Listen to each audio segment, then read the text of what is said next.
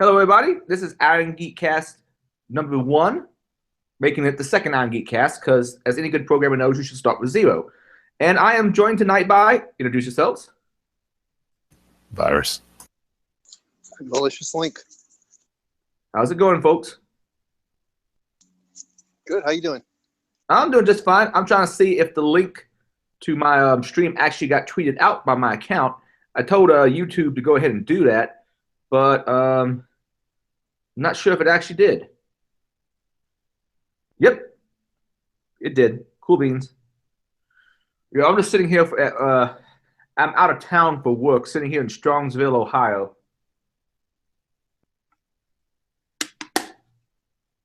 I am out walking the dog, and no, that is not a euphemism. Oh, okay. Yay, reporting. Yeah, you were mentioning before that you had a reporting engine that I think that's commercial out there or open source that worked when it worked fine, and then it was buggy other times. It crashed a lot. Do either of you all know of any open source, like free or even commercial reporting system that's decent? Yeah, I haven't used an open source one that's worth the shit. The one that we have is pretty good, but it went through a lot of trial and error, and now it's getting gutted for another system that's also internal because politics are dumb. I don't know why we just don't build one communally. I mean, it's never been easier if you think about it. Like, the Office file formats are totally open source now. Only took them 20 years to do that.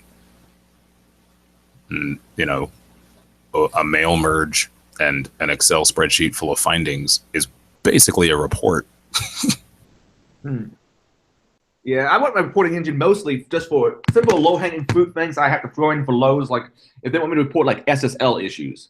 Like, oh, you still have RC4 enabled, and that's not considered industry best practices, which is an incredibly boring thing to copy and paste into a report and then add the services that are specific to them. Well, plus there's a bunch of like, I mean, the whole point of doing a pen is that you're popping known bugs. Like it's not like doing a deep dive app pen where, you know, you're quoting source lines and stuff like that. Like for most of these things, it's like, well, okay, I found XSS and some LFI and some RFI, and I just want to go someplace where those descriptions are written up and I can paste it, because I don't really want to re-explain the nature of what is RFI in a written report every damn time, because why?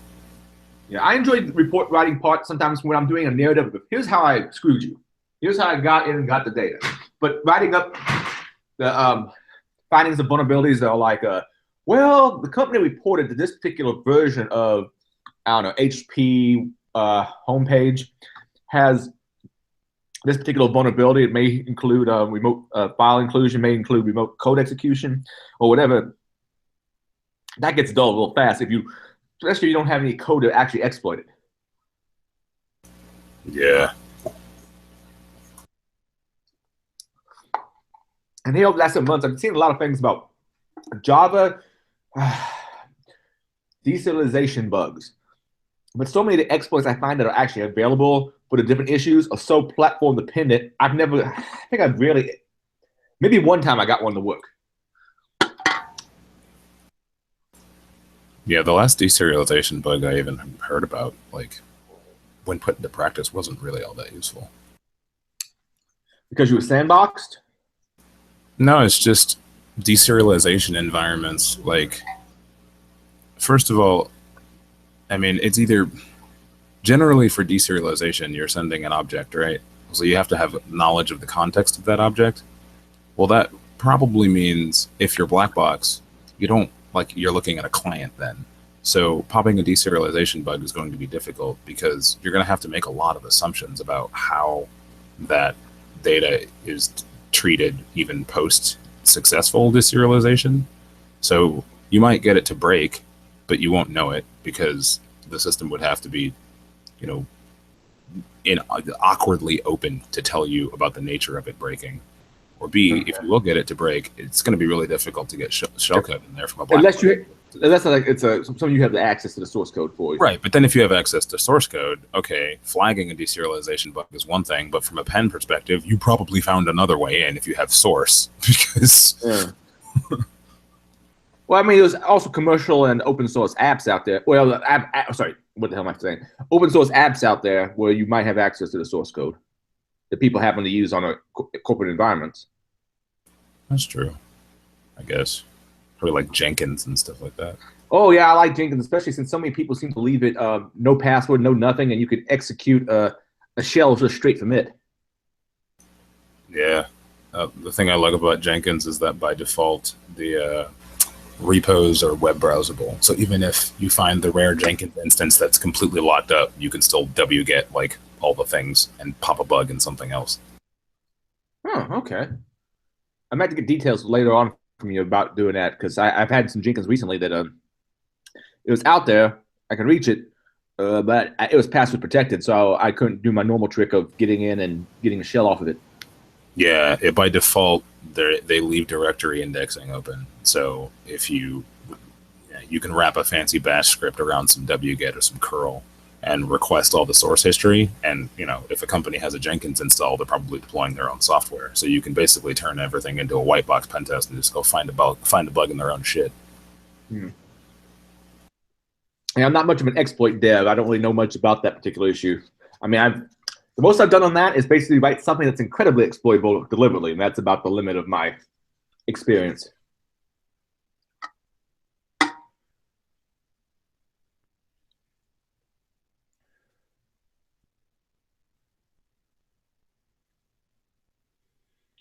So, any internet hubbubs you want to talk about?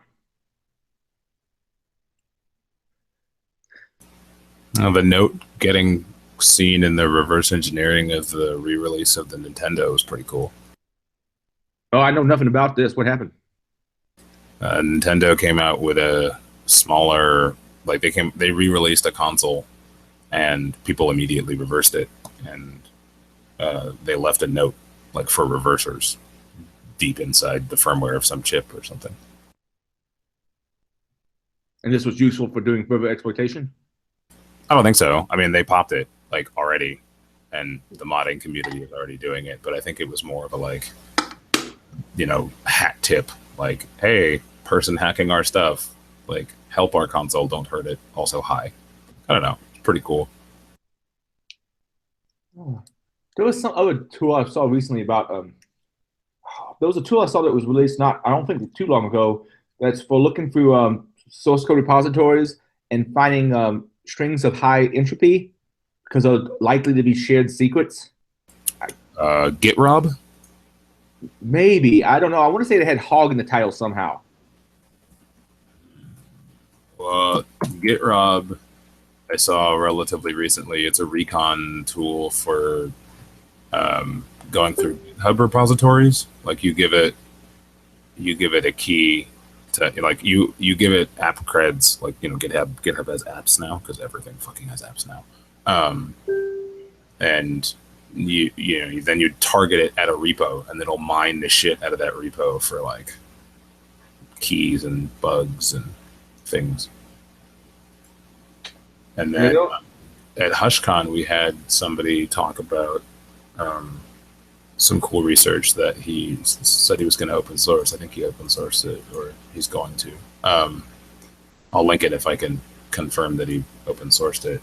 It's basically, turns out if you run Android DD through the entire App Store and just go looking for stupid string bugs, like people leaving Amazon keys in their APKs and stuff, you get like a shit ton of ODE.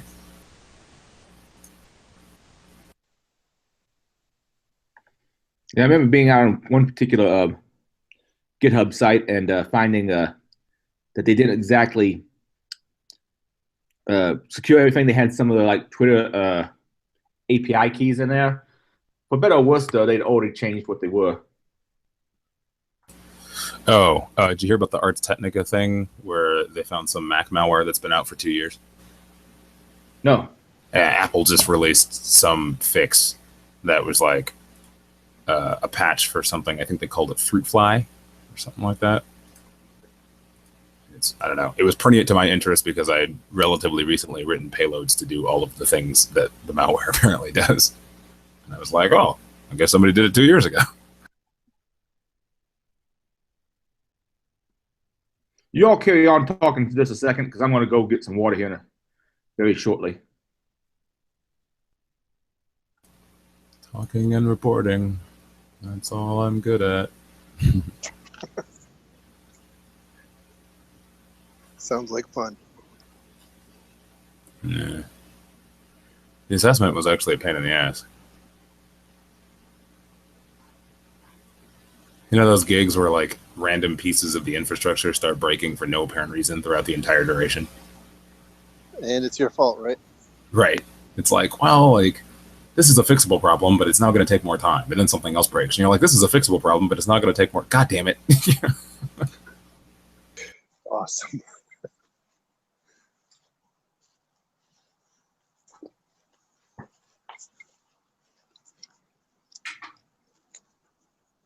Need a way to spin up some additional consulting services to handle those cases.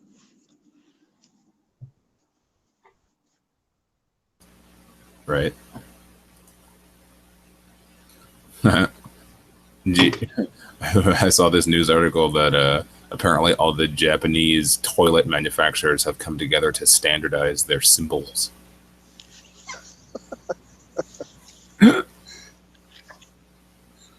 I guess it's a problem that needed to be solved. Right? Because like you hit the bidet button and it's actually like the MP3 speaker button. You're like, damn it, why doesn't it work?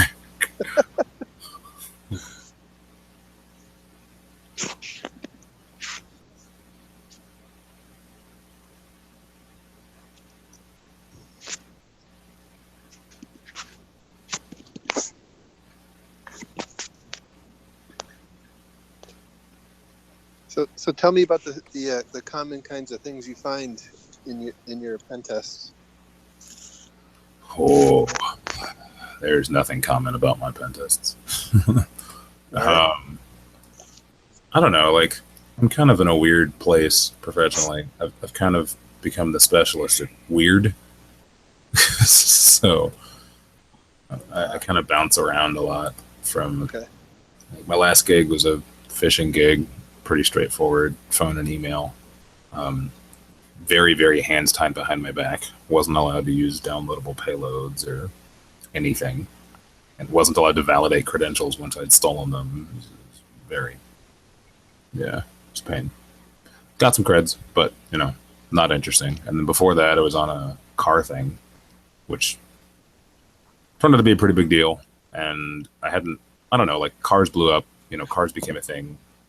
I guess a couple years ago, and Charlie and all them doing their stuff. And like, I don't know, it wasn't really my deal. It was just a little too hardware-y for me. I was like, well, that'd be cool if I had a garage and a shit ton of time and money to buy tools, but I don't have any of those things. So I'm going to go back to, you know, fucking around on the stack.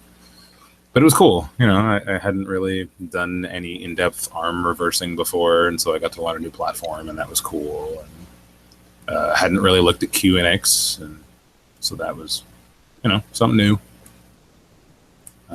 And then before that, I did a long-term engagement that was like 3.5 weeks of kind of micro surveillance, where it was like pop a group of people. It was like 20 people, and they were in like this organization within a large company, and I had to somehow infiltrate their comm for over a period of time, and that was pretty fun. You know, I don't get a lot of opportunities to use my custom payloads on things. Right. Sounds fun. Yeah. So do you see a lot of demand for more of the esoteric custom type pen tests these days? Kind of. I mean, I guess it's, I don't know, from my perspective, it's been a rather diverse few financial quarters. It seems like on a large enough scale, I mean, obviously, like, you know, mostly the public still doesn't care, but I think on a large enough scale, I think, at least from what I've been seeing, a lot of clients seem to be there are a lot of clients out there who are compliant in whatever they need to be compliant on, but they're also either popped and they know it, or they know that just them being compliant isn't going to save them. And they're, people, regular humans being affected by security issues and then bitching on Twitter and having that actually make, not necessarily stock tips dip, but like sales dip is apparently becoming an actual thing finally. Like people, with stuff like Snowden and all this other crap in the news, like regular people are starting to, at least at some level, not use things because, well, maybe they'll steal my info. And so there are some companies that I've been experiencing where they're like, okay, here's our compliant budget for this year, and we haven't really changed anything. So we're just going to do the garden variety Nessus scan, but then we're going to spend all the rest of the money on like actual sec pen and shit. And a lot of them don't know how to do that, but also a lot of them are trying to get inventive in how to do that with their threat models. So that's, it's cool. It means I get to do interesting work. Nice. It sounds like you probably mostly work with the companies, given what you described, who really are after some actual security, not just the checkbox, right? I mean, honestly, it's kind of a like a price thing. Like most, every company in the world looking for security is going to be looking for one of two things: either a compliance check, in which place they want to pay as little as possible to get the checkbox they need, which includes implementation, or they're actually worried about something. And if they're actually worried about something, then they probably have something to lose, and they probably have cash to spend fixing the problem. Makes sense.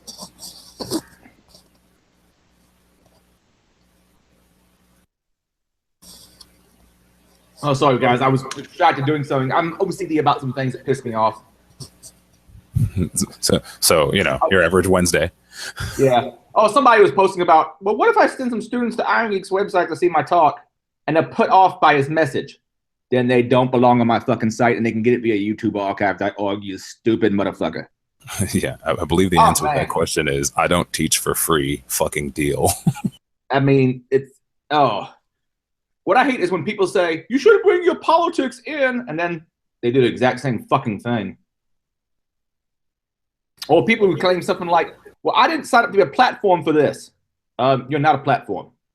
My website's a platform, and you can get the shit off YouTubearchive.org. Why the fuck do you whine?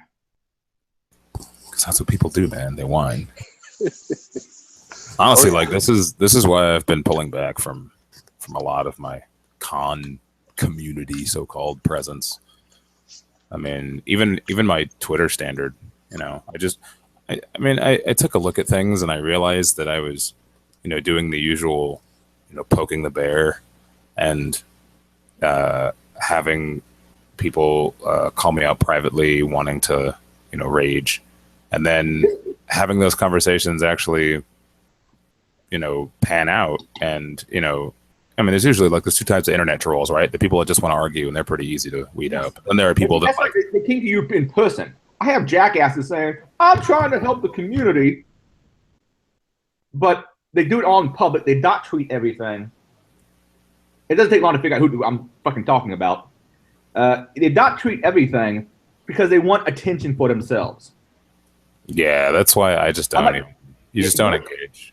Yeah. Like, if you don't engage with them and you do engage with the people that are actually arguing with you, you will get people that will actually interface with you on a personal level. Sometimes you have to message them, but the point is that they'll continue the conversation.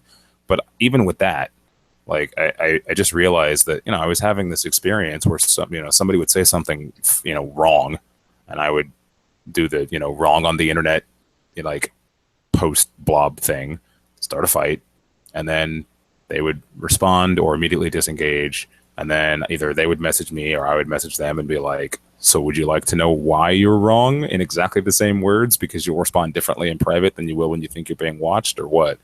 And then the conversation, goes on, and they actually would learn things. They actually, we reach some level of accord.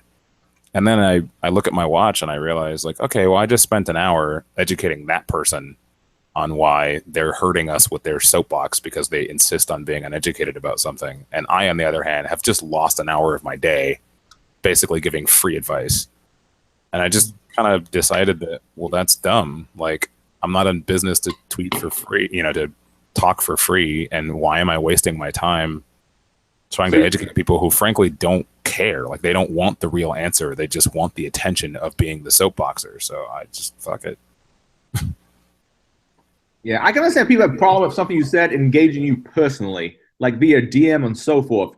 But I'm convinced there's a lot of people out there who just do it for personal ego and to wave their small dicks. Yeah, that's definitely a thing.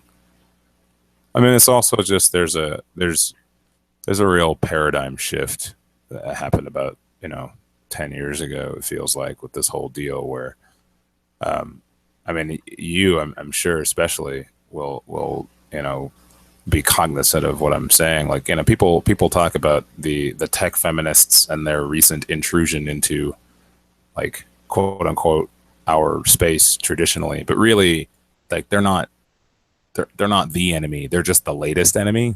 Oh, I got called a hypocrite by one of them because I blocked them and they call me a hypocrite. When did I ever say by hand blocking people is wrong? I have a problem with block lists, but by hand blocking people was wrong. And they said I blocked them from talking about inclusion. No, you can keep talking about inclusion. I just don't want to see your bullshit. Because it's not actually about inclusion. You're about whining because someone had Hacker Jeopardy at DEF CON. Well, so the thing is, like, in general, like, this is, again, like, this, they think they're the enemy, but they're not, right? Like, they're just the new enemy. And really, like, the intellectual core of this argument started a long time ago, and it had nothing to do with gender or sexual orientation or anything. It really was the entitled to teach versus the opportunity to learn argument, right? So it used to be that, for the most part, like, this stuff was a black art, not because it was being sheltered or not because people didn't have access to it, but because you couldn't go take a class on how to do it, right? It was stuff that you had to go teach yourself, because to most people, even people educated in the field, it was considered uninteresting. It was the thing they did for work, right? They just had to hit buttons until stuff wasn't down, and then they got a paycheck. Like, that was the goal. And so the people who found it interesting, who wanted to make it do interesting or new stuff, had to research their own stuff. They had to go out and find their own knowledge. They had to write the books that people are now reading on how to do some of this knowledge. And we had, social meetups. We had cons and meetings and news groups and IRC channels, because that was the only way you could share information. It was, well, I learned a little bit about this system, and now I'm trying to make it work with this other system. And somebody like you is like, oh yeah, I totally have popped that system, so here's my information, and we trade. And then, science is standing on the shoulders of giants, right? So that was what happened. And then, way before the activists and everybody else, there were the people who showed up and said, I don't know anything, teach me. And their argument was, the things that you know how to do are socially important, so I've decided it's your moral responsibility to teach me what I need to know, which is a very different mentality than, there's the library, you can look up what you want if you for yourself, but I don't owe you anything. And we never really finished that conversation. We just kind of lost. Like, basically, they just kept showing up demanding knowledge and calling themselves us instead of them. And then that opened up the floodgates, because then it became, well, if everybody's entitled to a class, then you need to be more inclusive in your concept of everybody. And then thus became the argument of inclusion. But really, like, InfoSec, or, I won't say InfoSec because that's a business, but like hacking isn't inclusive. It's exclusive, like, by definition. Like, engineering was around for a while, and then we wanted to do our thing, and the real engineers told us to take our blinky boxes and get fucked. So we built our own con with blackjack and hookers and called it DEF CON. Like, it was exclusive so that we had a place to play. We don't owe everybody else shit. I see people whining, though, about DEF CON. It's not professional. It's not supposed to be. It started out as a big hacker party because, what was it? One of the group of friends who were on bulletin boards together was leaving the country or something? Yeah, I mean, I'd say that was definitely true at one point. I definitely say that, in 2017, they're certainly in an era of mixed messages. But it still doesn't accept sponsorship, right? I mean, that's not they right? don't officially, but I'm not even going to get into the weeds on it because we'd be here all day. I will say what I have also said to DT in person. Right, he's my friend. I'm not going to talk about him in any way that I wouldn't talk about him to his face. And so, we've had this conversation before where I've said, look, you have to, as the event organizer, define what your event is, right? I mean, and I've been involved in a lot of grassroots groups, not just hacker stuff, but other nerd cultures, even music stuff, and they all kind of follow the same pattern, right? There's a group of people find each other because they find out that they have this common thread between them that is generally weird when compared to the rest of their surrounding social structure, and so they form a group to help other people, to help water seek its own level, so to speak. And for a time, that group is good. And then those people bring other people who are also looking for their group, their thing. And they don't quite match, but they match 80%. And, humans are social creatures. So if there's a group where, if you're into photography and really you care more about the specifics of the science of photography and the artistic expression of the photograph, and you're next to something with cosplayers, well, if you're not into cosplayers, you're still going to show up because there's something interesting to photograph, and you can be social with other people who are there to photograph the cosplayers. Now, at the point where you start demanding things like power for your, charging your camera batteries and lights and things like that, you start treating the space like your space. Well, that's where the gray area comes into, right? It's up to whoever is running that social environment to define who we are for and who can show up if they're entertained, but we're not for you. And I don't know, in my judgment, right, in my opinion, I really think DEF CON has been bad about doing that. I mean, I understand that there's been some exploratory period, right? Sometimes you just don't know these things in advance, but I think it sends a pretty direct mixed message when you have things like the Cyber Grand Challenge come to DEF CON, and then you make the claim that you're not, and you have a vendor's booth where there are 2 of the whatever 12 or 15 vendors that are there that are independent, resellers, and everybody else is a major company, some of whom have speaking, have employees speaking and things like that, being involved in the villages, stuff like the secondary IoT village full of vendors. And then you say, well, we're still, the hobbyist community. Well, that's, I'm not saying one is bad and one isn't, but like at some point you do have to pick one. Like it's a little intellectually dishonest to just expect people to figure out the difference. And that obviously has social codes as well. I can see that. I think Dark Tangent and crew do the best job they can to kind of doing, making it open to anybody who wants to come. But at the same time, I don't think openness necessarily means you should have to change if people who have problems with what's going on there, maybe they need to try a different venue. It's not like DEF CON is the only con out there. There are ones that are purely professional that you can go to. Like one of the complaints I got, the person who tweeted out the problem with Hacker Jeopardy, they neglected to mention that there was a scantily clad man bringing women beers, and there was a shitload of trigger warnings in the slides before the event even happened. So I'm like, you don't have to be at this event. You can go to some other event. Why do you want to make someone else conform to your belief system when you can go someplace else and be happy? Like if I show up at a con and there's, I don't know, a Muslim prayer circle over here, there's a Jewish service over here, and a Christian service over there, and I guess I'd be going to the agnostic service, but I don't have a problem with the other 3 groups having their thing. Yeah, I completely agree. I mean, I've been rejected by people even within our own community who, cling to statements like, well, every InfoSec space should be a safe space for women. And I'm like, well, if you believe every InfoSec space or every space of any insert adjective here should be anything, that's the dictionary definition of fascism. Like, you do understand that, right? I mean, I am aware of an InfoSec conference that is not advertised that happens in the South that is literally attended by white supremacists. I'm not showing up. Oh, I don't even know about that one. Shit. Yeah, but like that, I mean, so I got to show up and talk about them? I don't care. Do you? Like, I don't care. I just won't go. Right? I mean, ultimately what we're talking about is a difference between free societies and safe societies, right? And you and I, we believe in a slightly freer version than these other people. It's like, look, everybody, you know, a free society is inherently unsafe because it means that people are free to do unsafe shit. Like safety is subjective. So, you know, Yeah, but some freedom people is much prefer safety over any kind of freedom. right.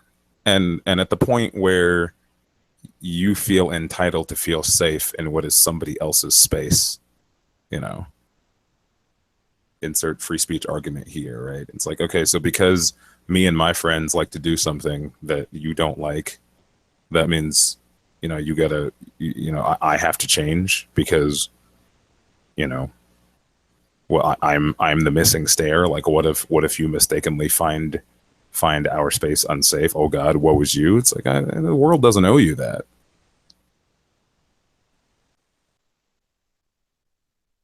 Yeah, I think one of the problems DEF CON's having, and it's no fault, I think, of the organizers, but Vegas is a hot spot that people want to go to. It's gotten so big that, well, I think Deviant Olaf once said something along the lines of, oh, great, DEF CON is the new Black Hat, Black Hat's the new RSA, and I have no idea what the hell RSA is, the new Comdex, and I think Comdex doesn't even exist anymore, if I remember what he said correctly. But a lot of people want to show up and be seen. I feel a lot of people come for the party. I see less of those kind of political issues at smaller cons than I do DEF CON. And just DEF CON being in Vegas gets a whole lot of people just want to come out for the party. There's a term, and I'm going to use the term in a gender-neutral way. I know some people don't take it that way, but it's completely gender-neutral in my mind. Scene whores. People who come to be seen but have no actual interest or not much interest in the actual subject matter being discussed. Yeah, I mean, I think that kind of exists at every con. I mean, or every social meeting. I mean, it's just more magnified at DEF CON because it's DEF CON. It's huge, so you know, your sample size is bigger.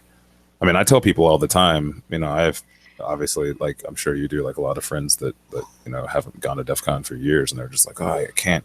You know, I don't have fun anymore, or I can't find the people I want. I can't find, you know, I don't learn anything. And I'm like, well, that's great. I totally support not going to cons where you don't learn anything. I skip a bunch of cons every year because I don't learn things. But I have fun at DEF CON, but my DEF CON is very different than most people's DEF CON. I spend it all in rooms that you will never hear about and don't have names, with people you'll never see, trading research, because that's where water seeks its own level now. Like, the rest of the conference scene in general is mostly now about teaching, you know, new people and turning the library into a classroom setting so that people can have the knowledge spoon-fed to them as opposed to having to find it themselves. And I'm not saying that derogatorily, like there's nothing wrong with that, but again, every space doesn't have to be your space, and I miss my space, so I go to my space.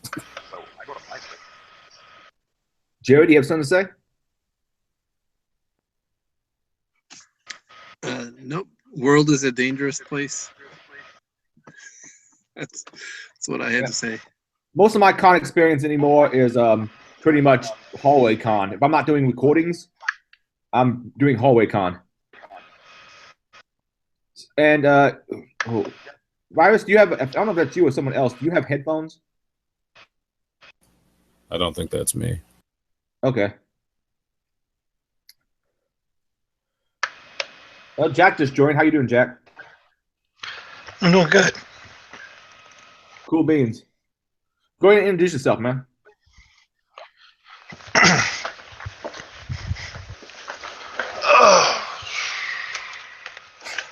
Don't know how to do that, but All I want to say about you is, you know, we follow each other on Twitter, and I think you're semi-local to me. yeah, I am. What, you like blue team work, red team work? What do you do?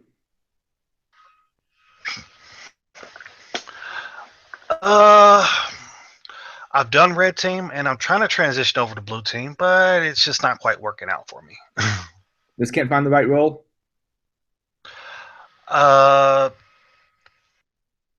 There's not quite that many pen testers that are here. Well, a lot of pen testers. And the only oh, go ahead.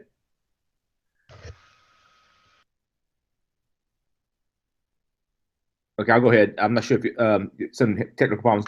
I don't know of any pen test companies directly in Louisville, But there's so many pen test companies that do work from home or work from another office someplace else. There's a lot of remote work that can be done in a lot of these companies.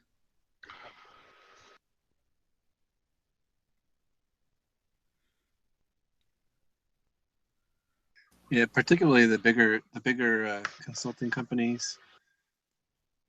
I mean, even on the red team side, a lot of the best red team groups that are doing full-scale assessments these days are working internal, because you do your garden variety pen tests until you start getting good, and then you have to hire experts to really get in there and do like borderline spy stuff. And at that point, the length of the engagement starts growing so large that it doesn't make financial sense to hire an outside group to do it. So they go inside, and then they get really qualified people. Well, I've seen other companies, though, I know have internal red teams, but they still hire out other companies for occasionally having outside eyes to look at things. In the Louisville area, I know GE, I don't know if they have them anywhere near Appliance Park, but I know GE has a red team of its own. I'm pretty sure that UPS, which I think is hubbed in Louisville, also has some kind of team. Humana was, but I think Humana may be moving. But yeah, if you're looking to go into, actually, you said you were going into blue team work, right? Right. That I don't know about remote. That I'm sure they're all remote blue team jobs, and I've heard of people who do nothing but like configure firewalls and so forth from their home, all via remote connections. But that probably is less common. And David has joined us. Hi, David.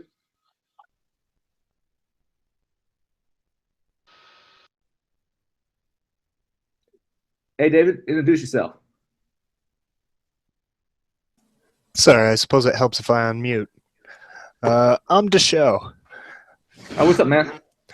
Not a lot. What's happening, guys? Not a whole lot. Just shooting the shit. All right. What are we talking about now? We were talking about cons and inclusion and people wanting things to change for them versus letting it be. I was talking a little bit about people who whine about other people putting shit on their own website when they have other ways of getting to the same videos. You know the kind of things I obsess about. There's some people I just still like, oh, you're so fucking preachy and annoying. Anyway. Yeah. We're talking a little bit about DEF CON and the people who show up now versus used to and what people try to get out of it. I'll just tell you what my general con experience is. I'm usually stuck behind a camera or sitting someplace in the corner working on fixing audio and videos. By the way, besides Columbus is now all up. What I got of it.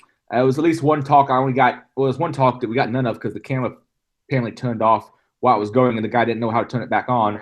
And another one, my laptop crapped out, stopped working with the capture devices, and I had to go out to my car, get a new laptop, install a bunch of software, and so I only caught the last half of it. It was one on, don't remember the gentleman's name, but it was on DNSSEC, and he looked like he was doing a really good job explaining it. Other than his slides, the definition was so, the font was so small, there was no way you could actually freaking read it. I'm assuming that's the Dan Benway DNSSEC explained. I think he maybe made his talk for a much bigger venue than what we had going on at B-Sides Columbus. And if it was on like a 50-foot screen, yeah, you'd be able to read it. But on the, I think we maybe ended up with a 9-foot screen in the end. It didn't really read so well. Oh, my buddy Brian here. We actually, hey, we got 50% Louisvillians, essentially. You might as well call me a Louisvillian. I'm right across the river. What's up, Bri? He might have to unmute himself as well. But what do you all try to get out of your con experience when you go to cons? I mean, I go for most of doing the recordings and hallway con. Virus here, he, I think, interacts with friends, goes into secret rooms with other people. That sounded perverted. And gets, like, you know, low-down information that's not necessarily publicly exchanged. How about the rest of you guys? I'm in the same boat as Virus, mostly going for the stuff you can't get to hanging out on your website. Yeah, I'd echo what Irongeek said earlier about smaller cons, but not just smaller cons, but specifically conferences where the people that are there are specifically there to exchange. I've had significantly better luck with the conferences in Europe. And I mean, there's obviously HushCon, which I'm directly involved in, but some of the smaller B-sides or some of the smaller tech events where at least I know a few key individuals are going to be dropping stuff, and they tend to be a magnet for other people with things to share. Tonight's Irongeek podcast brought to you by Honey Run Elderberry Honey Wine. Sorry. Whoa, did it actually show my face? Yep. It's doing weird things in this. This is my beverage this evening. The smaller B-sides, I really like B-sides Nashville a whole lot, and B-sides Cleveland a whole lot. They're a lot of fun to go to. The kind of polar opposites. One's held at a Christian college, and the other one is held at a bar up in Cleveland. But they end up turning out pretty well, and strangely enough, the venues are pretty good. Most of these B-sides that are out there who are really successful, other than, let's say, like mega ones, like B-sides Las Vegas, usually seem to have a lot of success either finding some space at a school or at a bar someplace that happens to have a music venue component, so that they already have some of the AV gear already there.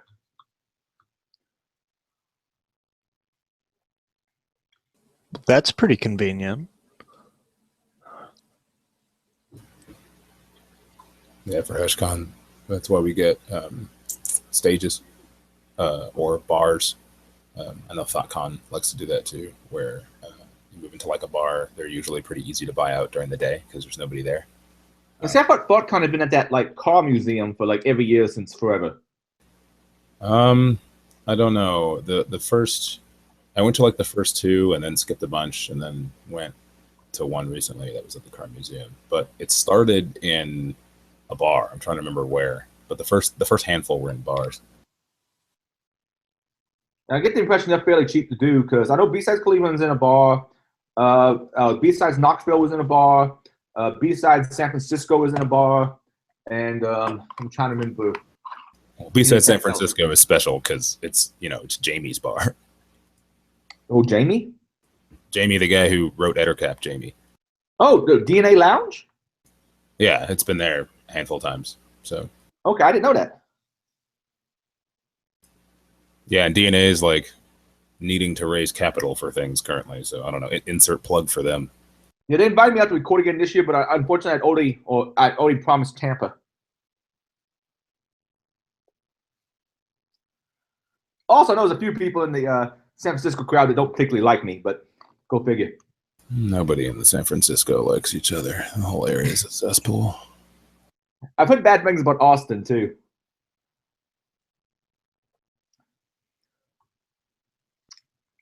I'm mostly happy in the Louisville area. Place I kind of like being down in Huntsville, Alabama is kind of nice because it's very rural all around the area, but because of the aerospace industry stuff, Huntsville is actually kind of a, well, for the South, kind of a tech mecca for what I can tell. I've had good luck with so TorCon out on the West Coast is still pretty good time. It's in San Diego. Tour Camp happens every couple of years. The latest venue, which I think they're going to hold to for the following event, but don't quote me on that, is in one of the islands up towards the very northwesternmost point of the contiguous United States. We had a really good time last few years. There's also HushCon, like I said. HushCon's a thing. And what's HushCon out of? We have an East Coast event and a West Coast event. East Coast is in New York. I think, well, it's been in Brooklyn in the past, but I don't know if the next venue is announced, so I'll wait. But in the West is in Seattle. And then we have a training that we hold as well. And I've had really good luck in Europe. Like I highly recommend Balkan in Serbia and EFSEC in Croatia and Berlin sides. I've yet to be to any con in Europe. I've been to one con in Canada. That's the only thing I've been outside of. I tried to go to a different one, AltSecCon.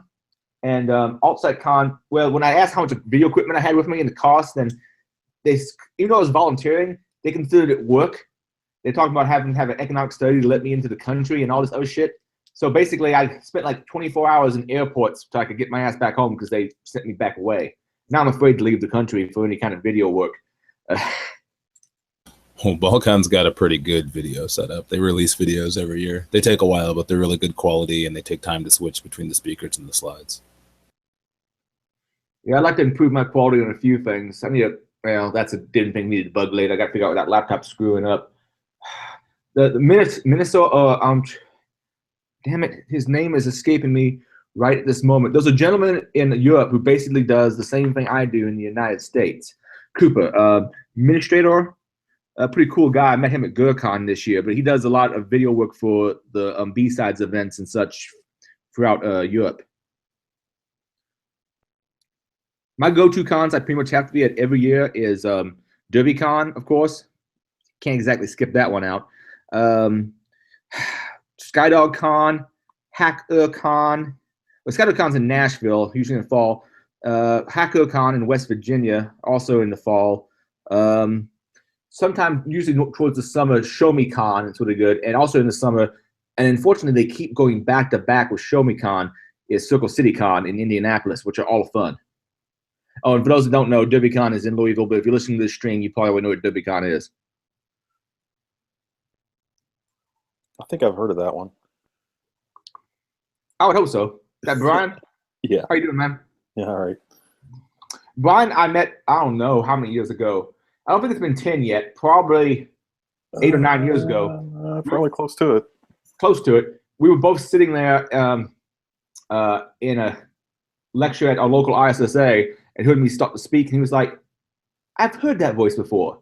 Because we were both in the scene of playing around with the Sharp Zorus, which if you haven't seen it before, it's basically, it was one of the early Linux PDAs before Android came out and such. And it was, you could do a lot with the thing. Yeah, it was a cool device in the day. So, Brian, what are you up to? I switched jobs. I don't know if I've talked to you since then. Oh, yeah. I may not really be your employee on this, but offline, I'll figure out what's going on with you. Yeah, no, yeah. My trying to learn Sim is, I guess, one of the things I'm doing now. But, no. A lot of new FPV quad. Has the new bridge helped your community? I don't go there anymore. So that doesn't help anymore. No, so I used to joke about it with the CSO at the old job. I told him I'd never get to see use of that bridge, and he said, "Well, why not?" And I said, "Well, I'll get fired or something." And he's like, "That's not going to happen." And I said, "Well, I'll have to switch jobs." And he's like, "You better not." And then, I said, "Well, maybe the company will move their office." And he's like, "I don't think that's going to happen." And sure enough, I quit. So don't get to use that, but I get to work from home, so it's all good.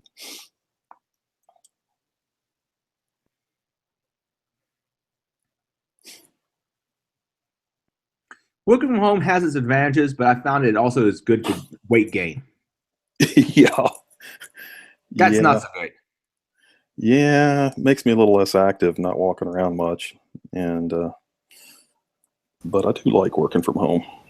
I've definitely noticed that working from home, like I went through a bout of the same thing where it kind of started turning into a couch potato, and I decided that instead I was gonna, even though I'm working from home or being remote wherever I'm at, that I was still gonna keep to a somewhat of a morning routine, including like a little exercise or even something as simple as breakfast or morning coffee, and that works. I found it to be quite effective.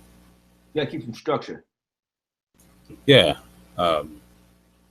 It's been helping me stay on my game workout wise and channeling my inner Dave Marcus. Oh yeah, I still do my workouts, but I just drink and eat too much. That's the problem with me working from home. Like, gets to evening, I'm like, well, I haven't had any interactions with any humans, but I'm not sure where to go. I'm really bored. What do I do? I think our community. Oh, wait, sorry. All alcohol has a community problem.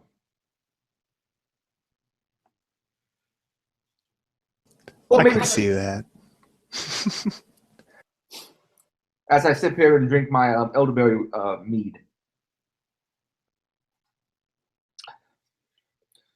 By the way, Brian, we need to have another Louisville Geek dinner and bring Jack along, or no, Geek breakfast. I mean. Yeah, we're due for that. Do you know any Pentest companies that work in the Louisville area? Not offhand, no. Do you know anybody that has internal blue teams that are looking?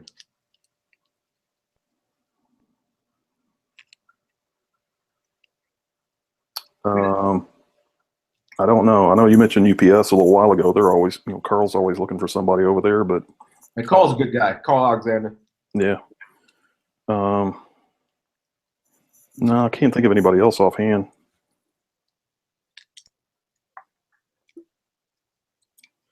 Speaking of DEF CON, not being able to see the people that you know should be there, Brian and I go about every year. And while I know Brian is someplace in the area, it's really easy to be. I don't even know if I saw you this year. Was that now? I said, I don't even know if I saw you there this year. Maybe for a minute. That thing is ginormous. What is it, like 35,000 people? Something crazy like that. Are you okay? Hold on a second. I got to answer this. Yeah. Y'all keep talking. Yeah. Past 2 years, I've told myself I wasn't going to go back to DEF CON, but so far I've been going really back every year. Fair than a con. Like there are so many sub entities of it.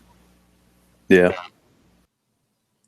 I've still honestly never been. This is going to be my first year. What kind of con attendee are you usually? I haven't gone to very many. Last year was the first time I actually went in person to any. I usually just sit at home and watch the videos. I'm kind of an antisocial hacker. You're all DEF CON's just whatever you put into it, because you can,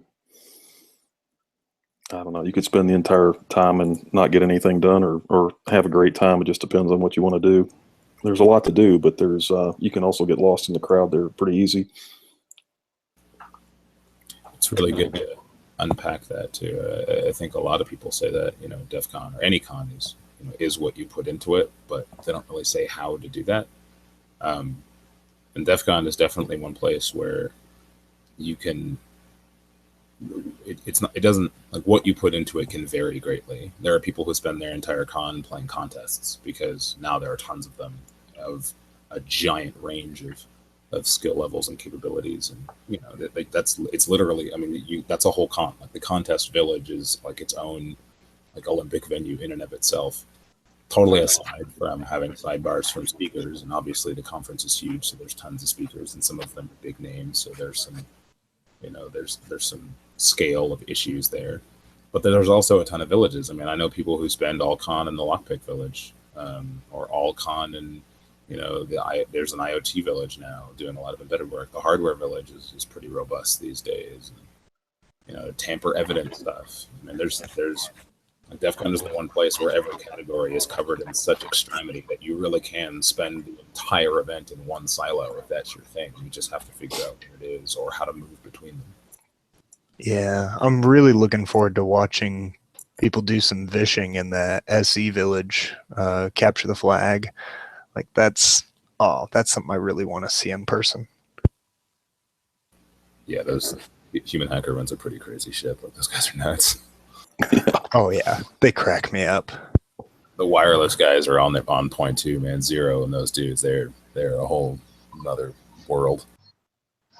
Yeah, they've moved the wireless village, I guess, is still there. They just can't do the talks there because of some weird union rule about who does videography and such, because they want to record their stuff, and they think there's some rule about if you're directly on the strip, who all can do videography. Like you have to use union crew. There are solutions. I can speak to that a little bit. Only that there are solutions being applied. I can't really be more specific, but as an example, all the Packet Village talks were recorded, and they're public as well.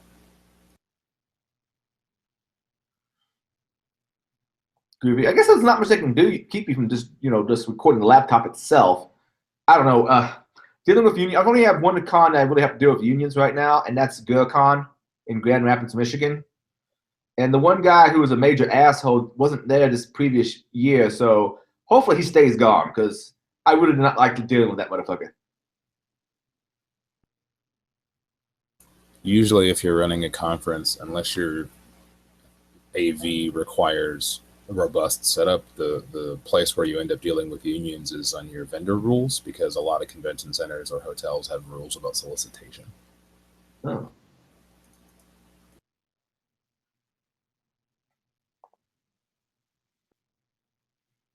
I think the only time I've ever been solicited at a con was probably DEF CON. Oh, not that kind of solicitation.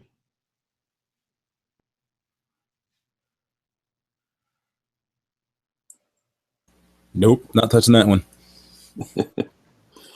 You were talking a little bit about Backpage earlier, and apparently there being some hubbub about they can no longer run ads for prostitutes. Though I would think that would have been the thing, you know, because it had something to do with human trafficking. But I would have thought the solicitation by itself would have been a criminal charge they would go with. I don't know. I don't necessarily follow those things as closely. I assume the Russians did it. Well, Backpage is like Reddit, right? Like they don't really. You put yourself on there. They're just kind of like a fancy message board. They don't control what's happening, so they're not responsible for things like solicitation. But you can totally visit the site right now, and there's a big block up there that says censored, and there's a link to the legal description of what happened.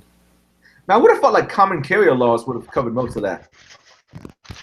I have no idea, but it's all linked up there. So somebody in some law office made some stink about how by facilitating prostitution or sex work, whatever, they were also facilitating people who are involved in human trafficking, and so a federal who's a what's it was passed, and they had to turn it off. So they put a big thing up on their site when you go to that page that says censored.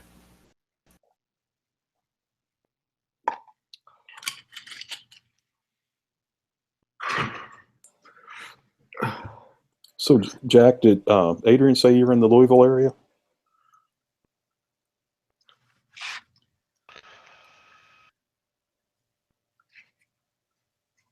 Sorry, man, I dropped your docs.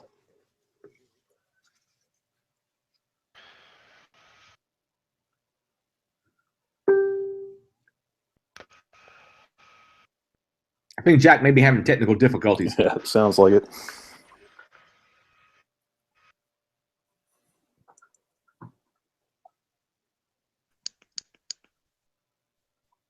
And we had someone else join.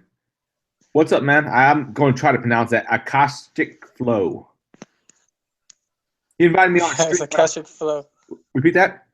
Akashic Flow. How's it going, dude? Man, it's going. It's awesome to hear your voice again. I miss your old tutorials. What's up? Well, I'm just really lazy. You know, ever since I decided to, I think I'm going to stop InfoSec and go into gender studies instead and become a professor. I just have lost interest in InfoSec and just don't feel like doing the tutorials anymore. I'm sorry. It's been a long time, man. And since I said I was going to do that, I have kept part of my promise. I haven't gone to school yet for it, but I have gained weight and grown a beard. I don't think you need training for that. They're all classes. Oh, wow. So how you guys been? Who's in here? There's a lot of people, huh?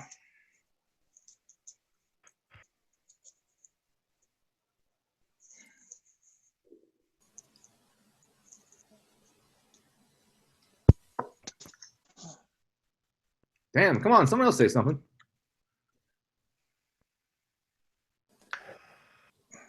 Oh, good one. So Manning service commuted.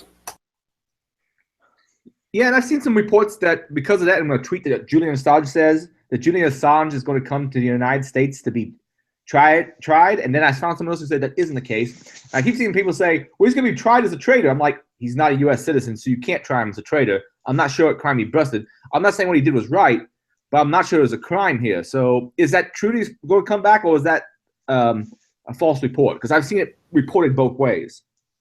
No idea. He tweeted it. He said at some point that if Manning got his sentence, whatever, commuted by the president. Yeah, he didn't say commuted. He said something else, but they did commute it. And apparently it may not fall into the exact thing Assange said, and that's where all the discussion comes up. But I've also seen people say that, yeah, Assange says he's going to come back. Yeah. Well, to come back. He's never was a United States citizen, so come back's not the right term. Also, I'm not sure exactly what they're going to charge him with as being a foreign espionage agent. If you go do that, though, you can kind of also count everybody who spread it, because he was essentially just someone who's helped spread it. Someone else did the leaking. Who knows? And I'm politically neutral on this. I Yeah. don't know what to think about Assange or Snowden, but I don't know. Discuss. Start a fight. But wait, you also have to keep in consideration that our legal system is definitely full of loopholes and bullshit that can just literally just get you fucked up really quick. I find it difficult to give a shit about soapbox people who insist fame. There have been lots and lots and lots of publicly released information throughout the entire history of humans on this planet who are very comfortable with the title anonymous. But this motherfucker had to put on a name tag. Now he's Assange? Any of them you can name. The whole reason you can name them is because instead of dropping docs on Pastebin or sending an anonymous file to someone, they had to be special. Okay, I know. Well, all of them. Wait. How did I thought we found out about Snowden. Not Snowden. I'm sorry. Snowden. We found out about via him, but the name is escaping me. Manning. Manning. Yeah, Manning was a soldier who came out to Lamo. Lamo outed him. Okay. Okay. Now I remember. Her. Anybody hear what the logic was on the pardon for Manning? All I heard was a quote from Obama about how, like, he's not convinced that they can do any further harm to this country. Something. That wasn't the only commuted sentence either. I want to say that the guy who revealed info about Stuxnet, he got his sentence commuted too, didn't he? I didn't even remember that there was a leak associated with Stuxnet. I thought somebody just found it. Yeah, I think I remember reading something about it today. Hang on, let me see if I can find it again.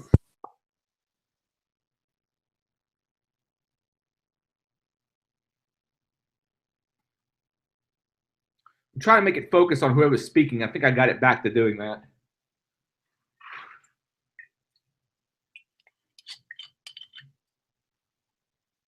Maybe I'm just getting dumber in my old age. There's a lot of Google products, which I don't think had the easiest design to get around and figure out exactly where you want to be.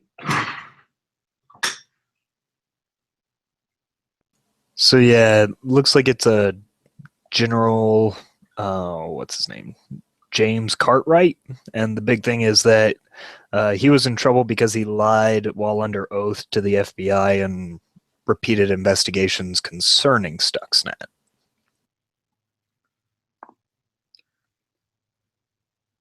On what? Do you know the charges by any chance?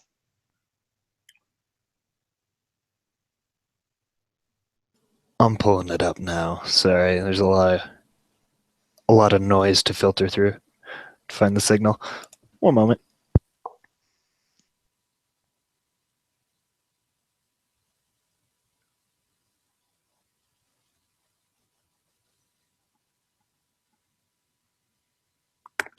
So it looks like it was just last year that Cartwright pled guilty to lying to the FBI about during the investigation. So his charges included disclosing classified information and lying and impeding an active investigation. But he got a full pardon. Oh, wow. He was under direct orders to lie about it, though. So, like, it's kind of, yeah, that's kind of grayish. Yeah. Like, when you're part of a black ops team and you do black ops shit and you get busted by people not part of your sector, like, there's inherently some wiggle there. Whatever.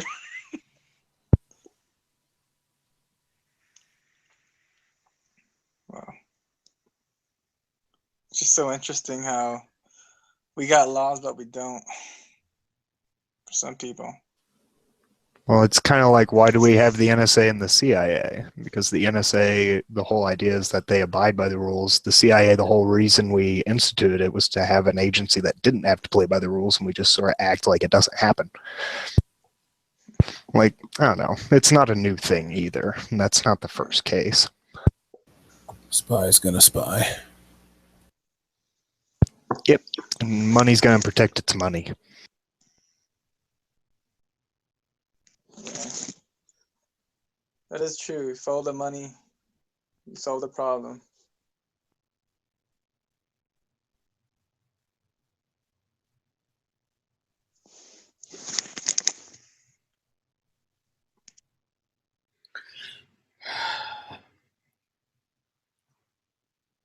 I don't have any strong opinions on any of them. Wise. Very wise. I don't either, because you can't really tell what the truth is to the whole situation in any of these cases. Fake news! Fake news! And a lot of people go off about fake news. Your shit's fake too! I'm pretty sure the definition of fake news is news that does not agree with my particular viewpoints. We should start a news organization. I need somebody with some really good Photoshop skills. Oh.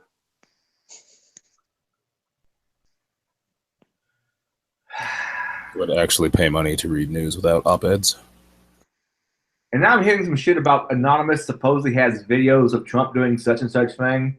And I'm thinking, if you actually had those and you wanted to do something with them, you would have done something with them before the election. More like, why would anyone want to see that? Dude, Anonymous, once you go to the IRC now, all they do is just, man, the feds just like fucking, they have that cornered down. It's not even worth going back in there. Fitronic, Can't unless even you do have your face up. intelligence in there anymore. Fitronic, unless you have your face up, can you just turn off the video? Because I think that's sucking up bandwidth just sitting there. What? The GIF? Oh, well, it's something moving that doesn't necessarily have to. But then again, I'm not sure what you got. Is that your avatar? Yeah, that's just a GIF. It should be fine, but let me see what I can do about that. Okay, dope.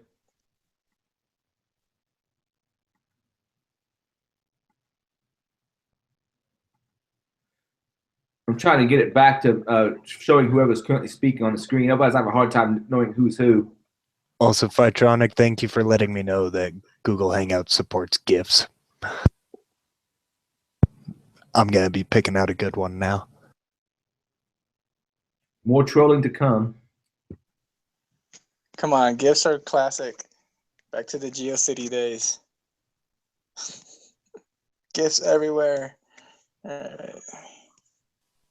I'm pretty sure I still have some GIFs on floppy disks from when I was in like elementary school. I could only fit like 2 to a disk. It was pretty good. Wow. Did you guys ever go to MIRCX? Mirx, whatever? They have all these like cool like IRC things you could download, and then you had all these GIFs you can like get off from them and like send everywhere and stuff like that. They have a bunch of cool ones. I think I still have a bunch. Somebody hang up. Dear God, I haven't heard anybody mention MIRC since I was like 12. I was thinking the same thing. I haven't heard we about got a new MIRC joint. since I was 25, Oh God. which was about the same time you were 12, probably. You know what? When I was 12, I was playing with Sub 7. You guys remember that? I can neither Seven. confirm nor deny ever hearing of such a thing. No, ever? Hey, sub Oh man, it was 7 like this little. APT methods back. Like I said, I can neither confirm nor deny any knowledge of such thing. I can't remember what that one does. And I think Chris has joined the channel.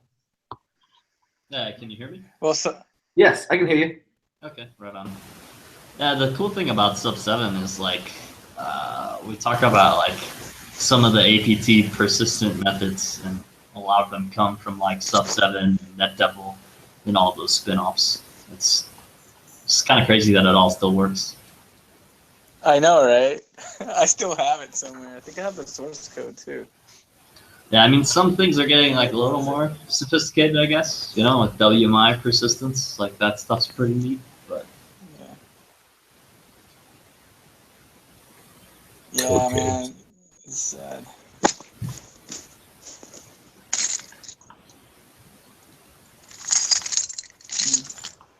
I've done very little work on that. I've been mostly doing the only time I ever did any kind of command and control channel stuff was for like a master's degree, and I tried working out ways of doing command and control surreptitiously via Twitter. literally written almost 10 CNC tools within the past 6 months. For engagements or like custom engagements, or I mean, why not just use something like Cobalt Strike? Because some of us don't like getting caught. Yeah, that's true. Man, do you know what? Okay, wait. Cobalt that uses Java, man. I would not touch bytecode for shit for engagements. I can pop any Cobalt Strike box like that because of the beacon protocol. It's fucked up. Don't even fucking let me start it. Actually, I'd like to get you started. I'd like to hear more about that. It sounds interesting. Like, how do you abuse it? What's fucked up about it?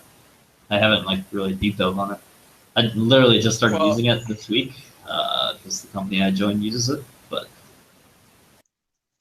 do you know Mudge? Have you met Mudge yet at any other conferences? yeah, absolutely. Yeah. He's a very enthusiastic individual. Yeah, and where did he come from? Air military? Force. Air Force, yeah, military, right? Yeah. Yep, Air Force. So, and guess who's his #1 client? Okay. Well, the Air Force. That's not surprising. So I'm just trying to say is like, it's part of his deal when he goes and he trains people and he shows them the military version of Cobalt Strike, and then there's the civilian version of Cobalt Strike. That's the way he thinks. That's his MO. So I didn't know that bit. I've seen both. So yeah. Well, but like, what from a technical perspective, what's fucked up about it? Well, basically, it's very noisy, and depending how you set it up, like you gotta really know what you're doing, or you're screwed. Yeah, you mean by delaying the beacon call outs and really setting exactly the proper jitter and things like that. Yeah, if not, I mean, you can just hijack. I mean, not because you're running Metasploit doesn't mean I can't hijack your database and give you false positives and then just run you right into my honeypot. Stuff like that. I don't know. Just thoughts. I kind of see what you're saying, but I mean, I don't know. It just always depends on the user behind the tool, right? Like, you can't, like, there's no way. I guess there is a way to give something that's going to be completely foolproof out of the box or out of the gate, but. Don't get me wrong. I mean, it's a great tool. Like, I used Armitage when it first came out to just visualize what my custom scripts were doing, just to visualize it and see it.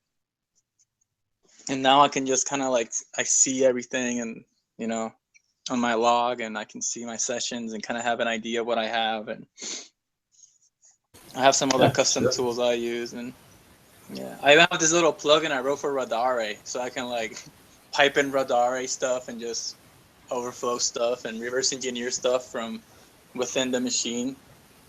Using I don't know if you guys use Radare at all. Nope, not me. I've used it a bit. CTF and stuff. I've used things, but I mostly just use custom shit now.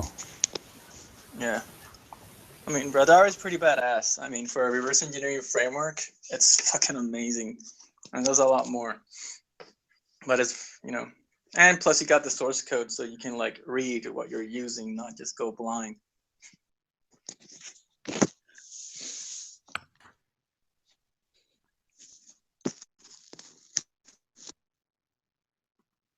So anybody have any pet projects they want to develop?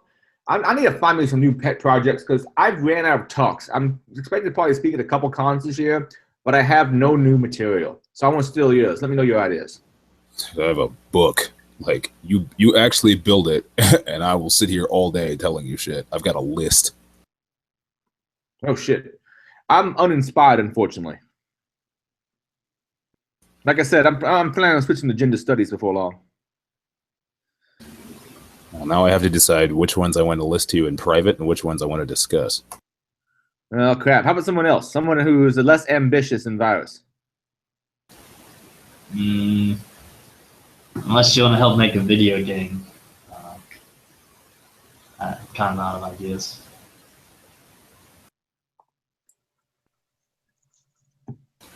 which is Something- very interesting. I do want to see that video game, by the way, if it's the one you were talking about earlier. Something to do with bollards, Adrian. That's what you need. Bollards. Oh, I need to talk about. You know what? I do just enough travel for work. I could do a whole talk on the history of bollards. Yeah. You are the expert. You are the certification. Someone's speaker's a little loud. You are the certification expert when it comes to bollards. So I would feel bad doing the talk without you being there. Oh, you have my permission. I'll give you credit in the first slide. This man inspired my knowledge of bollards. Does anybody know what a ballad is? Like the English thing? No, a ballad. Not a ballad, a ballad. I can't say it quite right. Actually, since you're the expert on it, Brian, you go ahead and say the word bollard. Bollard. Essentially, I don't you think I know know what that is. the big concrete or steel or some kind of hard structure that's put in front of something to keep things from running into it. For instance, you see a gas tank someplace, at gas stations. You know that big concrete post in front of gas stations? Yeah, like medians and stuff like that. Yeah, that's a ballad. Yeah. If you go to the Sears Tower, you'll see a bunch of bollards all around it, so someone can't run a truck into the Sears Tower. They got a bunch of big steel and concrete posts. That's a ballad. And shit like that. Yeah, I know what you're saying. I'll let Brian explain the joke of it, but yeah, doing a talk on the history of ballads and taking pictures of various ballads around the world probably would be a cool thing. But Brian, I'll let you explain the origin of why you're fascinated with ballads. It seems like 100 years ago, a friend of mine and I, we went and got CISP certified, and we were riding back from a long car ride because we had to go to Columbus, Ohio, or someplace to take the exam. You said CISP, drink. Yeah, I know. I am right now. Elderberry mead still. So he asked me, he's like, through this whole process of getting certified, did you learn anything? And I thought about it for a few seconds, and then I thought, well, now I know what a bollard is. And it just became this running joke. And, he kept pointing out that people see them every day, but nobody knows what they're called. And it became this big joke, like this was the pinnacle of, physical security, and, people need to be educated. He said that one day, and he's like, somebody needs to have a website. So I created one. It's called bollardville.com, and it's nothing more than pictures of bollards that I take and other people submit, and I put stupid captions on them and pretend it's some kind of educational website. And then a couple of my coworkers said, there ought to be a certification process. So I have another site. It's the Center for Advanced Study of Bollard Technologies, and it's a big joke certification. So you can go on there and download the cert. It's self-proctored exam. You give the exam to yourself, which is separation of duties. And I think I've got 6 people certified now. I'll do it. It's just a hobby.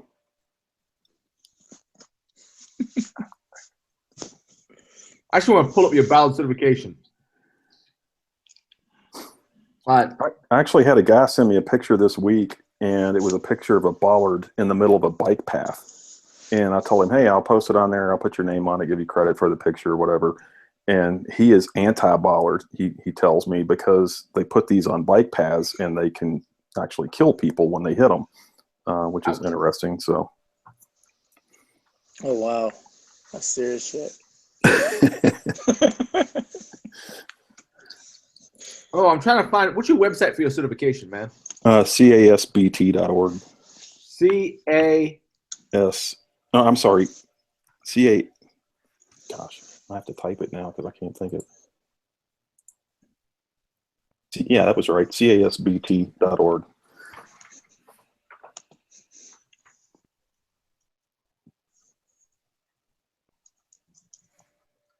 Okay, let me see if I can do some screen sharing here and turn my camera off because I like the beard. Okay, there's a way of doing. This is how often I use this software. This is only the second one of these kind of podcasts I've actually done. So, what do you mean the downloads on the CASP.org site aren't bugged PDFs? All right, you should now be able to see my screen in infinity. All right, here is the information. CASBT.org. And don't you have a gallery, like a bunch of ballad porn on here someplace? Oh, that's on Bollardville. Bollardville.com. Do you have a subreddit? No. Yeah, that's a good idea, though. You should. No, this is the certification site he's on now. There's Bollardville. I just saw it come up there. Ah, shoot. What the hell did I just do? I don't know. Oh, there we go. Got some sexy bollards here. Yeah, click on one of the. Yeah, there you go. Oh wow! You only got one in that gallery? No, if you take your they'll that's my brother. Yeah, they'll cycle through. Oh, that's some hot shit right there, man. Yeah. My nipples are so hard. I just thought some of these ballards are like arches and shit. Technically, I guess you could say that the big arch in St. Louis is a big ballad. I'm not sure it's keeping. Yeah, it could be that. Yeah, it could be that. I like the videos on YouTube of the automated bollards. Oh yeah. People trying to drive over them and getting their cars like flipped and stuff. Like, there's some awesome shit out there. You just reminded me of YouTube and look for bollards there. Maximum ASP in Louisville has some of those. Most excellent. We should get some rental cars and go have fun. Yeah. Yeah, watch that top video there, Adrian. Okay. Guy driving along, doing something. Come on, get to the part of the ballad. Oh yeah, watch this one. I've seen that one. That one's good. So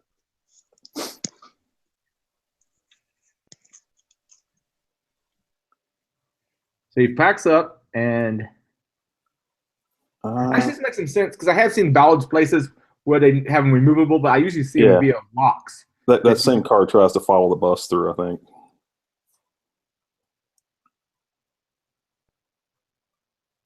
Is this Germany or no? Where is this?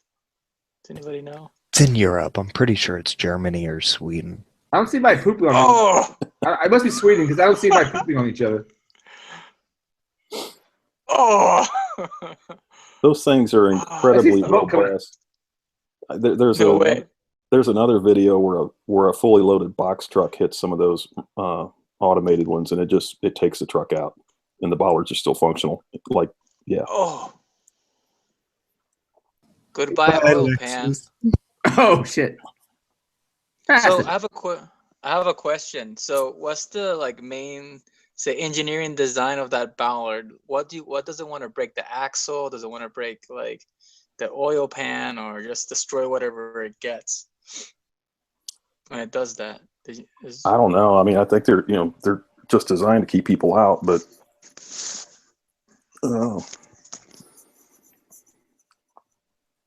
definitely do some damage. Yeah.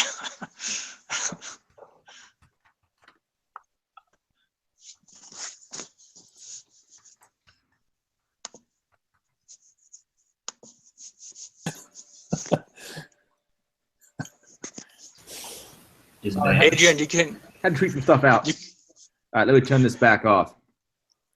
Oh, that's cool. What's happening? The Matrix. I do video a lot, so I see that shit a whole lot because I'm doing capture from my own devices. What the hell? I turned you off. Stop. Damn. Windowception. Winception. Okay, now I really want to name a tool Winception. Dang it. I'm going to call one Win. Hey, you know what we could do? We can just take Empire, Minicats, and all these tools and make them all one. And it runs everything at once. And then use have you guys seen NPS, no PowerShell? It runs it in RAM. I love NPS. I know, no, I don't think I have. It's not PowerShell, but it's PowerShell. But it's not PowerShell. I know, right? And then we can just run all the tools at once. On Windows. On Windows. And for shits and giggles, on that Windows machine, launch a VM and put PowerShell on the Linux VM. So my new fun thing to do on Pop Nick servers has been to use somebody wrote a user space loader for Mach O, Yeah. binary types that is compatible with Linux kernel back to like 2.6.1. So like you write binary for OS X and then load them in like root BSD containers or Linux containers. It's pretty hilarious.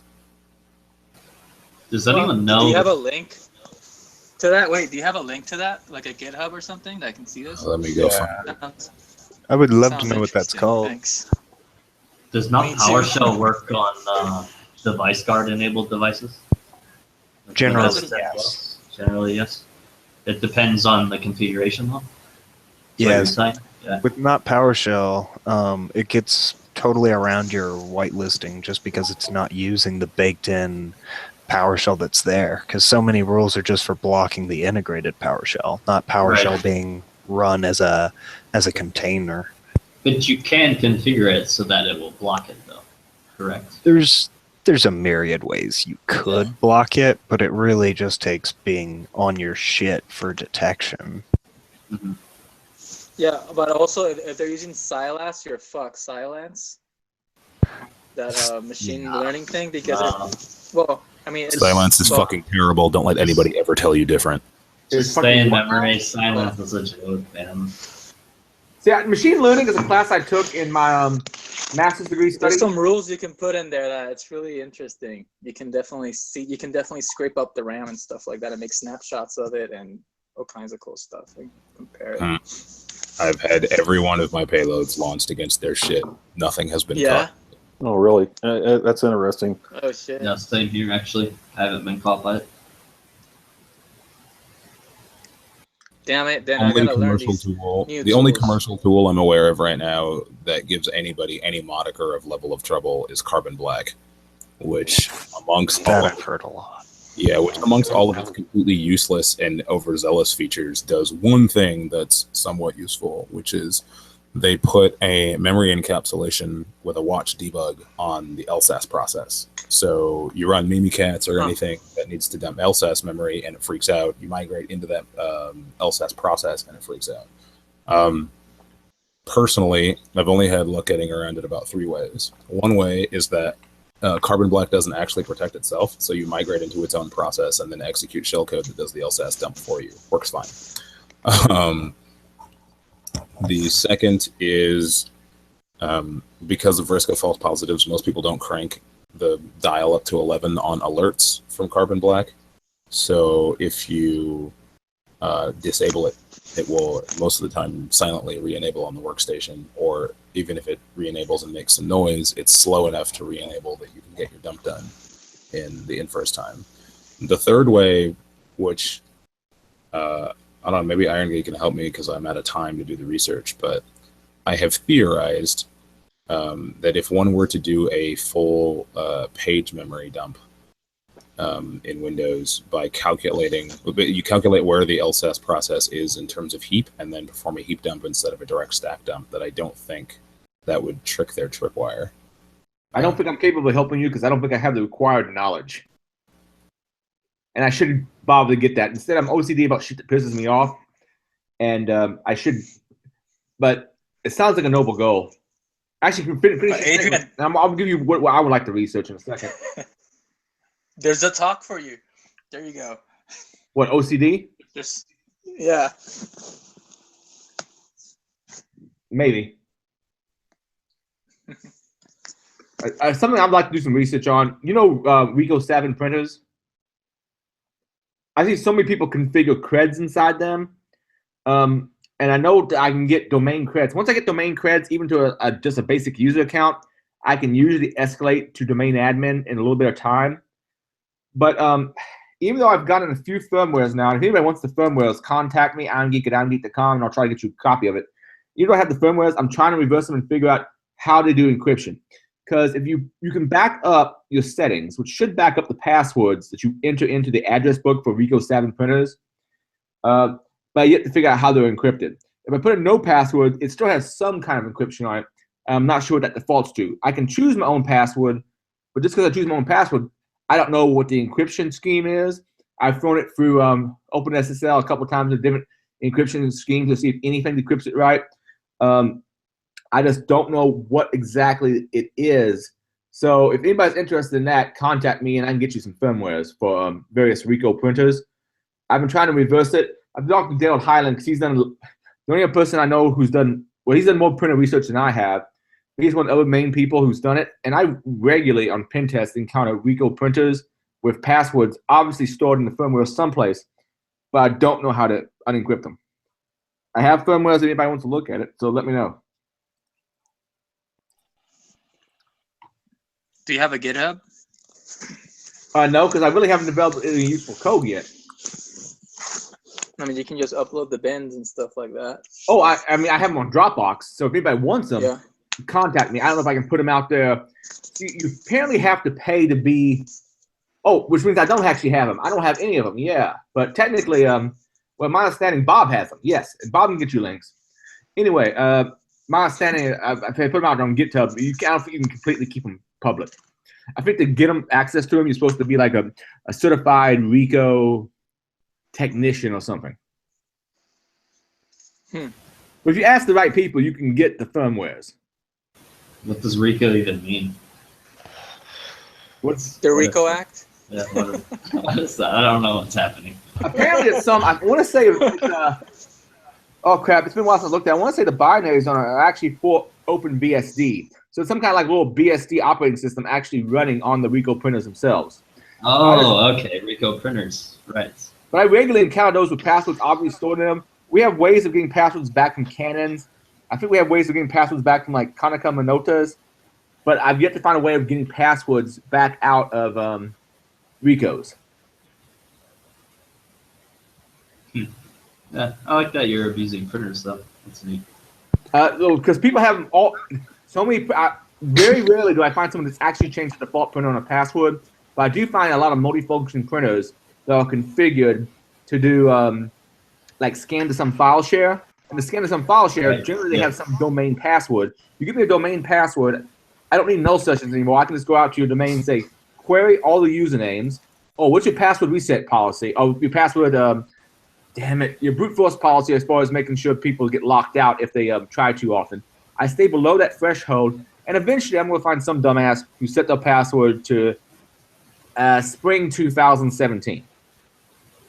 So generally, if I can get any credentials on a domain, I can eventually get domain admin, because that one person may very likely be an admin on some machine. At least that's the way it's been working for me a lot of times. The big thing is getting that first account. Yep. Which they almost all of them have that, so that you can email scanned documents back. Yeah, but the thing is actually figuring out how to get that on the Ricos. Usually when I'm getting a password off of a printer, it's via the LDAP passback attack, which Daryl Highland showed me. And he also showed me, like, you could, if someone does change the password on a Rico, I think it's a Rico, but they don't, damn it, no, I'm not sure. If they change the password from the normal admin blank to something else, there's still a supervisor password, which will allow you to reset the admin password and proceed from there. And not that I would recommend you do this, but there are also query strings that you can find on Irongeek.com, which will show you publicly available Rico savins out there on the internet if someone wanted to experiment. Not that I would recommend that, because that's obviously against the Computer Crime Act.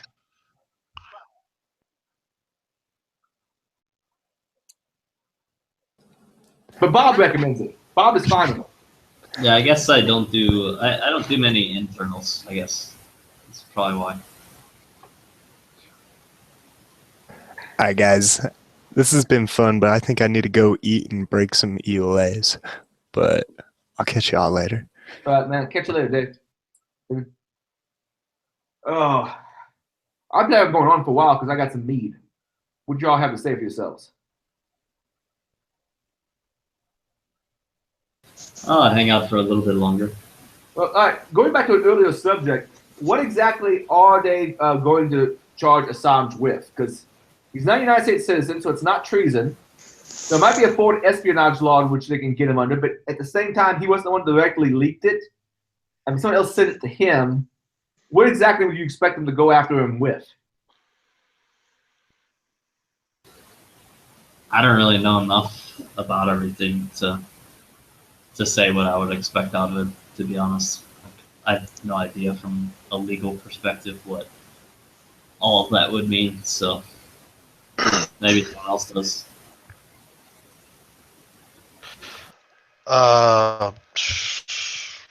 Maybe receiving classified information. Is that a law? Is there a law against receiving it? Possessing it is a crime in itself, I believe, right? If you don't have the clearance. Yeah, but I mean, Yeah. But can you help it if someone just emailed it to you? But what does it mean if you're not an American citizen? That again is another issue, right? Like, I get that if we were an American and we were possessing it and you don't have a clearance, like I don't have a clearance. If I possessed it, like, I could get in big trouble for that if someone found the out. law gets confusing, and a lot of people I think don't. The law gets confusing, and I think there's a lot of people that totally don't have any idea. Like I remember, I think it was the CNN reporter who said, "All right, people, you can't go look at the WikiLeaks things from the the DNC leaks and the Podesta leaks, but we can because we're part of the media. But you're not part of the legal." press. That was bullshit.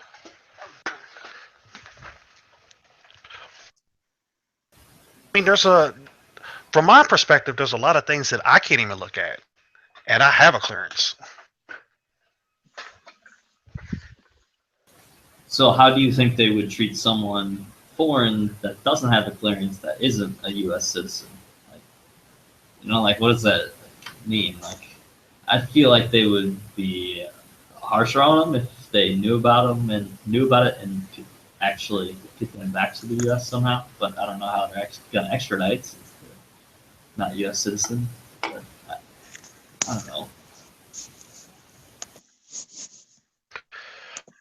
Well, I'm sure there's a law somewhere on the books. If not, they'll make it.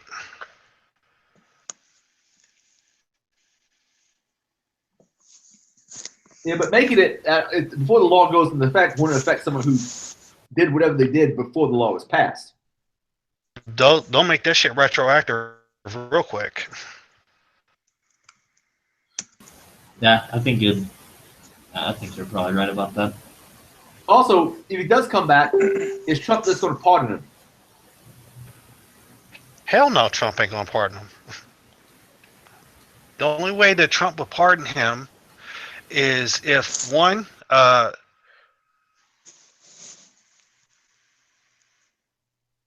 sorry, my phone's blowing up. I don't think Trump will pardon him. Now Trump might try to make a truce with him, but I don't think he'll pardon him. Okay, because really, well, a lot of stuff that WikiLeaks put out there is the reason that Trump got elected. How did that work? I never really understood that. Well, the various leaks that seem to indicate that the DNC was working against Bernie Sanders to make sure he did not get the DNC nomination. The leaks of information from, I can't remember what company, well, I think it was CNN maybe, of questions that are going to be asked during one of the town halls. And there's a few other instances as well, which are escaping my mind at the moment, but that don't look good on the Democratic Party. And the thought is that that influenced the election. So just them working against Bernie made them fail?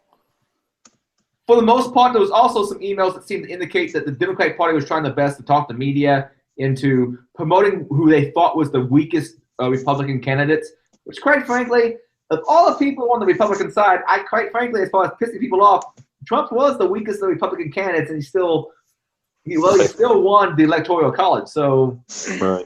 Maybe they were successful in that. There was also some emails regarding that. I haven't gone through all the emails. I've just been reading basically the synopses. But at least I read the synopsis. I see people who post shit in my Facebook feed who only read the headlines and repost.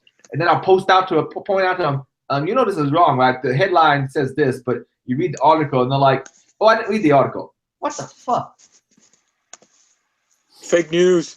There is a lot of fake news out there. Fake news. No doubt. Nah, it's just a disinformation campaign. You just can't hear anything right now. You just gotta be quiet and not get involved with anyone. It's so messed up out there. That one wrong thing could cost you your job right now, or get you beat up. I'm not too worried about being beat up. I mean, but it's like, look, you know, nobody likes to, at least I don't like to fight. You know, it's not that I don't know how to fight. I just like to avoid it and rather just not deal with it. And keep on going, you know? Most of the people I piss off are little whiny bitches online. They actually compete in person. I mean, I've gotten weaker jawed looking since I got fatter. Wait, there you go. How to be a master troll should be your next presentation. Tell them I'm a master troll. Troll all these little bitches. Let me show you how. Step by step. One. That'd be. I know a guy named Alex who do a better job of that than me, but I actually am not always necessarily trolling. I'll say shit I actually believe, but I will piss some people off. Some people are pretty easy to get offended. Well, I always believe people that are easily offended are people that can't think for themselves and they're not actually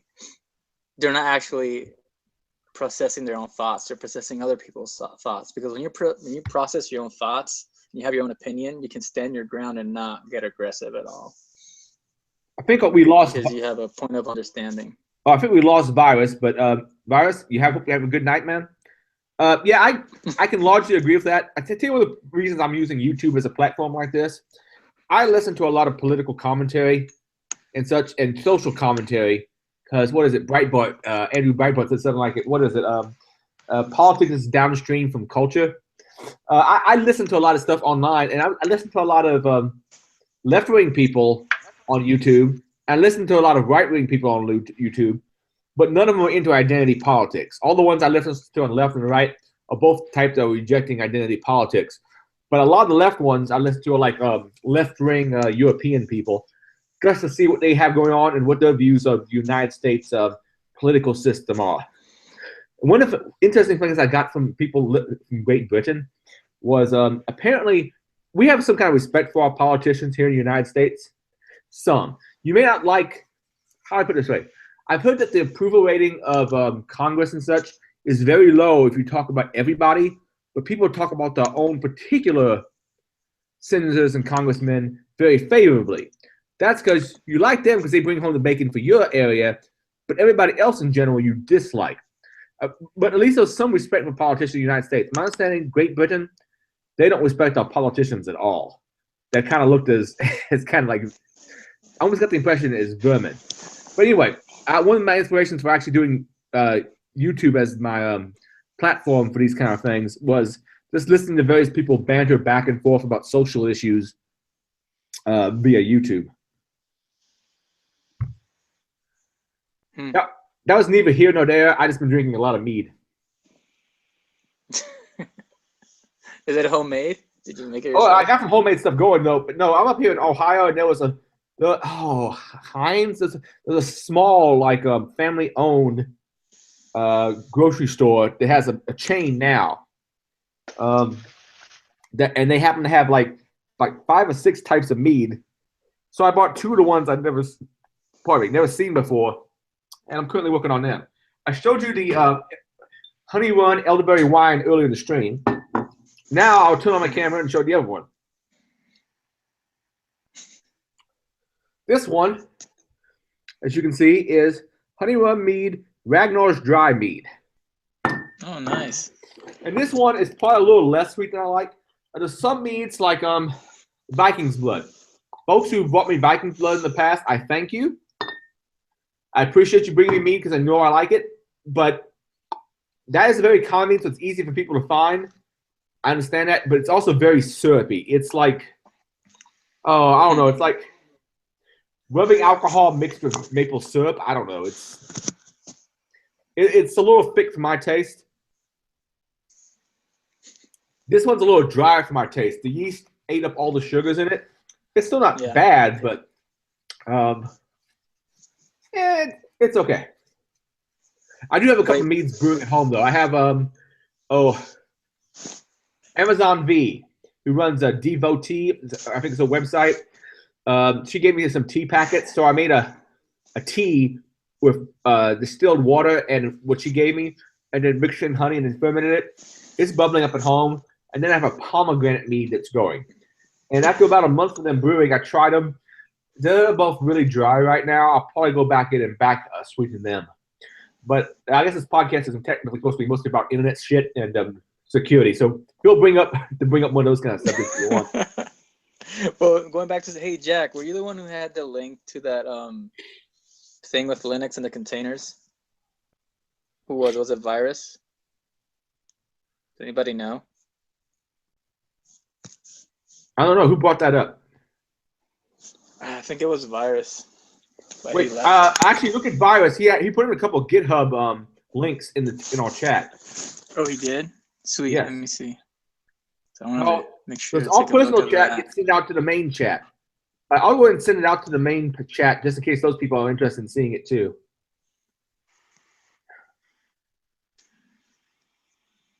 And of course, That's it's something both you together. should start. Damn I it! don't see it. Let me see. I tried to do a shift enter I can't see it. in the chat. No, I see our group chat. Yeah, but I don't see the links being posted here. If you go out to the YouTube feed of this, which you'll have to, of course, mute yourself. Oh, to the YouTube video? Yes, this is going to be out. It's currently live streaming the YouTube, dude. Okay. Is that I where should it- announce that on every new guest, probably, just to be sure. Oh, sweet. By the way, Brian, What's your that? profile picture has some sexy ballads in it. Oh, thanks, man. I'm gonna get certified. You gotta put that link up there. Awesome. Yeah. Send you some pictures. I almost died today. I walked through this ballard. It was dangerous. Right in the middle of my boardwalk. All right, let me see YouTube. I'll bring up a new gallery of ballads. Ooh, that's not that bad. Yeah, because those signs get expensive. Oh, this one you have fancy transitions on and shit. That's over near you, Adrian. That's Oh, it over is? Jeffersonville. Yeah. Oh, there it is. Well, thank you, Adrian. I got it. Oh, no problem. Okay. I think I may know that area. Karma. Let's see. I think I've seen this before. So I was gonna ask, are you guys like in any CTF teams? I'm trying to get back into that. I'm interested. I ran some CTFs, but I've never actually participated in one. Yeah. Still think about the first one you did, Adrian. That was pretty good. Yeah, the one of how I met Dave and Martin. Yeah, where Dave hacked your machine by mistake. Because he didn't come and get the he didn't come and get the rules first. What the scope was. He just started. Oh, there's the wireless SID. That's the game. I'm just going to start playing. Oh, I hacked the machine, and it was a 0 day that they hadn't. Well, they hadn't made a patch for yet. It was a custom exploit by him. He owned my box. He started looking around. He went to the desktop and says, "Oh, CTF videos. Oh, this must be interesting. So I'll look at these." And then he realized, "Oh shit, this is videos Irongeek made to explain how the CTF worked and what each one of the flags was." He backed out at that point. His team ultimately won, which included him, Martin, I can't remember who else. Null Threat was on a different team, and they got in second. But they ended up winning, but they would have won like 15 minutes earlier if they just knew that there was a web camera that you could do turns on, and if you turned it like 45 degrees, you could read a password off of a Post-it note on the laptop. But they didn't know to do that. Otherwise, they would have won earlier. But yeah, that CTF is where basically I met Dave and Martin. I think I asked them to do the Metasploit class in Louisville in 2010. And from that class, since we got so many people signed up, because I love you, Carl, but I thought Carl was watching the signups. No one was watching the signups. So we got like 70-something people for like a 30-person class. And we were like, well, we get this many people for a simple little Metasploit class. How many people do you think we can get here for a conference? And that's how DerbyCon was basically founded. Yeah, I was in charge of the venue for that, and I think I moved like twice. Twice? I know we were originally at the I think the Jeffersonville Library. Then we moved. I knew eventually in the end to the Brown. Yeah. But I don't know what the intermediate was. It seemed like there was one more. It just like we kept getting bigger and bigger, and I was like, we got to stop. Yeah, but it was very successful. It led to good things. Yeah, no doubt. And the current ISSA, the one that happened, the latest ISSA Louisville InfoSec that happened, I think it turned out pretty well, having it at the same venue as DerbyCon. Yeah, I was surprised. I was a little concerned about that, but it seemed like it worked out all right.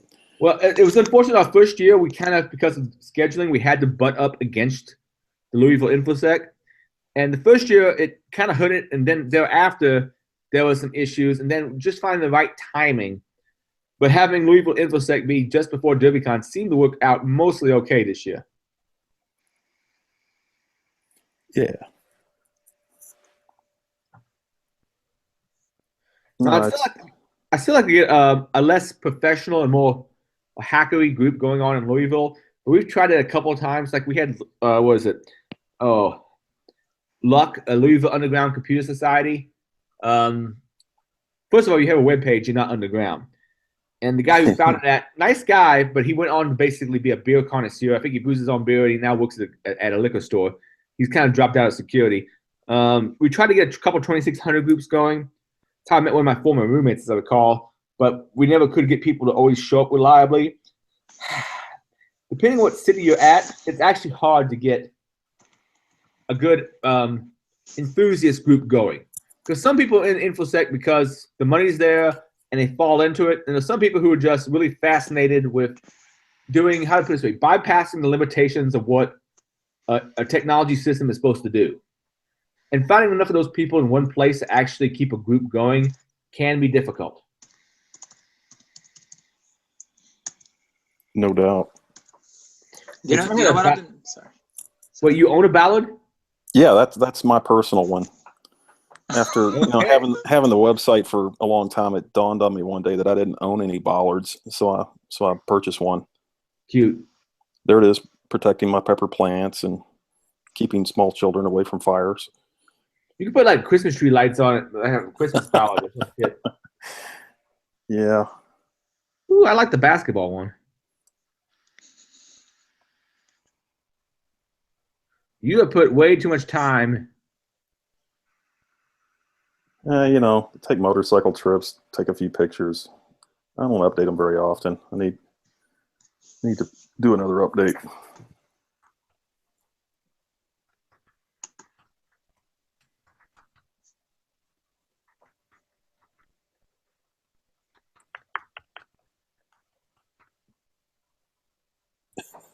I'll check.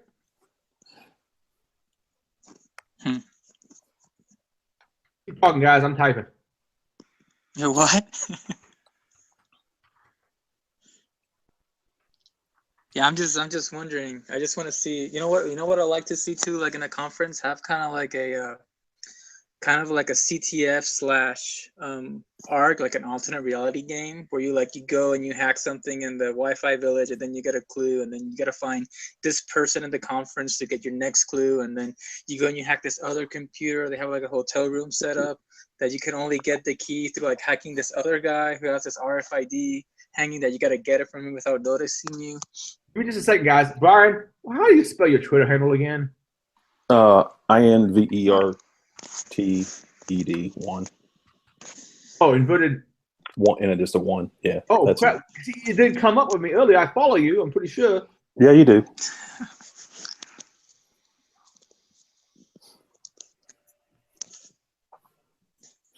All right. What are my new notifications? Thanks, John. Oh, crap. Let me turn that off. Back in black.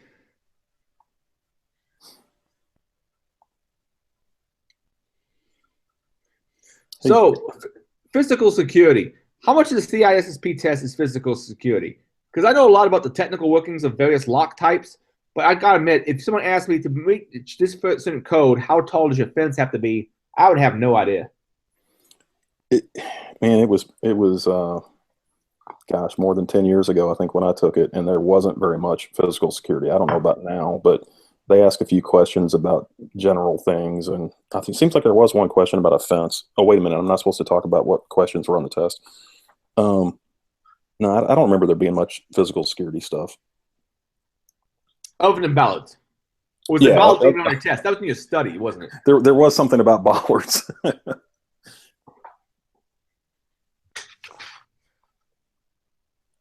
I may very well make my next talk about ballots, just for the Feel free. sheer fucktardry of it. Like the history of ballots, like these are the first ballots.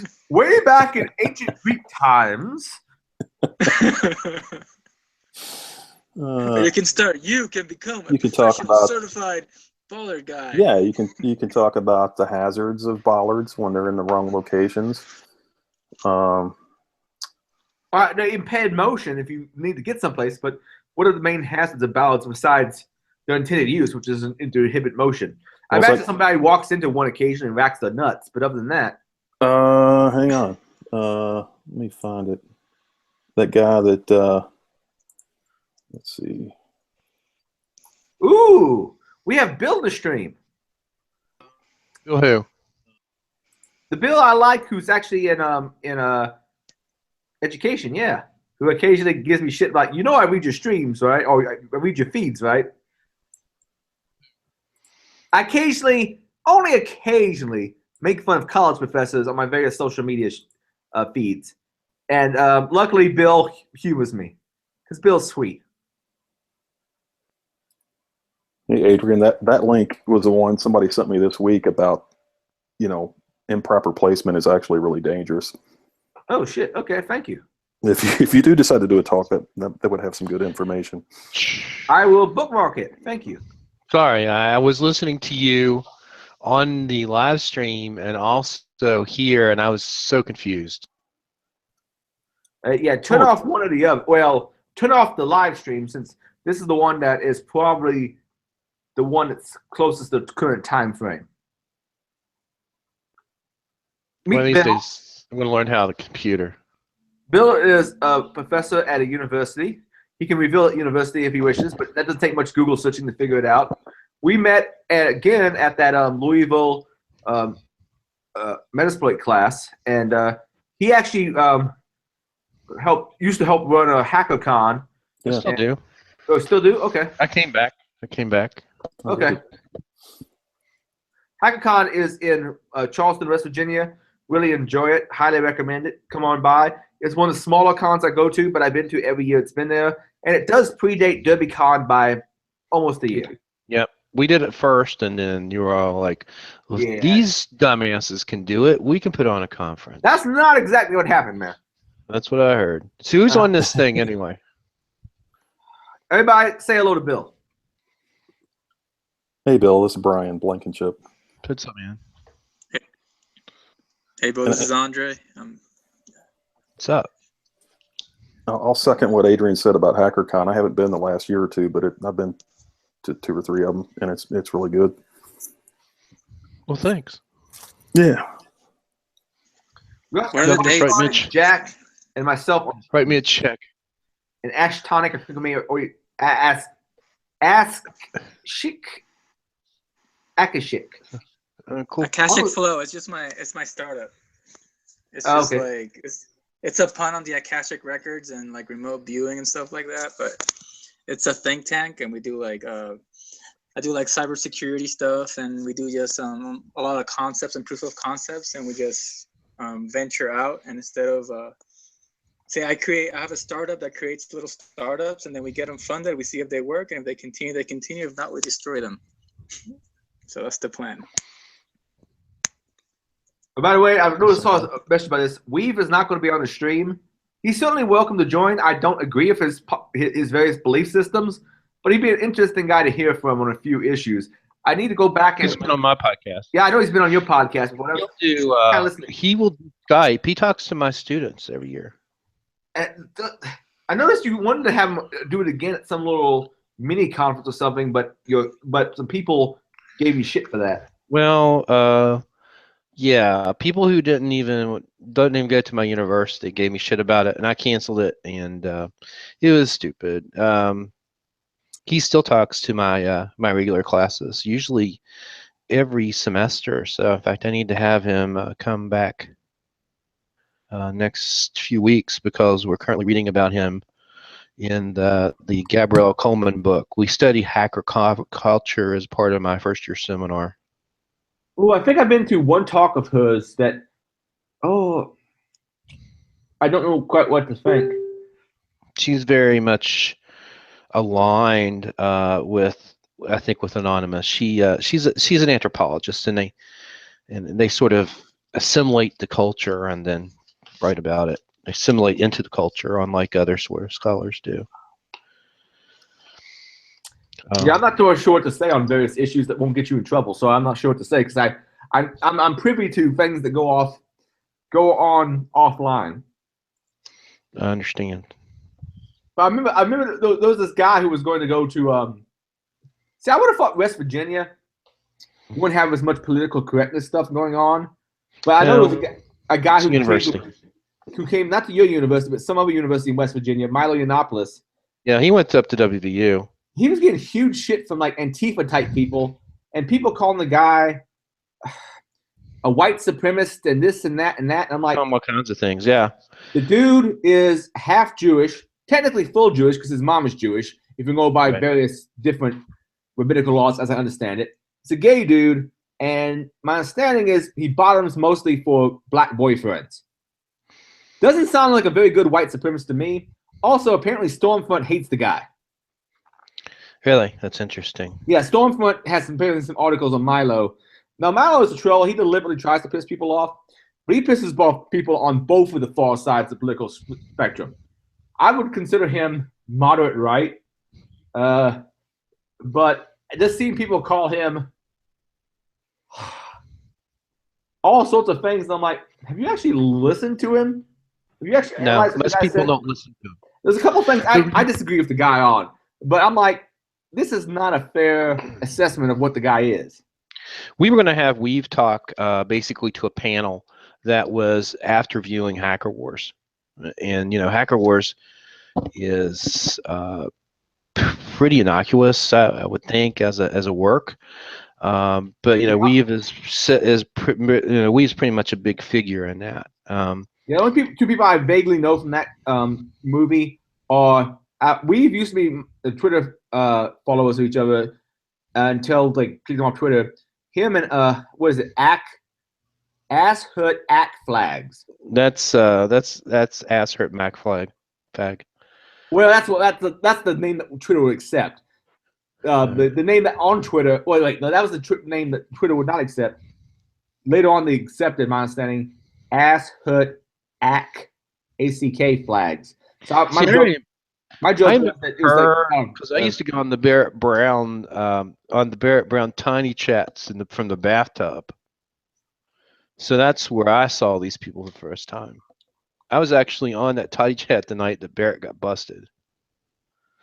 See, and we all started looking over our shoulder, even though there's a lot of people who like watched Barrett Brown because we thought he was amusing. I still think Barrett always struck as kind of a arrogant asshole. But you told me some backstory that makes me think he wasn't such a bad guy. He's not. Well, I mean, he. Well, I gotta go pee, so my webcam is off, right? He has his reasons. I'm about to go pee, so my webcam is off, right? As far as you know. All right, awesome. Go ahead and keep talking, guys. You gotta carry on the conversation. I don't even know the other people on here. I know Brian. What's going on? Oh, not much. So writing out the check from a car loan. This is real exciting stuff. Because the bank will not let you pay online. Now, besides the Hacker Wars, are there any good hacker documentaries out there? We Are Legion, which is the Anonymous movie, is pretty good. They're both on Netflix. See, I've been trying to explain it. About 2011, I think it was 2000, maybe 2010. I had a talk on Anonymous to try to explain it to people. Because I kept seeing people on the more professional side of security totally fuck up exactly what Anonymous was. And so I would explain things to them, and I'd do it in 4chan culture terms. So I would be saying old fag, new fag, pools closed due to AIDS, and try to explain all these memes. Apparently a review came back on my talk for that particular conference. It was a more professional conference, and they said, while Mr. Crenshaw's talk was well researched, it was wholly inappropriate. Yeah. Bunch of CISSPs, weren't they? Probably. When it comes to any kind of internet phenomenon that deals on message boards, Twitter, and Facebook, attribution is hard. Like, people want to make out, oh, this one particular group is all evil. You really have to look at it, and anybody on one of these particular hashtag movements, let's say Gamergate or Black Lives Matter, you can't blame someone who uses that particular hashtag for everything that someone else who uses that hashtag does.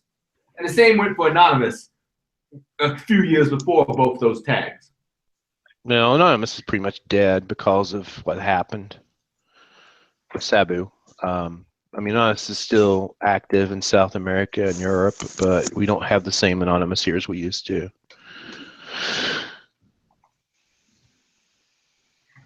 Also, there's this new series called Coded by.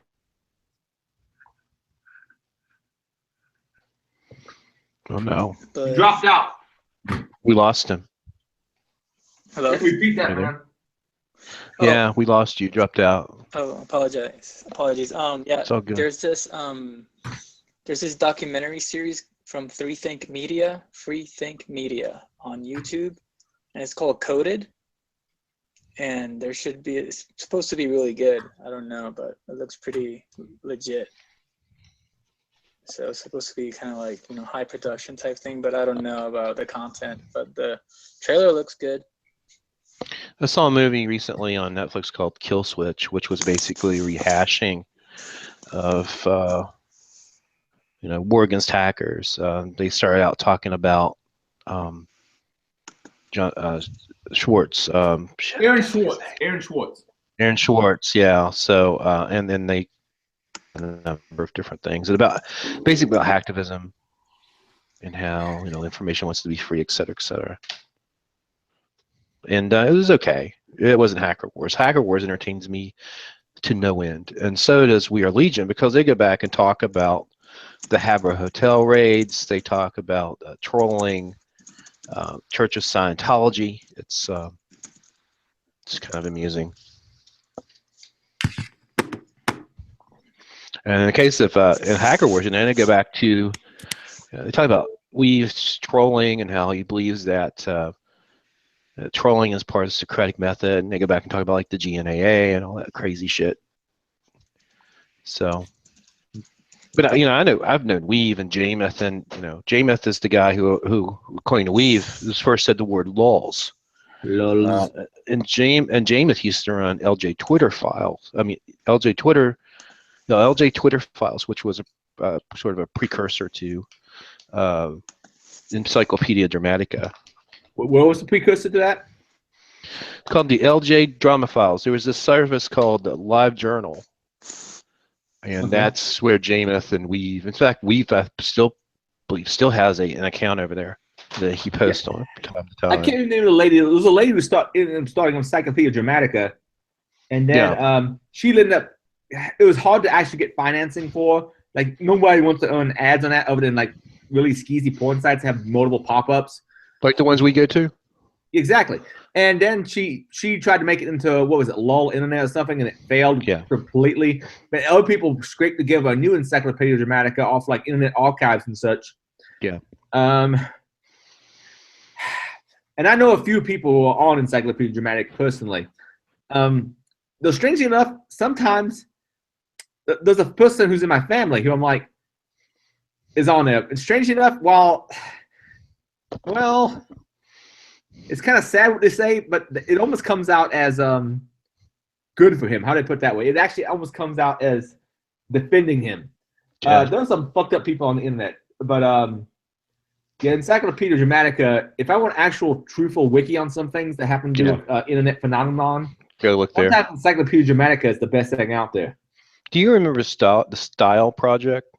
Vaguely, yes. Oh my God, that was a hotbed of trolls.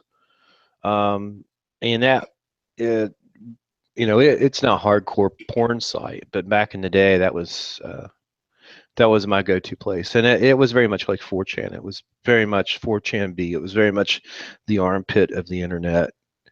But anyway, there's a lot of those sites that are just gone forever, except if you can find them on Internet Archive. Yeah, there's a few old school sites I learned some shit on that I really wish I'm still around, like Silicon Toad's digital something. Silicon Toad's damn it, I have to go look it up now. It was basically a site that was a archive of different hacking tools way back in the day. That went away. There used to be something called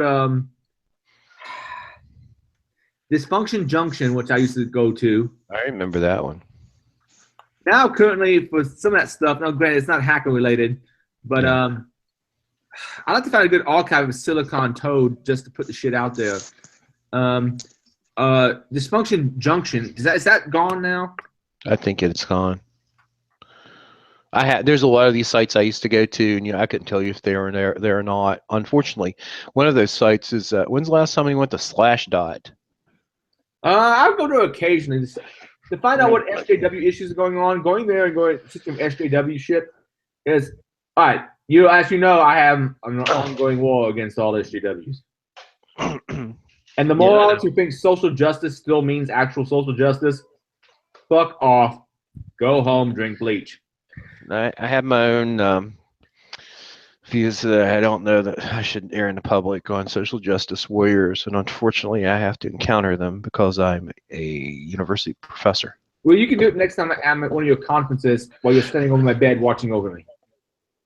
Well, the thing is that so I guess you're going to sleep on my couch? Sure. We'll get liquor for you next time. They probably should. I need to cut back. But yeah, I remember last time I was at AID, I was only in West Virginia for like a few hours before I was sleeping with my sister. I know. Amanda Berlin. Yep. Is she on this thing? No, not yet. She was last week, but I guess she's not around right now. Is this like a weekly thing? My plan is every Wednesday at about 7 o'clock to start this stream up. That's when I used to do, that's when I usually do Reboot It. So we haven't done a Reboot It this year. Oh, shit. One of us got to move to a different time then. No, it's okay. I can move to a different time. I'm so stressed out. I don't even know what day it is. School started. We're on week 2, and I'm about ready to die. So Dysfunction Junk is no longer around, but if you go to eFucked. Oh, yes, I know. Well, I mean, someone told me about it.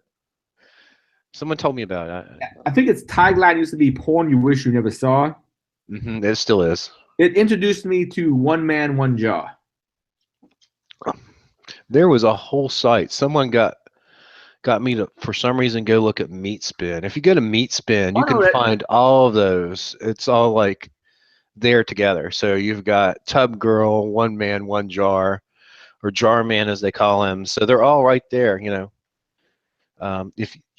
If you have a need to go look at such archived content, I like internet memes. I like understanding internet culture, and I try to hold all this stuff in my brain, and sometimes it doesn't always work. And also, you remember you have a conversation with someone, you remember their words in your words. Like Adrian, either you're cutting out or I've got issues here. Oh, am I sounding any better now? Yes. I'm about to screen share something that I got Mary Margaret Conley to draw for me last year. Last year, I've seen the. Is this the one that was the? I'll explain to you. All the memes on one photo. Yeah, I have a lot of them. Well, basically, I was drunk, and she was asking for DerbyCon some artwork. It wasn't last year. It was year before last. Maybe. I'm pretty sure it was 2015. Yeah, okay, yeah, I see your point. Okay. I'm sorry, it's January still. I get you. But she was asking for art commissions before DerbyCon. I was like, yeah, do me a mashup of a goat sees, a blue waffle, and a lemon party. And she gave me this. Let me share this shit. Oh my god. I've seen it in real life. It's pretty awesome. All right, is my screen sharing? Yes. All I see is a goat sees a blue waffle at a lemon party. Yes. And some people have interpreted these two as being two girls, one cup, and the red as being like blush. But apparently that was unintentional, as far as I know. Well, I mean, it works for me. But that did translate over, right? Yeah. It came from the video? Yep. It's I pretty sure did. abstract. Just making sure. Now, the next artwork I commissioned from her was to draw a sky dog like one of my French girls. But she hasn't done that one for me yet. I'm afraid. Yes. Well, you saw what she looked like, Rose looked like stretched out on the couch, like the fainting couch. I want Skydog in the same position. Believe me, I know Skydog. I've seen him in real life. I don't want to see that. I love him, but I don't want to see that. Well, unfortunately, you're going to have to. I'm sorry. That's just the rule. That's the way this shit works, man. Oh, someone's in the chat who went by the tag Sodomus Prime. Oh, man. Where's this? Not the chat in of people who are actually in the stream. The people who are watching, apparently. We've got 13 people watching still, for whatever fucking reason. Hey, Sodomus. So he's got a pastime apparently. You got a cool handle, so I gotta shout out to you, man. Sodomus Prime. We sure it's not just Prime? It looks like Sodomus Prime. I mean, you remember Prime, right? Which Prime? Prime, my old hacking buddy, Prime. He actually spoke at DerbyCon. He's the guy I usually hang out with at DerbyCon. Maybe. Yeah, I'm sure you know what I'm talking about. Say to me. Huh? Nothing. What? Who? Hello. Is this thing on? Yeah, should be. I'm so confused. We're going to have to start saying over when we're finished speaking. So how is the teaching gig, man? Over. if I decide to switch to, I've been talking about switching into being a gender studies teacher. So if I went to university for my gender studies degree and got me a doctorate, and then got me a position, how would that work out? It works out pretty well to me, but it's stressful, but it's a different kind of stressful. When I worked in IT and in security, I could lose $1 million at a blink of the eye. Now I just have to fail somebody every once in a while, so that's a lot less stress. But it's just never-ending work. But I think you'd like it. You've worked at academia, you know how it is. Yeah, a little bit. The politics get a little worse in a lot of ways. But I try to stay above and out of the politics, but you're right. Politics suck. I do enjoy teaching and having the free time to do research into the things I want to do. Yeah. I like doing research too. The problem really is right now we're trying to get grants to do research, which is stressful. So we're writing NSF grants, so National Science Foundation stuff. Yeah, I have to use the cyber word a lot, you know. My old boss University Library. How hard is that? Grant writing. What? My old boss at the University Library used to log grant writing. Yeah, I hate grant writing. I have a question. Like, how difficult is it to get like an NSF grant? Is it like It's hardcore? difficult. Not. What you have to do is you have to show that you've had previous work doing that, and then you have to show that you have to be properly qualified, and then you have to write it, and you have to write it in a way which they like, and then you have to do a budget, and most universities take like almost half of it for administrative costs and administrating the budget, and it's not For the fun. car and the team? For the car and the football team? Well, no, actually, most universities have like a whole, it's not really a foundation, but it's basically a whole arm that does nothing but research. Yeah. And all they do is administer the money that you get through grants. I saw a story, I guess it was today or yesterday, and it was, screaming headline. Federal government funds federal government funds university research. I'm like, duh. How do you think any sort of research gets done? If it wasn't for NSA, NSF, what's the other ones out there? These grant funding organizations, there would be no university research. You don't want private corporations funding research, because then they can influence your findings. That would be a bad situation. That depends on what the research is about and for. If it's any kind of thing that we use politically to sway economic issues, then yes, you have a problem. If the research is solely based on can we make a new material, can we make a new product, Yeah, then well, I don't think corporate interest is going to be a problem. I know for a fact there was a recent issue with a study about private prisons that was funded by private prisons industry. You can't tell me that didn't. That would be a problem, yes. Yeah. But let's say a steel company researching what particular alloys of steel perform the best under these particular stress situations. But if you made that particular Steel. thing that was being tested and you were funding it, wouldn't that be a problem? Okay, I see your point. I mean, it's sort of funny. We've got this situation going on here in Huntington is that you've got people who don't want to pay for things like police and fire, yet there's a budget crisis and the mayor's probably going to have to cut police and fire. And the only way that you can't cut services is to raise taxes, and nobody wants to raise taxes. So I think there's this whole section of people in society who's like, they think they're giving fat bags of cash to universities to do nothing, and well, in some cases they are. Well, I'm sorry. There's a guy that goes on Twitter, on YouTube by the name Tildir, TL:DR. He's been doing reviews of like peer-reviewed academic journal articles, granted from like social sciences, especially gender studies. you know that I have 2 degrees in liberal arts before we go down this road. Okay, I'm just saying there's a lot of bullshit that gets peer-reviewed and pushed out there. Well, there's a lot of bullshit that gets written. Look at all the Singris books. Okay. I mean, it's just not that. There's a lot of shit. Who published the book? Huh? Who published Singris. Okay. Both of them.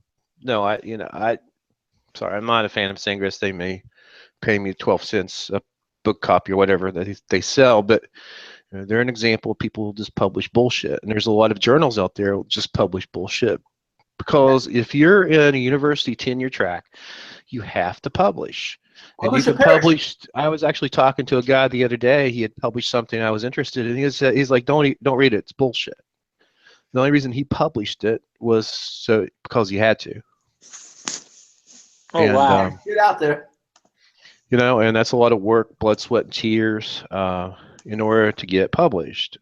In my case, I actually wrote a book, the first book I was interested in doing, and it turned out okay. And then, unfortunately, Google hacking was not an easy book to revise and publish. And even after we sent the stuff to Singris, they fucked it up.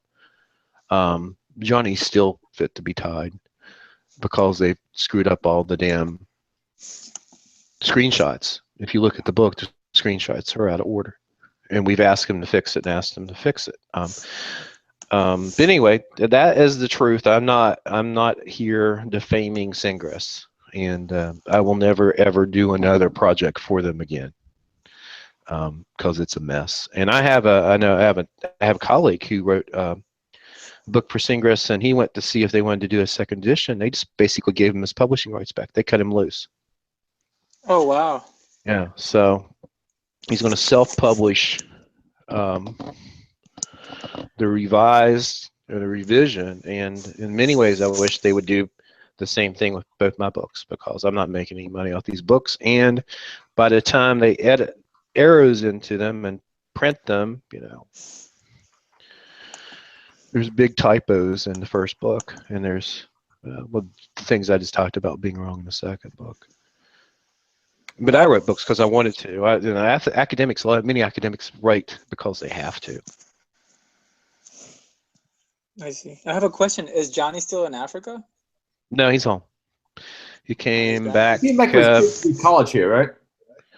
He's got 2 kids in college. Yeah, he's got 2 kids in college, and I'll be honest with you, he was probably a little burned out. The things in Africa are now freestanding, and I think he wants to get some going in the United States. We're now in the 3rd semester of having a student Hackers for Charity group at Marshall University, and they raised money for Hackers for Charity at HackerCon Secure WV this year. They raised money for our local homeless shelter. They raised money to send comfort items to soldiers in Afghanistan who had has members from our university, and we're currently working on a volleyball. We're participating in a volleyball tournament to raise money for a guy who was just diagnosed with lymphoma.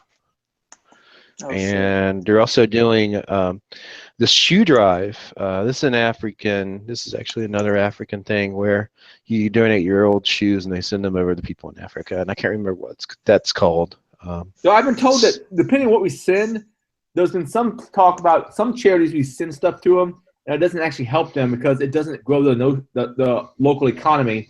It's just us throwing shit on them they don't necessarily want. Right. I understand. No, in this case, it's something that they've requested. You're absolutely right. And Johnny can talk about this at length. There's things they need and there's things they don't need. One of the things they don't need are bunch of tourists going over there. You've got people who go on mission trips. They're basically tourist trips. They go over there and tramp around. They give a little bit of money to the economy, but they're probably more of a burden than they are help. And Why is that? Because they show up and they don't understand what needs to be done. So they'll show up and go on safari instead of actually helping people. And to help someone build, what's the old terminology? The classic analogy is teach a man to fish, and give a man a fish, you feed him for a day. Teach a man to fish, you feed him for the rest of their lives. And the idea is there's a lot of giving people things. Emotion tourism that goes over there and helps people temporarily instead of helping teach them how to help themselves and get out of the poverty they're in. That's my understanding of the gist. Yeah, that's very well said. That's what I was trying to say. You did a much better job of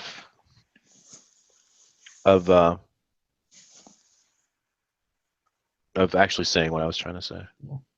Because I actually donated in DEF CON when he started that the first year. That's awesome. No, Johnny's done a lot of good over there.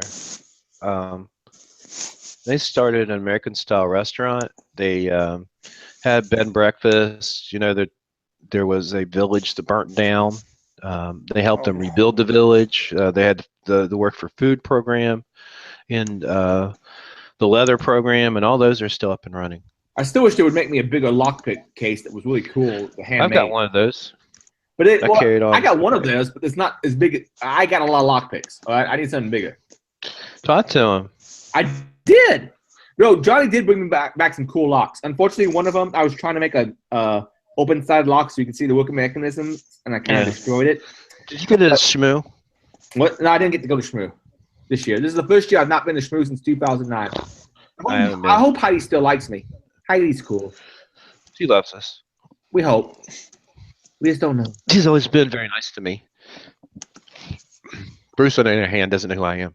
But, that's okay. Bruce doesn't run ShmooCon. Heidi runs ShmooCon, so who cares about Bruce? Yeah. We still love you, Bruce, but let's face facts. Heidi runs ShmooCon. Yeah, I didn't go this year. And I don't know a lot of people who did. I know a few people showing up, but a few people I don't normally see there every year. That I know Amanda went there. Dave Lauer went. Yeah, but apparently the hedgehog didn't go. The hedgehog. Stacy. Oh. Here's the deal. I'm sorry. I was like, who are you talking about? I was like, Porno Stars? I thought you were talking about Jeremy. I Ron Jeremy. I didn't know. With certain things, depending on how I know them. Like there's Ninja Myth. He is into turtles. He always has like an avatar that's like some kind of Teenage Mutant Ninja Turtle or something else. So I troll him with cute turtles. There's a lady I know, Zoe, up in Canada. She used to keep ferrets, so I troll her with cute ferrets occasionally. The lady with cyber pathogens, who apparently has a thing for cephalopods. So I sent her cute squid, cuttlefish, and octopus. But my original cute troll was Stacy Banks. And the reason this started out was I was at DerbyCon 4, and I was very drunk. And sounds like a dual core song. Maybe. I was very drunk, and she came around to bring more booze. She gave me a shot of something. Well, I think she was in a pirate outfit at the time. I'm not sure. Either that or her nun outfit. And she was running around the church. Nun outfit. I bet you $10. What was that? Probably the nun outfit. Actually, she must have her hair exposed. In context, she had to have her hair exposed. So maybe she had no outfit at all. But when I'm going to say it, normal clothes. But anyway, she gave me some booze. And because she had this spiked yellow hair, but she has black roots, she looks like an African pygmy hedgehog. So I like patted her on the head and said, "Thank you, nice hedgehog lady." And so it's been a running joke every time I see her or she posts something like I'm doing X, I post a picture of a hedgehog doing the same thing she says she's doing. And that's been a running joke for 2 years now. And I plan on keeping it going. Oh, Awesome. wow. I smell a subreddit. She's gotten many hedgehog memes from me over the years. She has this thing with pirates. So, strangely enough, if you do a search for hedgehog pirates, there are so many people who have dressed their pet hedgehogs up as pirates. It's insane.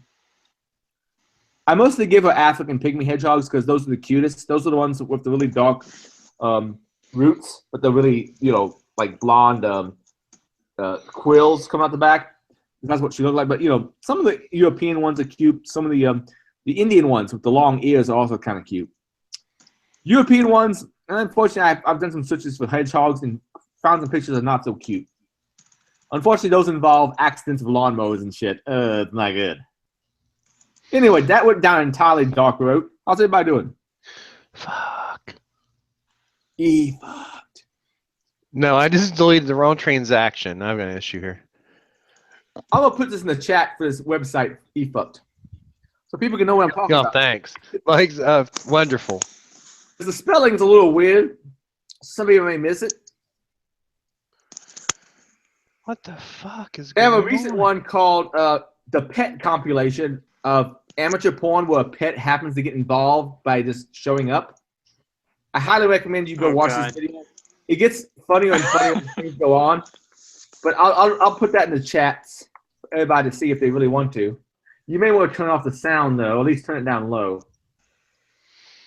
By the way, this is Irongeek cast, so think of exotic liability with the lead being of less skill. That'd be me.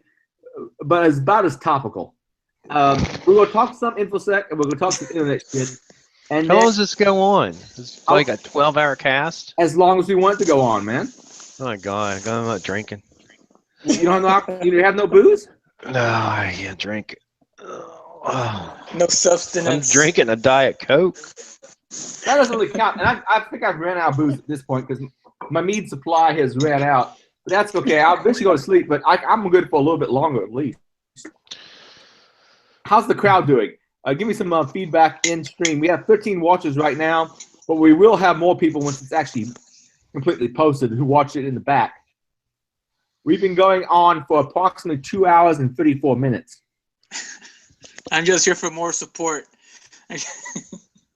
Well, do you have a subject to bring up? What in InfoSec? What brought you into InfoSec? That's an interesting thing. Like people ask, how do I get into InfoSec? Or what brought you into InfoSec? You got me into InfoSec. I'm not kidding. Watching your videos got me into InfoSec. Same here. Like I remember when you did that USB one with the windows and doing the outer run, and you explained how to do it. That was the first time I heard from you.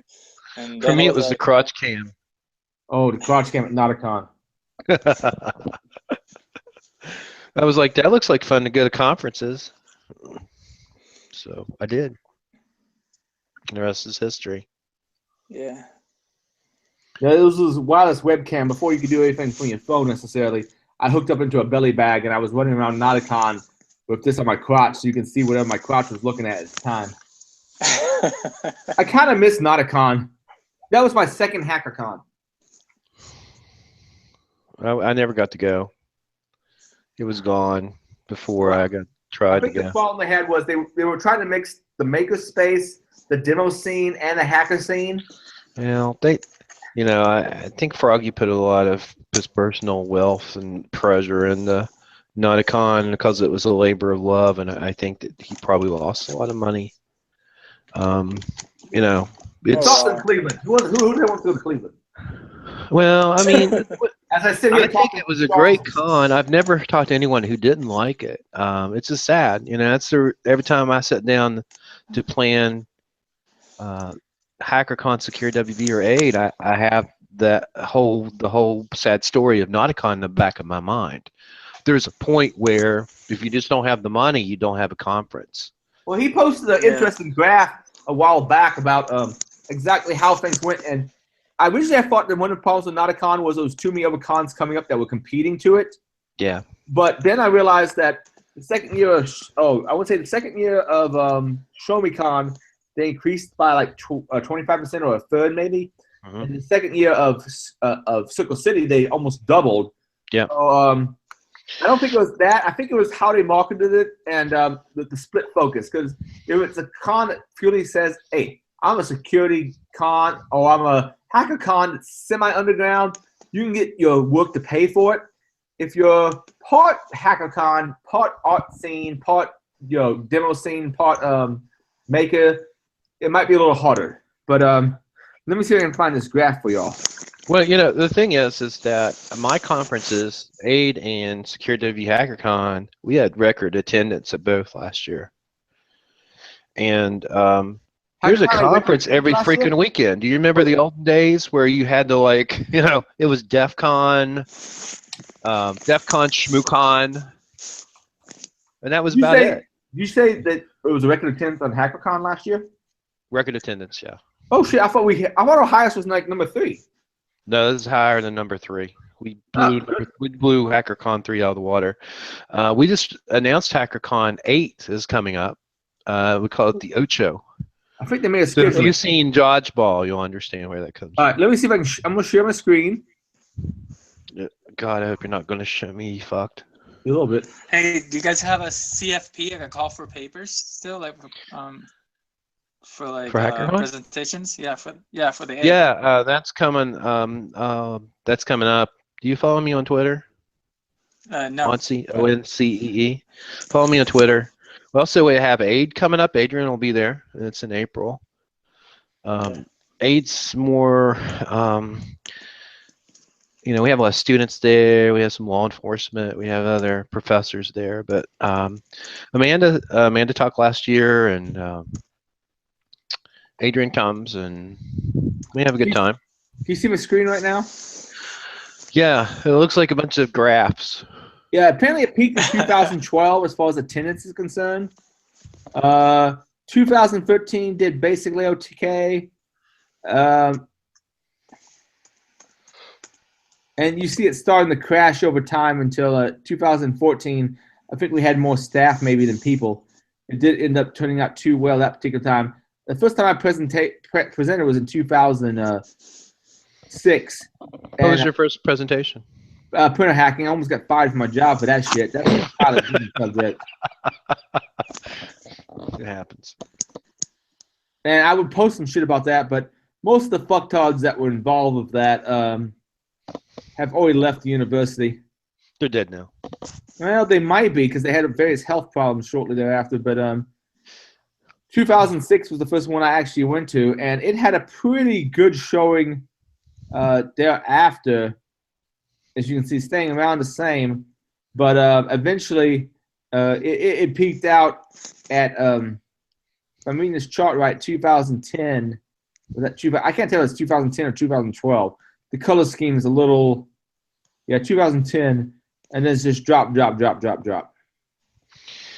don't know. I mean, there are so many information security conferences now. It's sad to see something like a Nauticon. What's another example of a conference? But that's not. See, I know other cons who kept growing. Yeah. Circle City and Well, what else? What else is folded over the years? I can't think of another example. Can you think of another example? I don't know. There's a few B-sides who have changed management or had 1 year and then stopped and then had another year. Well, Hope folded. Hope was going to fold for a second. There was the last Hope, and then they tear down the hotel, and it's gone on, so it didn't stop. Yeah, I've never been to Hope because there's a few people I don't want to see there who I think actually may be on board there. And it's in New York, and it seems I've seen a couple of videos and it seems very political. And, it is very political. It is no. It is very political. It's like, say, if you try to make friends, it's very hard to just be not from their scene and just come in there and try to talk to people from there. They even like oh, that's the Fed over there asking questions, want to know my name. I'm Yeah. like, man, I'm just trying to make friends, man. What's up? You know? Yeah, it's very political. If you've ever listened, I guess they stopped doing Off the Hook, didn't they? I have no I idea. believe so, yeah. Yeah, I believe so. I think but they're doing it's- a wall now. But you know, basically, they're almost like German hackers. They're very much into privacy politics, and most of them serve time. So you've got people. I mean, Metnick. You know, they started the free cabin movement. So But yeah, if what was it, Freedom Downtown? I remember watching that documentary back. Oh hell, in the very very early 2000s, I think. yeah, back in the day. I'm old, man. I think he got out in '99 or 2000. Kevin wrote one of the forwards to one of my books, and he still doesn't know who the hell I am. He vaguely knows who I am, at least because of two things.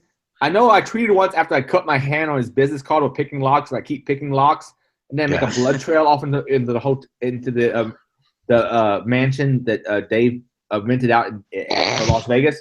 I forgot about that. I was also at a room with Keel, and I was sitting there in the background talking while they were mentioning stuff. He was like, "Is that Aiden Crenshaw?" He apparently recognized me from my voice.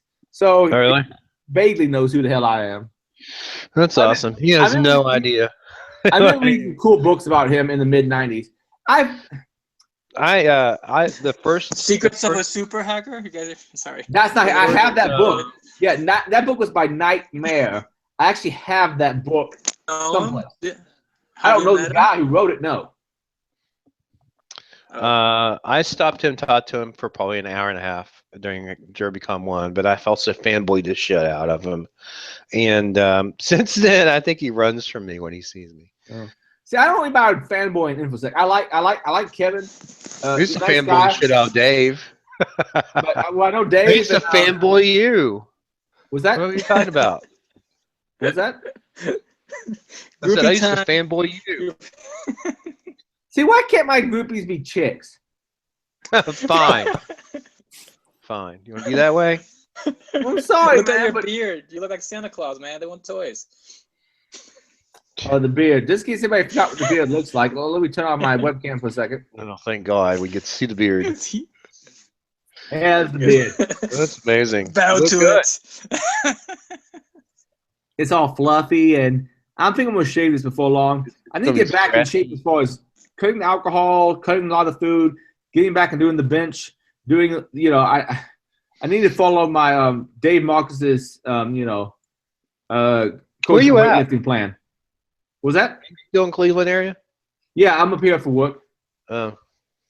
They're doing an off-site kind of thing. We'll do some training and shit. I saw Hammerstone cramming a donut in his mouth earlier today. He's throwing the shit out of everybody with the same shit every single. He's a coworker. He's not a bad guy. I had him blocked for a year because he was trolling my shit. Like he would bring up posts of mine from like 10 years ago, and make comments on them. I'm like, block, go the fuck away. I unblocked him about a year ago, and now he's starting shit up again. I'm like, oh, Alex, come on, you got more. I find him amusing, but he's one of those trolls that's like, if you think the internet's serious business, guess what? Not so much. No.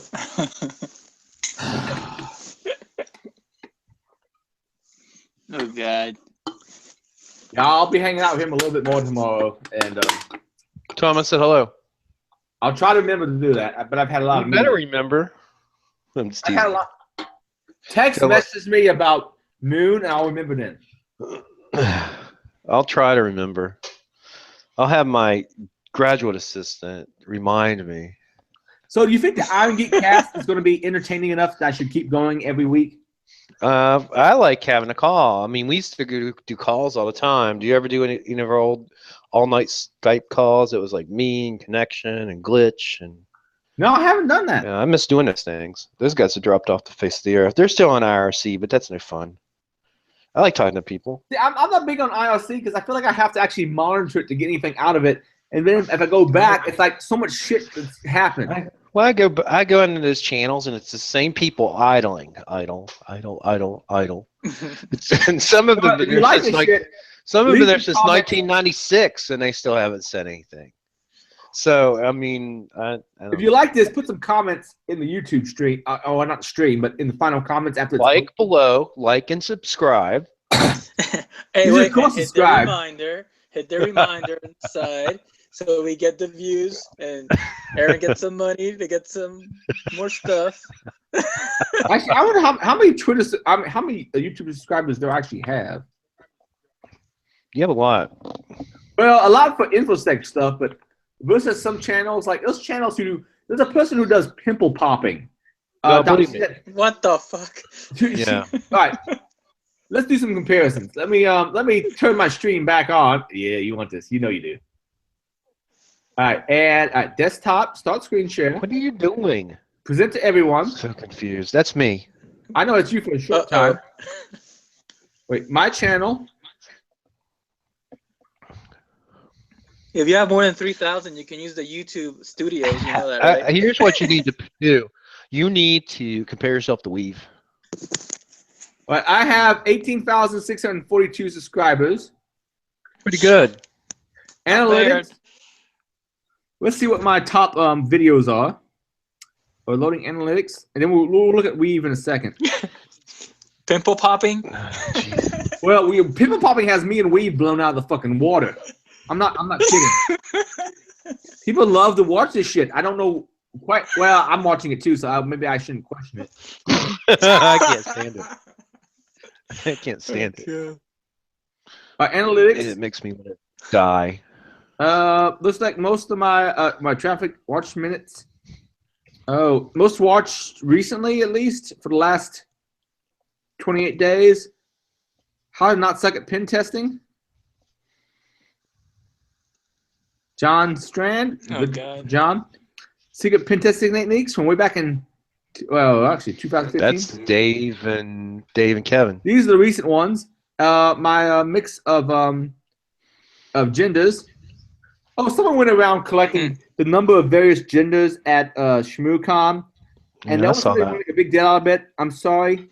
I love the women who are in InfoSec, but the expectation that there's somehow going to be a parity, this not as many women are interested. You don't have to do anything to come visit a YouTube channel.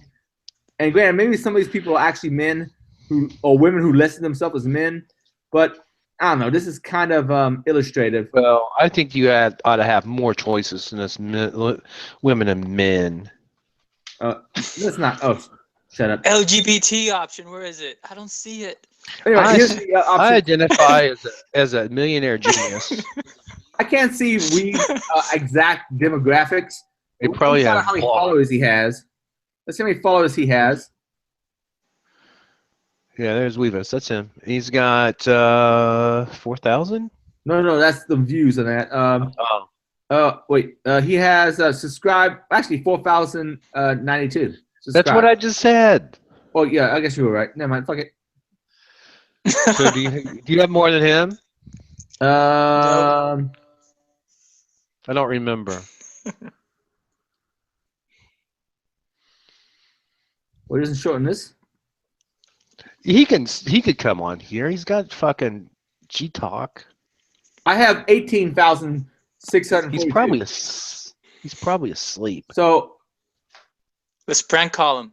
Come on, we can do this. No, let's not prank call him. There's people that I don't want to piss off in my life. Weave is one of them. Thanks. So I have like 4 times. Actually, you know what? Him and I only know like 2 people who are vaguely white supremacists.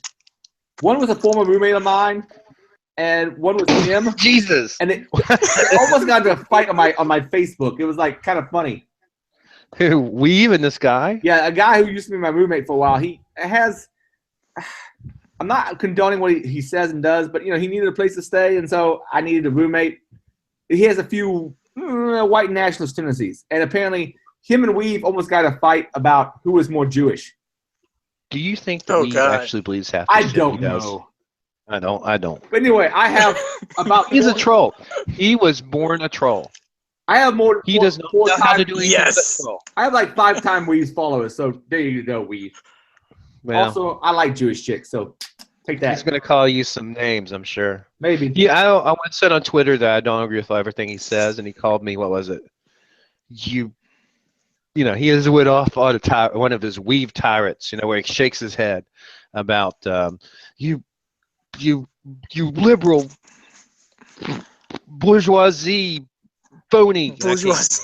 All right. Now you see how many followers Yelled we me the have. wall, and I just laughed. Oh god. This lady. Just do some reverse psychology with him. She has I don't over fuck with 2 million subscribers. She pops I still pimples think- and blackheads and shit, and she has over 2 million subscribers. I had, what was Oh, it, 18,000? I think still. She's one of the best harvesting people. accounts. She's prettier than I am, though. I'd pop her pimples. She's even prettier than we. And that's saying something. She doesn't have that red beard. That's true. You have nothing to stroke on her chin. Yeah, we did a call with Weave because the first part of the Coleman book's about trolls, and they talk about Weave being king of the trolls, and so we call him up in Ukraine. He's talking about semi-serious stuff. He doesn't troll my students too much, and one of those little fuckers asked a question. He's like, "How come your beard isn't the same color as your hair?" And of course, he had like a perfectly good answer, which was like, I'm descended from Vikings, and this is the way that we look. It was a very intellectual Weave answer, and I thought it was really hilariously funny. But why the fuck would you ask somebody that? I don't know. My beard came in red also. Originally, now it comes in most. You all may actually be related.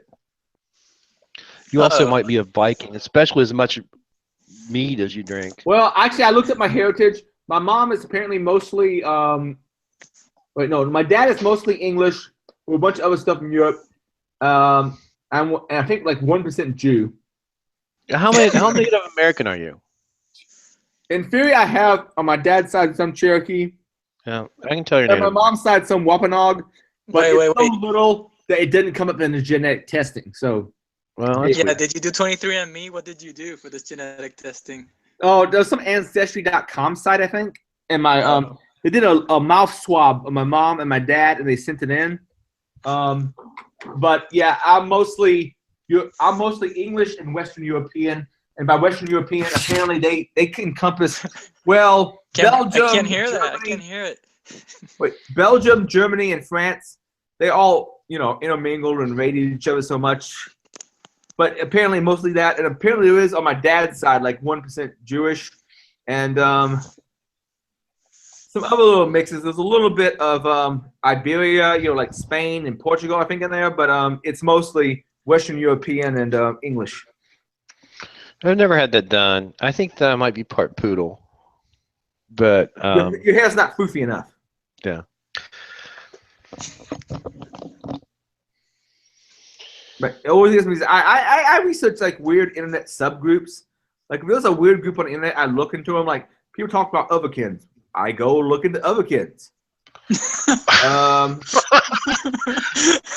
People talk about white supremacists. I look into white supremacists. I'm like, what do these people believe? They have some weird mythologies. Though, quite frankly, if you look into some of the black supremacists and Jacob and some of the mythology involving a scientist called Jacob and some people who came out of the inner earth to interbreed and fit different like kings and queens who like cheat on each other, and then Jacob was created. Scientology all of a sudden? No. This comes from the nation of Islam. He's coming. Look up Jacob sometime. I'm trying to think of the exact spelling, but he was the guy who supposedly created the right race, and there is some interesting mythology involved in that. We're end up being classified as a hate group. We keep it up. Southern Poverty Law Center. Yeah. How can you I'm be being classified swatted. as a hate group I'm when I'm right here? I'm being swatted. Just kidding. Feels bad, man. We got at least one black guy in the group. He can be off public face for that, right? That work. Well, anyway, seriously, look up some of the Nation of Islam stuff about how the white people were created by Jacob.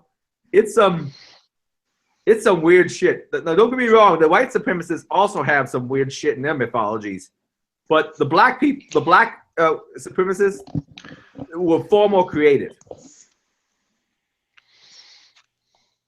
Oh God. So, how about those Reds? I don't know anything about. I don't know any Native American supremacists. I'm just kidding. I was talking about the damn Reds. I was trying to change. I put the correct spelling in the chat. Baseball. I was trying to change. Oh my God. If you want to put up your if you want to put up your cob, I put them in there. But there's actually a whole video on your cob and what a Nation of Islam believes. And it's some really fascinating stuff to listen to. It involves aliens. It does sound a little bit like Scientology, to be honest with you. But it's some fascinating stuff. Anyway, I look up various internet fringe groups. It doesn't matter what they are. Like, the psionics. There's whole psionics forums out there where people who think they have psionic powers, like they can read people's minds and do telekinetic stuff, but only under very special, limited circumstances where no one can ever test them. There's forums for these people out there. There's the Farons who think they're somehow part wolf, which is a subgenre of otherkin that are out there. The funny thing with the internet is it allows, no matter how weird your belief system is, it allows you to reach other people who believe something similar. Oh my God. That is sad but true. That is. See, before the internet, if your insanity was really strange, you couldn't get someone to confirm it for you. Now you can. That's crazy. It's definitely limitless. And I remember back in the dial-up? I miss it, don't you? Dial up? Hell no. Oh wait, it's like, you see the girl's face. It goes down to her mouth. It goes down to her neck. It Take like a down day to her chest. download one picture. Damn it! Things crash. And I know. I think it's a no. It's a note. Or getting yelled at for dialing up the internet in the middle of the night. We're like trying to download something. Your mom picks up the phone. Mom, play you well. fucked it up. And I was in mid-stroke too. It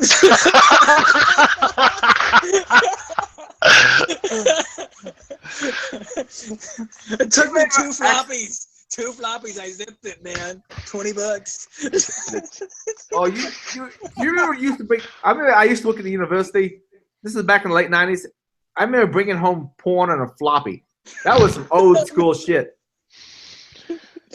I used to sell it for $20. What? You have to be shitting me. No, dude. I used to like download the pictures because nobody really had internet.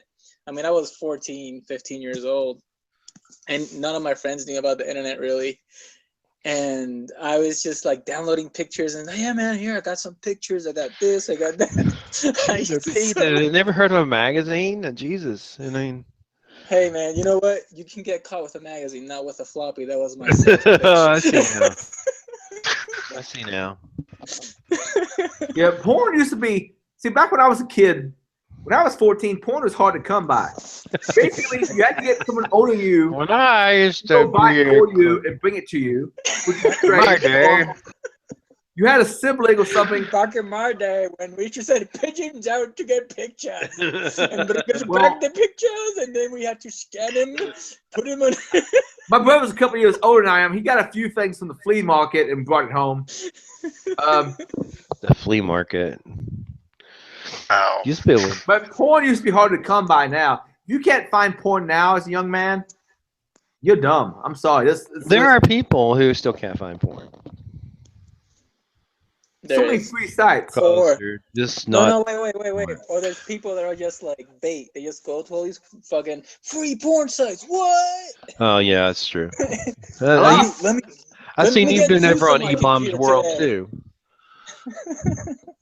E-Bomb. Let's talk about E-Bomb. Oh my God, I love you. Gonna talk about I love you now. Bring it back. Let's go old school. Talk about E-Bomb, man. Yeah. Oh man, people used to get so obsessed with porn stars that you would follow a thread that would go on for like 3 days. And that's true. Oh my God.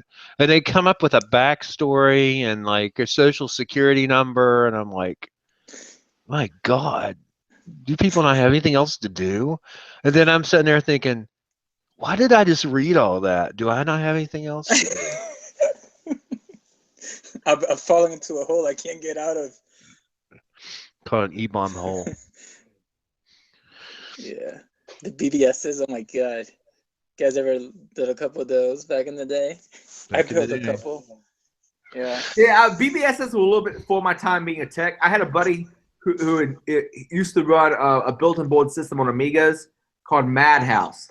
And they did a lot of various wares and shit. But Wares. I didn't get Those into. were the I days. truly did not get into tech until like 2002. No, sorry, 2005, 92, 1992. So a lot of the building board scene is previous to my time. Now I learned a little bit about it via Jason Street documentary. The documentary itself is good, but become an asshole. Oh Not god. like Jason Street. What was that? Somebody not like Jason Street? Right, not Street. Scott. Sorry. I'm Okay. talking shit. Never mind. All those Now are out. continue. He's got to Let's follow- block him. Anybody who disagrees with him slightly on social media, he's gotten really heavy on the block button. That's like 3 guys I know who've all been blocked because they said some pretty innocuous shit. He was like, block! But he started hanging out with people from San Francisco. What the fuck do you expect? Yeah, San Francisco people are very touchy. I did a pen test once, and there was like, you jammed our Wi-Fi for a day, and it's like, well, I needed you to connect to my Wi-Fi for a minute, but this is not in our contract. And I'm like, well, talk to the criminal's gonna come and hack you next. Yeah. That's one thing, but some people from there are just sensitive about fucking everything. There's a few yeah. social centers that, like, all right, as far as sensitivity for any kind of offense, the United States, apparently Austin, San Francisco, and Portland are high up there. And then in Canada, Toronto, I believe, is pretty high up there as far as people you got to be really, pussyfooting around not to offend them. But by saying pussyfooting, I probably already offended them. Oh no, dude, you're getting a lawsuit. The lawyer's on his way. He offended me. He should not be alive. Destroy the YouTube channel. Until my like his lulz suit. LULZ suit. Lulz suit. Uh-oh, that's part of the Lulz boat. Be careful. He's a pirate. He's bringing it back. Sabu also talks to my students. Oh, okay. I've been hearing him. I haven't heard much from him, but what I know of him is, oh crap, he got caught because I did a talk on Tor and people got caught. He got caught because there was at least one time he did not use Tor. They caught his ass, and then using him, he rolled on a lot of other people. Well, he says that's bullshit. Man. Well, he rolled on other people because he had kids involved. But they weren't even He's gonna directly lose his his kids, though. kids. Weren't they like nephews and nieces and shit? Well, it's his sister's kids. His sister can't take care of his kids because she's in jail. Damn. All right, that entire They've been family. raising his kids for a long time. I mean, if kids are involved, I can't say I wouldn't have done the same thing. I see your point. And he's got his reasons. Yeah. I mean. Yeah, but still, I mean, have if a you're going to son, be and doing something, you shouldn't be Yeah. shouldn't be getting the kids involved. And if you can't do the crime, you shouldn't. If you can't do the time, you shouldn't be doing the crime. Exactly. That's true too. You got a point there too. Yeah, I imagine the positive attention he was getting via a couple of social media, even though it was semi-anonymous, or I should say pseudo-anonymous, probably was a little bit too much of an appeal for him. I mean, he's been around a long time. He used to hang out on IRC in the early '90s with a lot of different people who were in the scene for political reasons. So it just, you get involved in something, it comes bigger than you think it is. The worst thing they did was, you're okay until you start fucking with law enforcement. CIA down for the laws was probably the worst mistake they ever made. And then Operation Pig Roast didn't win them with any friends either. And see, I don't know about all those details. I just know of one particular individual that was in that little posse who Sabu helped get caught. But I read about him, like, I don't know, 6 years before he actually got caught. Jeremy Hammond. Yeah, I he's don't know, he seems to be also an connected. anarchist. I'm not. Yeah, he seems to be connected into the Antifa fuckers. He's an old And school quite frankly, anarchist. the Antifa type Yeah, people, they see everybody as fascists, but they use fascist like tactics. But this Do you not fucking remember Jeremy Hammond going to DEF CON and saying hack Boeing and I saw a little bit of that, data yes. and all that, of course, crazy But shit. I remember going after, what was it? Rebel protest, or he went out to some place and hacked their shit, and then I don't know, how do I put it this way? He seemed to be someone who did a lot of it for attention and seemed to be a far left. Well, basically, the Antifa people who whine about fascists, he seemed like a fascist in the left side of things. Not that I think necessarily fascist is necessarily a right or left thing. What's really funny is if you listen to him, he's like Sabu didn't hack shit. If you listen to Sabu, he's like Jeremy Hammond didn't hack shit. So Yeah, he didn't hack shit. He just Keep fucking talking, I'll be right back. made people do shit, and then it was like he would like send them something and then tag them up. Oh, here's a PDF of how you can do it, and then there's what it was. You know what I mean? Well, I mean, he's got skills. I think they both have skills. I just think that it's probably a disagreement. Social engineering skills, that's all they really have. You know, that's the way I see it. It appears, though, a lot of people who were in LawSec are now back in contact with each other. And, of course, Jeremy is the only one still left. He's in prison, The rest of them are out. I don't know. I just remember reading various articles on Jeremy. He seemed like an asshole. We talk about Jerry Hammond at length because it's part of my class, and people ask me what I think. I'm not a big fan of Jeremy Hammond. He was in it, in my opinion, for all the wrong reasons. If it wasn't for hacking Stratfor, he would have bombed the building and he'd still gone to jail, in my opinion. And if you listen to what he says when he's incarcerated, he's not dropped any of his ideology. In fact, I think his twin brother is also now in jail. He is also now. Put him and Weave in a cage match, what would happen? Because both have opposing ideologies, and I don't really like either one of their ideologies. So what would happen? What do you think? Weave wouldn't piss on Jeremy Hammond if he was on fire. But we're not talking about pissing. We're not talking about putting something out. We're talking about we're talking about either a capture the flag between the two or a fist fight between the two. It would not be fun. Do you know what? No. I think this is what we should do. It's like have the Jerry Hammond CTF, the most easy CTF ever. Regain your respect, or forever be scorned for life. You know what I mean? Well, we're for BOF challenge. See if you can just run Python and do a segmentation fault. Okay, no, easy now. There's a reason to be a smart ass. That's hilariously funny. Yeah, we should make it happen. So when does this happen? So what you're saying is these guys are like all flash and no substance. Yeah. Believe me, I met Hammond in person in a party in LA, and we had a long conversation, and I was like, really? This is a person I've been thinking is so elite. I mean, he chain smokes cigarettes like crazy, and he's there and he's talking about computers and impressing girls. That's all he is a party trick. But in reality, there's no skill, I believe. I mean, I may be totally wrong, but I did not see any. So he's trying to get like far left poontang, or what was the deal then? I don't know. I wasn't. I wasn't in this party in LA. It was like a tech company party, and we were there, and he was there, and just trying to impress the girls, and talking about like the Wi-Fi pineapple and how I can hack anything with a pineapple. What the fuck? I can use this toy. Really? Yeah, it was bad. Jesus. It was bad. It was horrible. I was just laughing with my friend because we were like, "Man, this guy's amazing. We're gonna meet up. It's gonna be awesome. Jesus. We're gonna learn some shit."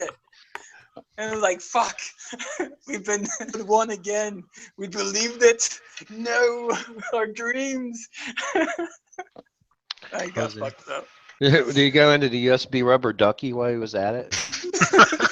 No, I I did not hear that one though, but I was Jesus. waiting for it. He's just a Darren Kitchen fanboy, man. Really? Ugh. I like Darren. Darren seems pretty cool. One of his female co-hosts currently has me blocked on Twitter, though. Anyway. Shannon? Yeah, Shannon has. Let me drop you some information on Shannon. If Shannon wants to get somewhere, she'll grab your ass. You know this And is you being move very recorded, right? quickly. Huh? You know this is being recorded and put on, right? Yeah, she grabbed my ass at DerbyCon 1 trying to get to the beer line. I thought it was funny as heck. I think she blocked me because I said some negative shit about third wave feminism. And Yeah, I like Shannon. She's cool. was that? I don't have any problems with Shannon. Ass grabber she is. The ass grabber. There's some ass grabbing going on in various cons. Strange enough, I know a particular person who does performances as like techno stuff and such, and golf stuff at cons. And there was someone who whined about someone grabbing their ass. Apparently, everybody who was watching said, no, that person did not grab your ass.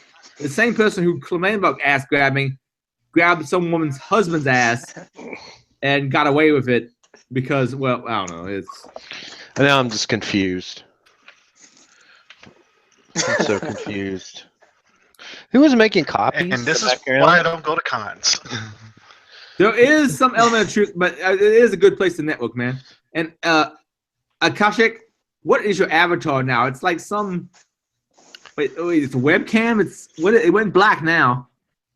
Mine?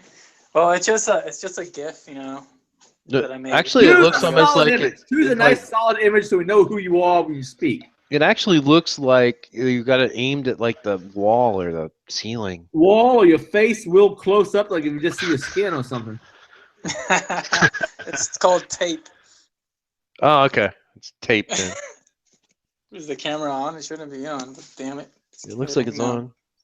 Okay, we got Yeah, three. All right, the Louisvillians in the stream now outnumber the non-Louisvillians. Where should we do the next geek breakfast? If we do a geek lunch, I want Jola's hot chicken.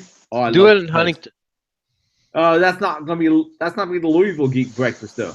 Well, you have the Louisville Geek breakfast in Huntington. That's 4-hour drive, motherfucker. That's a 3.5. long lunch. 3.5. Maybe. Guess it depends on where in Louisville you're at. Who else in the Louisville area? Brian, you, me, and Jack. Oh, okay. Oh, what's a good place? Those are Toast in Louisville. There's also what is that Highland place? Oh, I just go down to the Hyatt bar. The restaurant in the Hyatt's supposed to be pretty good. that's too expensive. When you say Toast, I think of Jeff Jarecki because we met there for breakfast one year before DerbyCon, and the waitress asked him what if he wanted free range eggs or not, and he just looked at her and said, "I don't care about the plight of the chicken," and then kept talking to me, and he got deathly ill. He's convinced they poisoned his food. Don't fuck with the vegan. Oh, God. So he won't go to Toast anymore. What was the other places we went though? We went to a few other good places like those. North End Cafe. Okay, North End, yeah, that's a good one because they also have one that's in the North End, and they have another one that's on Bardstown Road, right? Yeah. Which is the South End, North End Cafe. Yeah. Well, that's not the South End. Last time we went to the North End Cafe on Bardstown Road, Adrian brought his lock picking game in there, and it has all these flashy blue and red lights all over it, and it's like an ammo, tin, the container, and everybody in the entire restaurant is staring at Adrian like he has some kind of explosive device or something. I was like, Adrian, do you realize everybody in this restaurant is looking at you? But I bet that's fun to fly with. Yeah, I don't fly with it.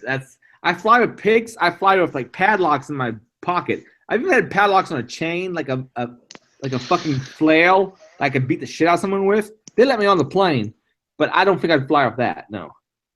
No, I'd be asking for it. The one lock sport thing I had questioned. I mean, I've had people go look for my lock picks and go, okay, and put them back. And I've had some sharp things in my lockpick case, like the Sparrow's master lock bypass tools, but they still let it pass. the one thing someone questioned the supervisor about was my single handcuff. It wasn't handcuffs. It was a single cuff with a transparent side to show how the mechanism works inside. They questioned that. Well, most people who work at TSA are developmentally disabled, so that's probably why that happened. That's the reason I'm flying. I hate TSA. I hate them with a passion because it's just stupid.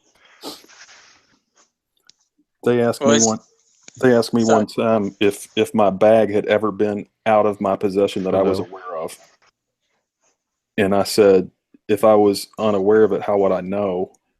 And oh my gosh, I thought they were gonna freak out on me. Shit, they kept me there for what was it, like 4 years ago, 2009. Remember that book, that second edition, the whatever exploitation, the hacking book? Oh, I forgot the name. It was like orange and black. Whatever. It was on my bag, and they like sat me down and had a whole conversation with me because I had that That's book. asinine. I know. It was in Florida. It was fucking hilarious. I lost my flight and everything because I had the exploitation book, whatever. Like the Art of Exploitation, that book, second edition. It's fucking stupid. And I don't know why the fuck are they there anyways? They spent all this money. They haven't stopped anything, right? Nope. And they get all this equipment, and it's like fucking huge budget. Yes, it's a great cancer spreading mechanism, for sure. Yeah, I remember. What happened here? I'm What back. the fuck? I'm back, motherfuckers. Is that Darth Vader? What's up, man? What's up, guys? I should say. Not a whole lot. Cool. I'm just replying to Stacy with some alcoholic hedgehog memes. Sorry. Continue on with the was it airport security? Okay, Yeah. so I was on my way back to Germany, and for whatever reason I was in Class A's. They decided to pull me out of line for an additional screening. Okay. My girlfriend got the same treatment, actually.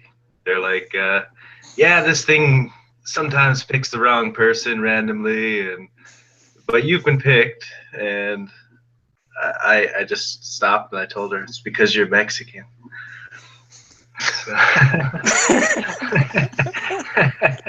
Oh god. Yeah. I think the last time my bag got searched was because I had one of Skydog's luggage tags that says zombie apocalypse equipment inside or something like that. My bags get stitched all the times because I do video work and I have so much shit packed in them. Wires and other crap, big metal boxes that are opaque to the fucking scanners. My ass gets searched pretty much every time I go through. Was it last time we were talking about bringing lockpicks through security? Is that a thing? Is that allowed? Or? Lockpicks aren't too bad to get through. Like, I have a big, large case. My wallet almost always goes through, and I have actually pretty much a full set in my wallet. My big lockpick case, because I have so much metal in it, it usually gets examined. But even though it has some fairly sharp tools in it, like the Sparrow's bypass tools, it still goes through. They don't generally have a problem with it. So lockpicks really aren't a problem for me on the plane. I even bring locks on a chain, like a flail. Like you could beat someone to death with, one long. Oh god! Please don't say that. Now they're gonna stop you for sure. Maybe, but I mean, I get through some wacky shit as far as lockpicking stuff is concerned. But the thing that's causing these problems is my video equipment, where I have a ton of large metal boxes, like clearing ground noise, and long wires. That's what gets me problems when I go to the airport. My lockpicking stuff, though, I've never had a problem, and I've even fly with a pretty extensive case. I don't know if you see my lockpicking collection, but I have a pretty extensive pick bag. It always goes through no problem. What I know is I know there's one state. I think it's Tennessee or Minnesota. I forgot which one it is. Could be Kansas. I don't know. I know, like on the tool website, you can see it on the tool.org website, and it shows you can have them on your possession, but it say it's only legal when you when there's intent. So. What is that? Intent. Intent. Oh. Like with criminal intent. Well, most are criminal intent. Most states are. They have to show evidence that you plan on breaking in. So most places, it's prima facie evidence that you're going to break in. Tennessee is, even though we pick locks regularly in Tennessee at a couple conferences I go to, technically you have to be a licensed locksmith by the letter of the law to have lock picks. But apparently it's mostly there just to protect the locksmiths union. Maybe it's not the right term. The locksmiths guild, you have to be licensed. They really don't care so much if you're doing it on the side, because I know at least 2 conferences I go to regularly, we pick locks in the open, it's not a problem. But Tennessee, by law, is probably the most restrictive I know of, but it's usually not a problem as long as you're not trying to pass yourself off as a locksmith. So do they ask you when you're going through security, do you intend to go into the cockpit with these? No, they don't ask me. And I think I may have had a conversation with someone who was like, my understanding is the lock on most of these cockpit doors, not that I've ever tried, is probably something a little bit beyond what I can probably do. Oh, yeah. Also, I wouldn't be, even if I was good at that and I was able to, I would land on my ass before I could get through the cockpit door. Wait, you can't lock no, wait, that door doesn't have it's closed from the inside. There's nothing on the outside anymore. You can't get in there. Oh, there's nothing physical to attack on the outside. No, like that door opens and then somebody walks out and then they walk back in there and they lock it from the inside, from the cockpit side. So if both pilots die, you're fucked. Exactly. Oh, I don't know, man. Like, there's a lot of autopilot going on there. Yeah. It's probably a kid playing a video game, doesn't even know it's real. How many of you are even old enough to remember the airplane movies? I do, unfortunately. Are you talking about Die Hard? Oh, actual airplane. Oh, yeah. No, the old airplane movies. As the comedy, an Airplane 1 and 2. Yeah, I saw those. The hospital, what is it? It's a large building with patients. Let's not talk about that now. It was as funny then as it was right there. So what do you think the format of the Irongeek or cast should be? Really, the format is basically people show up, we talk about whatever someone wants to talk about, and then just continue on bullshitting for a while. I think if I there's like the ISD podcast. If there's a lull, there should be a list, maybe. The list could fill the lull. And then we could have lulls. What I was thinking. I try to fill it out with whatever's currently been in the news recently, like the recent pardon of Manning was something in the news, and a few things about, Russia hacked everything apparently and influenced our election according to some people. Right. I still don't get a lot of those arguments. Because, first of all, I've not seen any credible evidence that it was Russia. 2, if it was Russia or whoever it was, the way of influencing us was they revealed internal documents from the DNC that showed the truth. That's not really hacking an election. I'm sorry, no. But wait, have you even seen the APT they're talking about? Have you seen their report? Have you read it? I read it.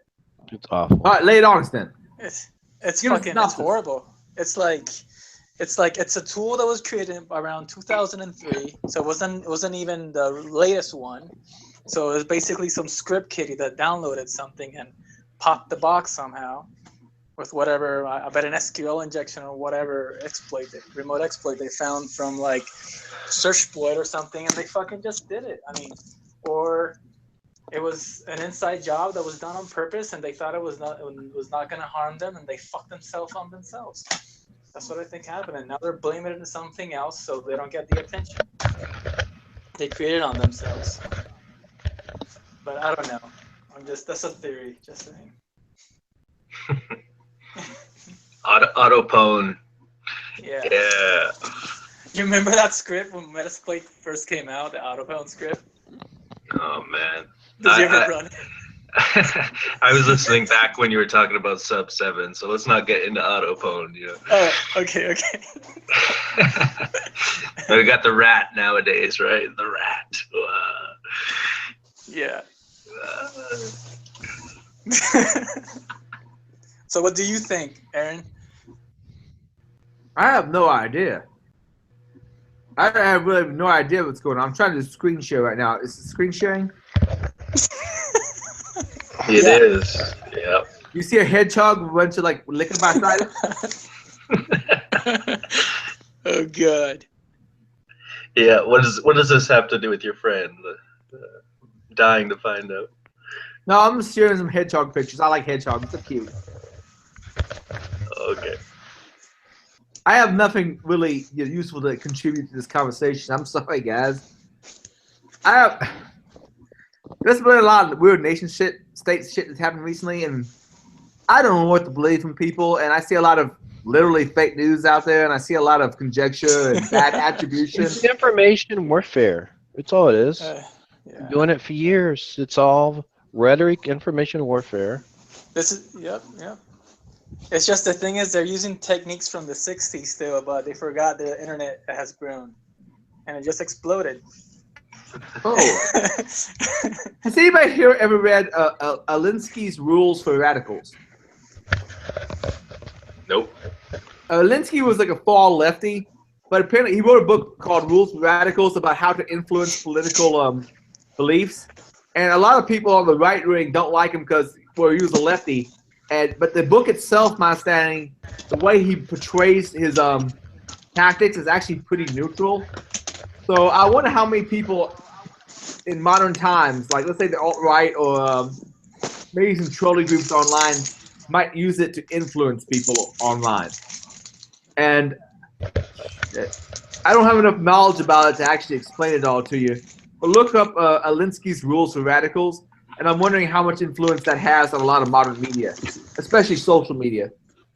Well, the thing with social media, if you really want to go into the psychology aspect of it, you have to follow the trends, kind of like a stock market. So once you follow the trends and you go down already, you have X amount of users, and then you have X amount of whatever ideas, and you put all that together, you can then predict everything. It's like scary shit. Plus, everything is inside a database of another database. That's totally searchable online. That's Bill, right, Bill? You can find anything with your Google hacking skills. Maltego for the win. Maltego. And we like to call them advanced operators. Oh, OSINT website. This is what I want to bring up here shortly. Have you all seen the website? Let me put the right URL. Family Tree.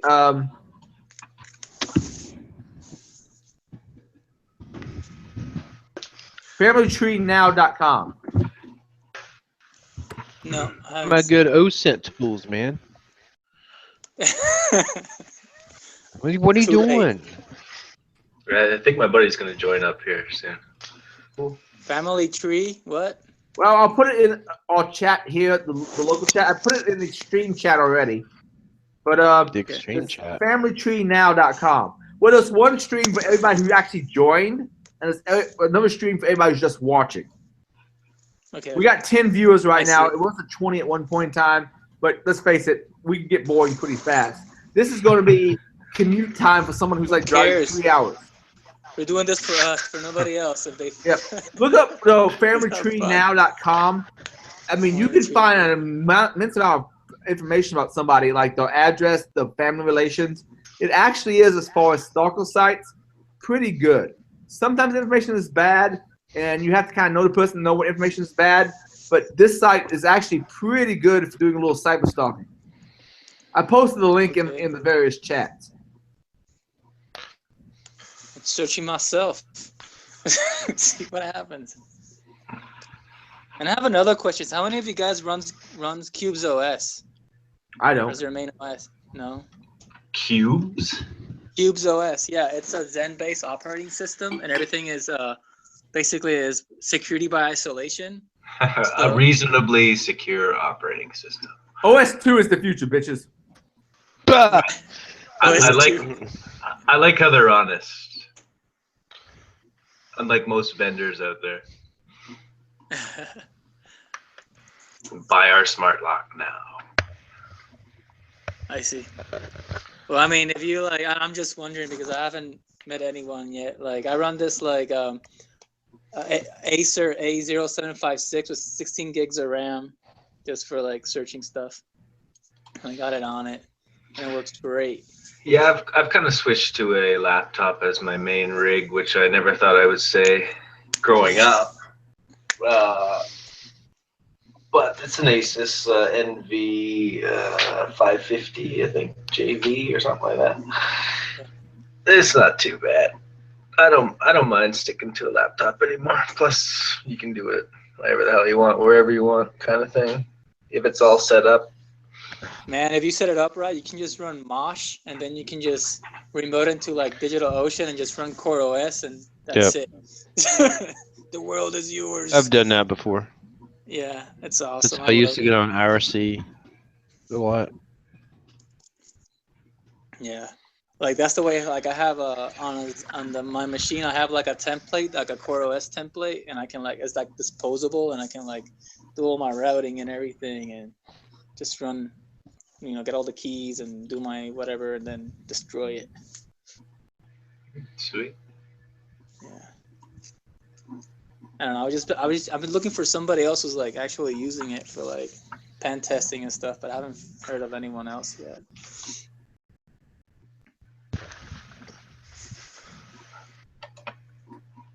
But you're kind of doing stuff out in the cloud, is that right? Or like how much? Well, mostly, yeah. I mean, you can definitely do whatever you want. Like, basically, say you have a VM that's a firewall, then you have a VM that's your actual machine that gets a template. It has an independent kernel. So it's so the template's kind of like a starting point for when you want to fire up the VM again. Yeah. Have you ever used Zen before, like the hypervisor? No. Well, I set up a VMware EXSI server and shit like that, but that's about it. I just want to tell you, like the thing with like VMware and VirtualBox, it's the whatever the daemons in the kernel that handle the USB stuff. It's just so fucked up. It's not even funny. So this allows kind of more raw access to whatever USB device you want and stuff. No, not that. The thing is, you can actually escape the isolated environment into the main system, to the host. Oh, so there's a vulnerability, so you can break the sandbox kind of thing. Yep. There's a lot of them are happening through like the USB drivers and all that stuff. They keep on changing them, but it keeps on happening. No expert on the subject though. I just kept on finding stuff about it, and I said, "Fuck this shit." Also, you guys haven't seen Beehive at all? The hypervisor? But that's like a honeypot, isn't it, or something? No. Beehive is the it'll be BHYVE, and it's a really cool hypervisor technology. It's pretty interesting. It's kind of like a virtual environment, I guess, by the VE. Yeah, I mean, basically you can isolate everything. So you can isolate every USB port. You can isolate the camera. You can say have a graphic card. Let's say I have my Alienware, right? I run a custom Zen build from Arch Linux, and I have like my graphic card apart, separated from my other VM, so I can just run Hashcat and Rainbow tables and not worry about the other stuff. Okay. Yeah. A Hashcat versus Hashcat did a lot of optimizations for using video cards and so forth, and John started doing some similar. But is Hashcat still the bomb as far as ultimate optimization? It's like OCL Hashcat's the one for fucking graphics cards and shit, isn't it? Yep, correct. Yes. The cool thing about the Alienwares is that you can get this external GPU system, and you can like say I have a Tesla with 16 gigs, and I run that too whenever I'm doing like my machine learning stuff, and it's really interesting. I mean, you can just run it externally, and then when you run Hashcat on that, if you have your Rainbow tables that are done correctly, it's really fast. But if you like kind of screwed up on them and they're like sloppy tables, I doubt it. I like to generate my own tables and make my own hashes type of thing. But yeah. You can definitely get very serious with it. I've only used pre-generated tables. Can you generate tables using OCL hashcat as well? Yeah, you can. Yeah. Okay, I was looking for something maybe that I could set up to pass hashes to it, and then have it crack it like right away. You know what I mean? Like a web interface or something. Set up something, where you just give it the hash. Sorry, I said pass the hash. That's the wrong term. Yeah. The overlap term. But give it the hash and then have it done by the time you get home, kind of thing. You know what I mean? Yeah, I mean, there's also what you have to. I mean, what I like to do is I'll see the hash table, and then I wrote this cool thing in TensorFlow that kind of compares the hash and diffs it while I was generating it. But once you have that main hash table that you generated, it just assures you that, hey, that's it, because you built it. It's not like, oh yeah, I got a false positive going on, which rarely happens, but it's just up to you. But yeah, you can definitely run it. It's great for WPA keys, just cracking those handshakes. Right. So do you generate one for each SSID then, or? Oh no, I just have one huge table that's like 4 terabytes, running on a Barracuda hard drive, like 10,000 RPM on like this thing, and I just run it. And the cool thing with Zen is that I can isolate that SATA port or USB port, whatever I'm using, and the graphic card, and leave that isolated, just running its thing and doing its thing while I'm doing other stuff without seeing anything else go down in my system. That's just WPA, not WPA2, obviously, right? Yeah, you can do WPA2, but it takes more time, of course. Anything's crackable, just about a matter of time, and trying to get, if you have the right hash tables, of course, you just sometimes or shit out of luck and you got to pay online is the fastest way to do it. You pay somebody that already has that. Amazon. Yeah. Yes. I was just going to say, how long does it take you to generate a single rainbow table? It just, man, it depends on the dictionary you get. Like sometimes it can take you a week, a month. But it's specific to each SSID, isn't it? ESSID. Well, remember, you're trying to crack that, and then you're trying to compare it with whatever, and then it depends on what you get, I guess. I had times where it's like I can't crack it at all, and then there's times that it happens so quick that it's not funny. It's just, I guess it's luck. For me, I guess I've seen it happen that way. But like, isn't the SSID kind of almost like a salt, like a salt, basically, yeah, for the hash? Yeah, but remember, like you're generating when you're using CUDA cores, and as in my case with NVIDIA, and you can apply some machine learning things on it, and you can apply weights to it. You can get it sometimes, but there's people online that you pay like $150, and they kind of sometimes get it or not. It's just sometimes it works. Have you had a look at Church of the Wi-Fi's rainbow tables? They did the top 1,000 SSIDs about 8 years ago, I think. Yeah, I think I read something about it. Yeah. Cool. Do you have them? No, I was talking to one of the dudes who actually generated them on SecFo a long time ago, and we were putting together some ideas for doing like another run of the top 1,000 SSIDs, and he just said, look, if we generate the SSIDs, it's only going to be 3-letter agencies that end up buying them. So yeah. Yeah. I actually downloaded them all. I got them on my server at home. That's why I was asking about the web interface and stuff like that as well. But but the SSIDs, I find they are too random. They don't match up half the time. Well, more than half the time. Well, the best bet is WPS. You can use Reaver or Bully, which I use a lot sometimes. And that on, and kind of try it out and see what happens. I guess let's put it this way: the network that I'm interested in has WPS disabled. Like you know what I mean. And I'm just talking generically, Do you know what you can do that I did in a recent deployment? You know Phison? Did you see that presentation on DEF CON? I forgot what it was. Is it? It talks about Fuxion, the ship that's on the USB drives, you can actually basically turn into a rubber ducky. But you put a time on it and you wait so that it runs in the machine, and then after it's been mounted onto the system, then you can like run NPS on the RAM and then run all the PowerShell tools. Oh yeah. And then go from there. Me and Hackology here, pseudo hack I guess is his avatar name.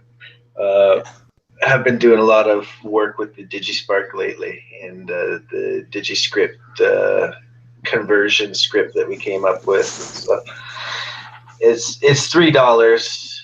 It's basically a rubber ducky, so you know.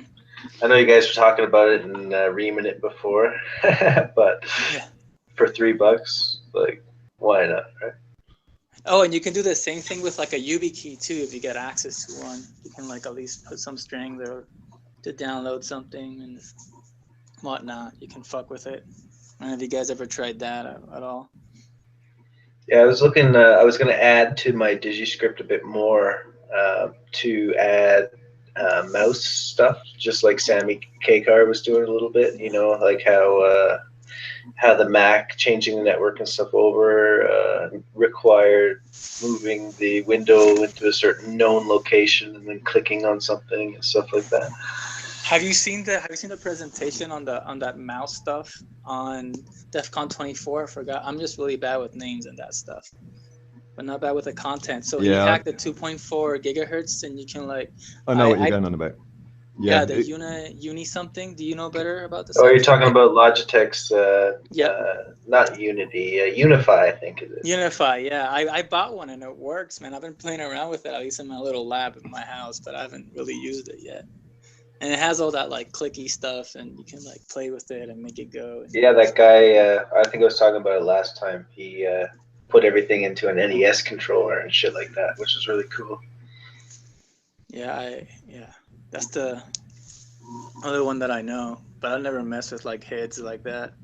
Are you like big into that? I'm kind of a little bit more hardware kind of guy, so I go into that kind of shit, I guess. Dig deep. I just find it interesting. I like, DEF CON always blows your mind, doesn't it? Yeah, it definitely. It blows my liver generally. It blows my liver. I mean, I like DEF CON, but I just. You guys remember back in the day, they used to make like this little underground DEF CON. It wasn't like you went to DEF CON, but you weren't at DEF CON. You were like talking to like say like ninjas and other people, but apparently it still happens. I was yeah. Earlier on, Virus was on. Apparently, all certain room parties you can be invited to. I guess you have to know the right people. There is a bit of that still going on, but DEF CON's gotten really big. I'm not faulting. I like Dog Tangent. I like the thing he does there. But, when you get to a certain size, it's hard to have that kind of community. But apparently some of that goes on if you know the right people, and I don't know who to tell you is the right people. Yeah, I mean, I used to know some people back in the day. I mean, it's just been a long time, and I haven't seen anybody face-to-face anymore. But yeah, I mean, that's what I was thinking. I was thinking too, there should be like some type of like hardcore CTF that involves you like physical penetration and go and you gotta hack somebody, you gotta steal this guy's wallet. But he's all in the game, of course. It'd be almost be like an escape room at that point, but like a hacker escape room. Imagine if you plan on out for let's say you have a general con, but you have that sub con that's doing that. How bad would you feel if you spent all the time developing that ship and no one played? Well, I'll play it myself then. I'll have a lot of fun trying to do it. I was thinking about that in a real escape room. I'm like, maybe I can just bust through these locks real quick and avoid all the clues. I was in an escape room where we were supposed to figure out the tricks, and I knew I had an idea how to pick the lock, or actually bypass the lock because you can manipulate the locking dogs from back behind. But I was like, okay, this may not be in the rules. Is this in the rules? What's the deal? I was confused. Yeah, I know. You're kind of like, what are the rules? Like, so there are no rules. Am I supposed to figure this out if I'm a normie, or? We finally got enough people on this fucking cast, so I don't have to keep speaking to keep things going. What do you think I should do if Irongeek the Irongeek cast, because my plan is to keep going it every Wednesday at about 7 o'clock, just to keep my ass from drinking as much. Oh wait, no, just give me something to do. That's what I meant. Yes. What do you think I should do with the Irongeek cast? I mean, I've enjoyed hearing people banter about what they want from security conferences, what research they're seeing, what current events are, but it's hard to actually keep that. Get people to actually speak on stuff and not have to carry it. So, what's your advice on what you want to see Irongeek cast to be? Well, I think any sort of talking is good talking. Like Bill said, like everybody can sit in a frickin' IRC server and sit idle all day. But like I said, if there's a lull, then have some sort of list or something like that for the lulls, right? So a list for the lulls. That's what so maybe if I compile like a list of news before the podcast, so I can say, all right, we're not speaking about anything right now. What do you all think about this piece of news? Sure, yeah. Here's an idea. How about if you make like a little break point and you can like run a little video? We can see the news that you edited really quick, and then come back to talking. You know what? Part of what I thought sounds like work for him. Well, to a degree, but I have actually thought about sitting down and question: if I play a video from YouTube, does people actually see it in the stream? Because I thought about actually doing commentary on other YouTube videos, just to people to rank on them or say some shit. We can make fun of people doing hacker prezes. All right, I want to play a video about cuttlefish. Can you all hear the audio from this cuttlefish video? I would pay money to make fun of people's hacking videos. We should do it. We should definitely do it. I just played some. Wait. I wasn't streaming. Hold on a second. Let me stream my desktop. Start screen share. Present to everyone. All right. Let me know if you hear the audio from this video, please. Fuck, I talk a lot. I can see my icon each time. Okay. Cuttlefish's main defense. Oh, dude, I want to make a program called Cuttlefish. Did you see the cuttlefish video or not? Yes, I've seen it. Yeah, I can see. When you saw the video, did you hear the audio? Yes. Adrian, I don't know if it's still available, but there used to be a plugin in Hangouts where you can actually get the YouTube screen to play synced across all users. Oh, yeah, that's true. It works with the web version of it. It's like a side menu. Right? Okay. I'll figure that one out later, but when I at least played it, did you hear the audio and see the video? Yes. Yes, sir.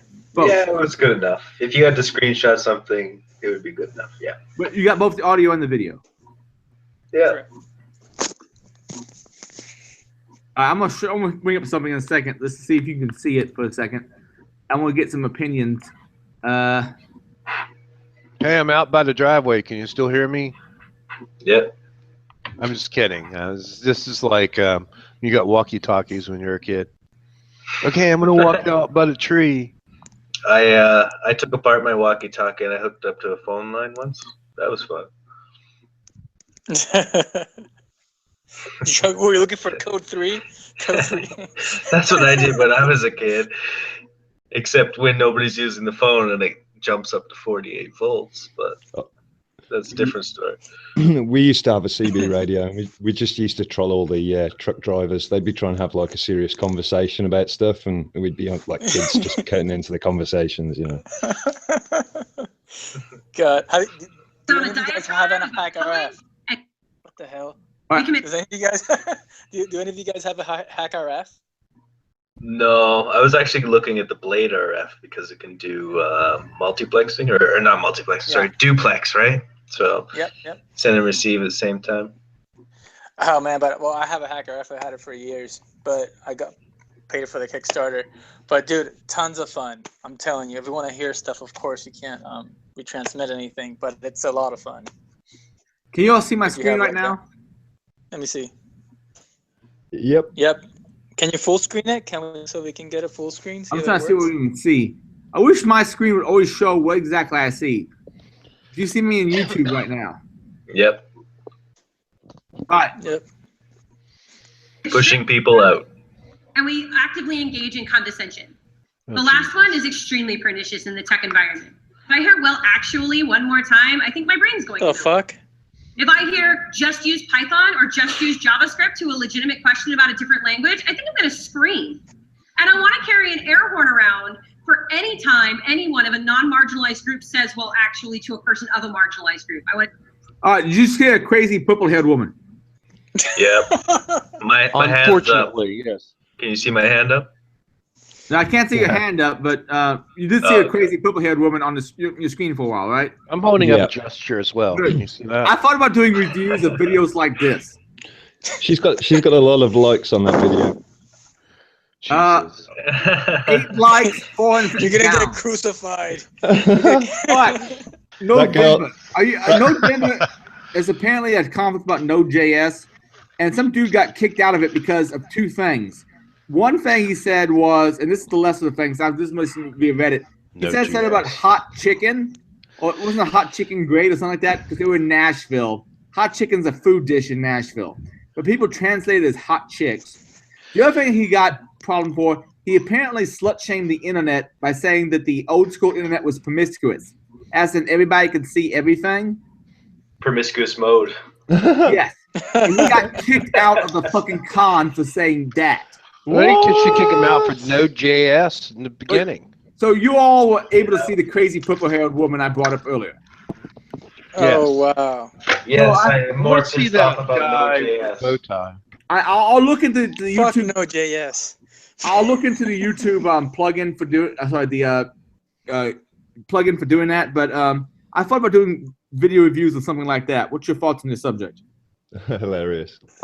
You can also add something on the YouTube comments. But I thought about doing commentary on this person's asinine video. How the hell is this accepted at a technical conference? It's all about, if you listen to the entire video, it's all social justice warrior bullshit throughout the entire. She's like an AI that was programmed by Tumblr. Yeah, I don't really care what she gets mad about. What's your solution to it? Like, that's what I want. Like, where's that video? Why didn't she do that presentation?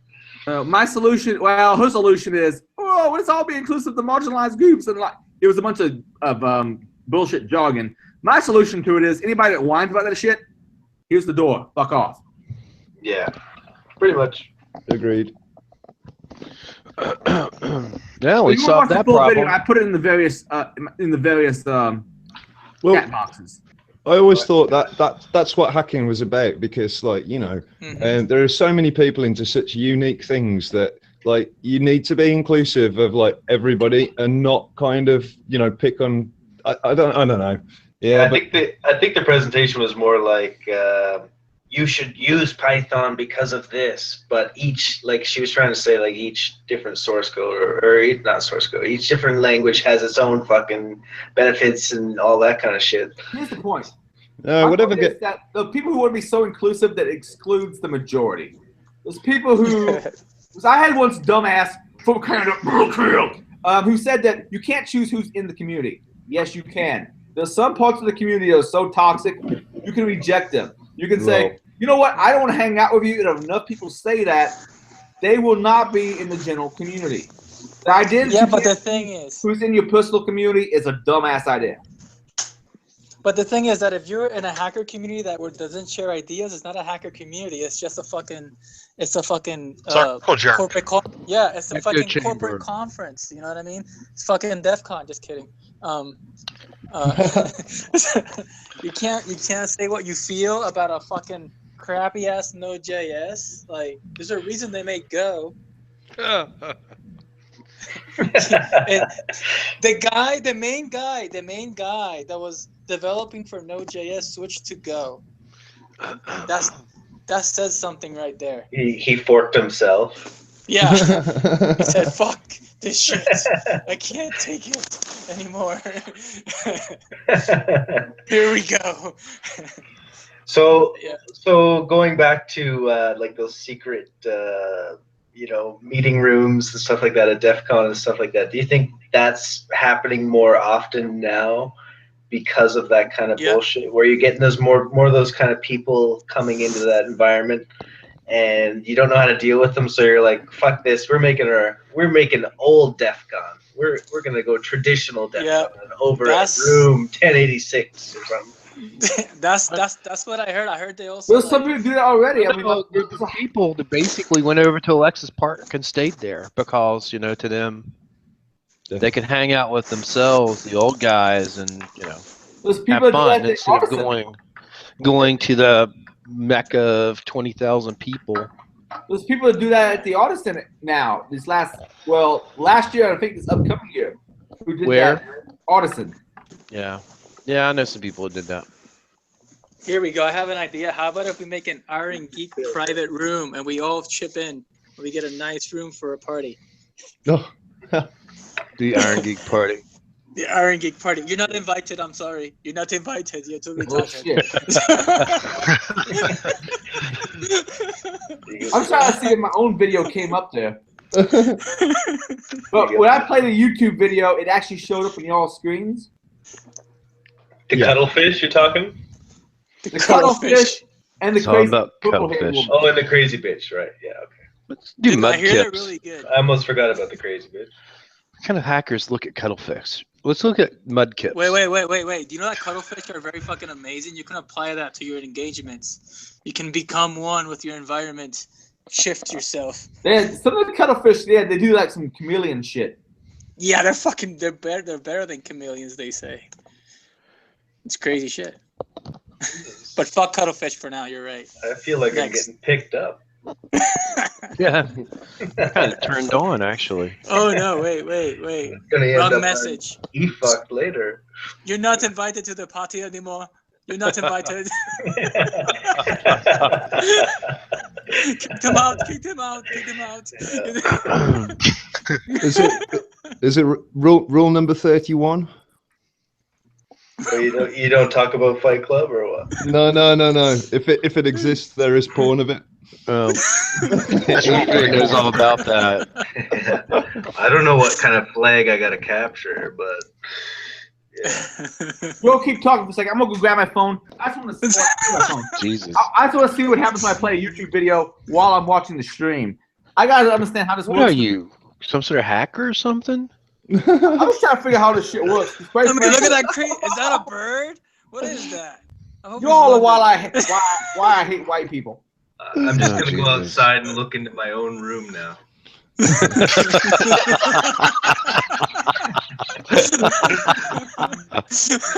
Oh man. You just give me a sec. I gotta be right back. I heard a noise. Let me go back there and see who's there. I seriously do gotta take a piss, so I will be right back. Trying to find a stream on my phone. I tweeted it out a couple of times. Yeah, I saw you tweet it out earlier. So, Bill, I got a question. So, you think we should make something where it's like, I don't know, we can find some people where you don't have to fight with script kiddies all day and let them understand that, hey, this is a buffer overflow. I'm sorry. Yeah, exactly. This is what this actually looks like. There's this thing called assembly language. Yeah, exactly. Manipulating. I think we should teach everyone binary in hex in order to get into hackathons. Can I just order a big red button from eBay that says hack and like I press it and it, you know? Oh my god. Have you ever had a conversation at DEF CON where like, oh yeah, man, I found a 0 day and it's like an XSS script thing? Okay. I met a dude like that once. It was hilarious. Who are you, the jester? Huh? Who are you, the jester? The jester. You know Jester? Jesus. Have you seen that guy? Jesus. Oh god. This is being streamed. I don't want to piss him off too. No, he's a cool dude. Apparently, I've never met him. Oh, no comment. No comment. Okay. Silence says more sometimes. Yeah, it's that my phone stream is not caught up, so I can't actually find it. And YouTube's not showing my current stream on my phone, so I'm trying to figure out how to show it. It's like Inception. Winception? It's like stream within a stream within a stream. It's endless. What you're gonna have to do is hire somebody, like a focus group, and have them watch, and then they can give you feedback somehow. Maybe you could do a Survey Monkey. Yeah, but what I want to know is very fucking simple. Is what I show at the current time what comes up on the screen on YouTube? Yes, that No, it it's happened a- last time. Well, you could see it, but I mean, the it comes up when you're screen share, but it's shitty because it's not going to show it at. It's going to Yeah. compress the audio. It compresses Correct. the audio to Yep. the point where you can't really hear it, and the video looks jumpy. Yeah. Is it usable for the point of looking at videos? Yeah, it's okay, but it's not perfect. So I just want to be good enough to make fun of purple haired people. Well, at least you're not going to get DMCA'd for those videos. Probably not.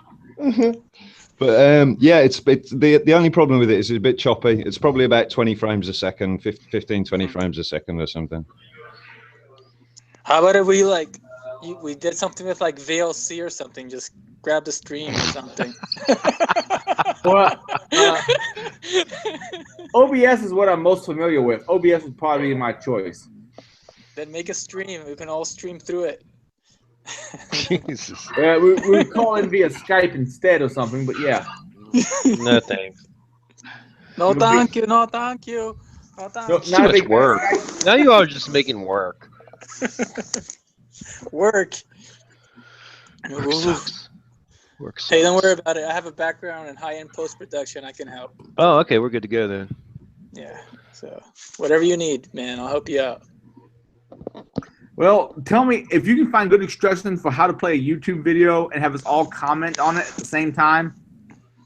That would be interesting. Because I think there are various YouTube videos we can all dissect and pause along the way. That would be kind of cool. Yeah. So if you can figure out how to stream a YouTube video to Google Hangouts so we can all control it. But wait, I mean, Hacktonic is it? What is it? Hackology. He is right. There should be a Hangouts. I'm in Hangouts. Yeah. Check out. There should be that. There should be a toolbox thing that will. Yeah. Recent apps. Wait, there's a YouTube thing. Shit. Yeah, Hackology has added YouTube. Use app. Voila. Yeah, exactly. Did it. Boom. It's all done now. Holy fuck. No. The YouTube app will no longer work after April 25th, 2017. So that Well, we got until April. Yeah, we got time. Tax day. Probably. Hey, Adrian, if we use it, we'll save it. They won't destroy it. There you go.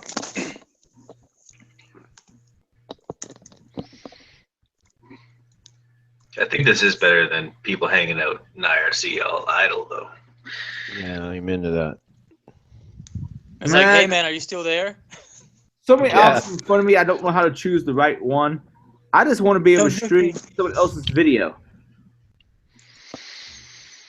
Well, the thing is, like with the Hangouts tool that Ecology was saying, you can actually share your videos, or we can use Stack. How about not Slack? Slack. Can we use Slack for this? There's probably Sorry, go ahead. Wait. The idea is to be able to stream it also.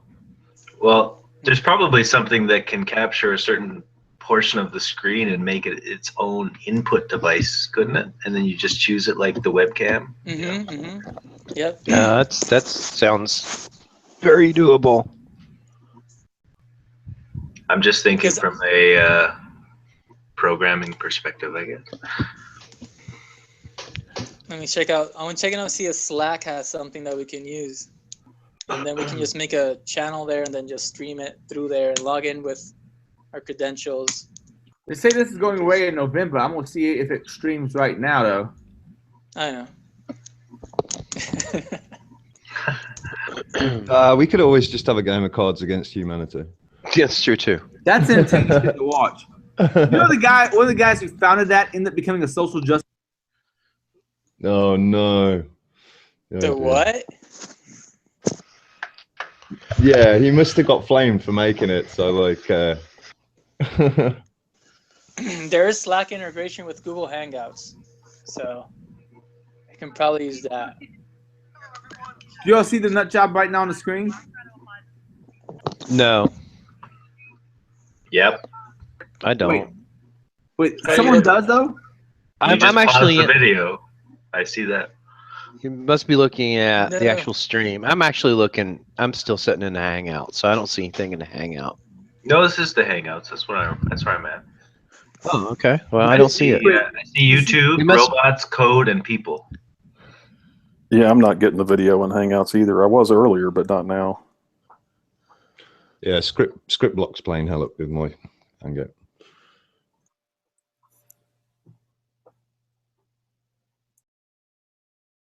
Okay, I can see it. I can see it now. Code, robots, and people. You have to go over and click on the YouTube, and then you can see it.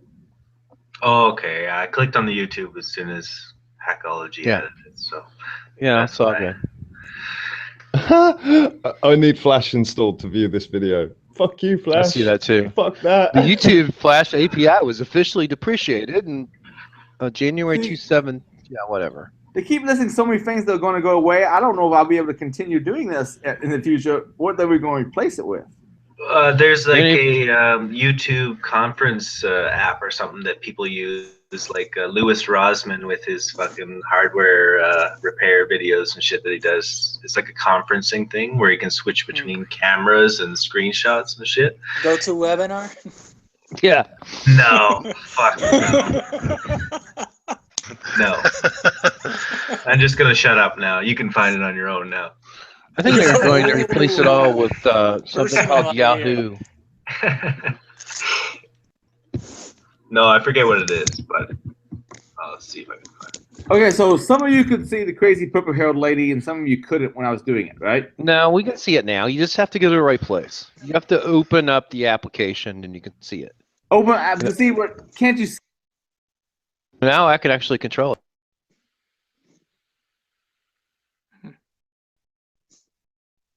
What the hell? Hermigerd. Doing a tattoo. I'm seeing how much it's going to take us to do this. No.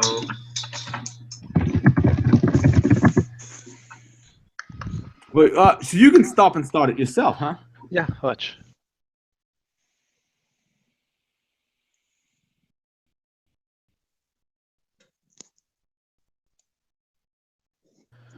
Anyway, Oh my That was- god.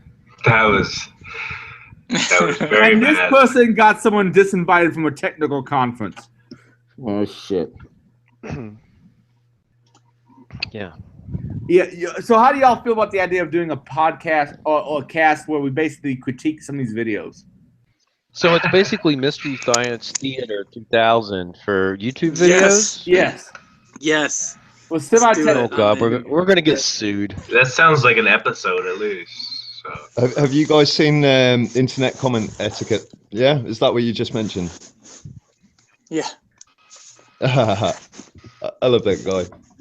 No. Here, you know what we could do too. I want to definitely make fun of people who make hacker videos, especially I those agree with guys. that. Like they go like, "Hello, my name is Raja, and here I'm gonna teach you how to do Python. I am the best hacker in India, and I am top in my peer class. And I'm gonna show you. This is how you run it. You write Python down." No, the first thing you need to do is open a command shell and run ipconfig, and then you run netstat.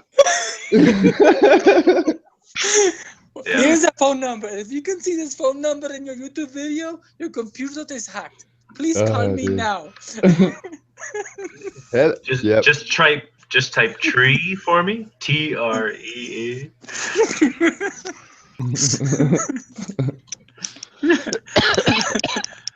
Oh god. Are you in a Linux box? Okay. It's not showing me the same thing on my phone when I'm trying to watch the screen. It won't let me watch my fucking own screen. From my phone. I don't have a start menu, so how about you? Fuck yourself. All right, this is what I'm saying. These meetings should be just like a 2600 meeting. We just come here, we chill, we hang, we talk about shit, we share shit. If people want to watch, I don't know why they would. Like, I mean, I think we had the same amount of viewers that were joined to the Hangout anyway, so. Who cares? I'm gonna If they try like to play it, a little go of follow. this video, see if it shows up. I think organic growth's the most important thing, though. If you've got a good thing going and you just keep doing it over and over and over again, eventually just word gets out and people come, you know. I'm having a lot of fun. And this was a random thing. I just saw it because I'm subscribed to you on your YouTube channel. No, the consistency is usually key. So.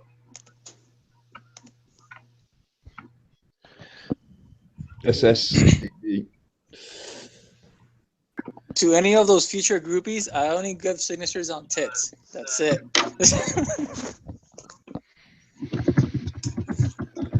Oh god, they're gonna. I tried to stream from YouTube. I'm not seeing it show up on my phone.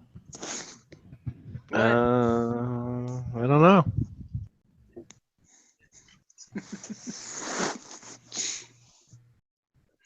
So I'm trying to figure out how we can do commentary on videos via.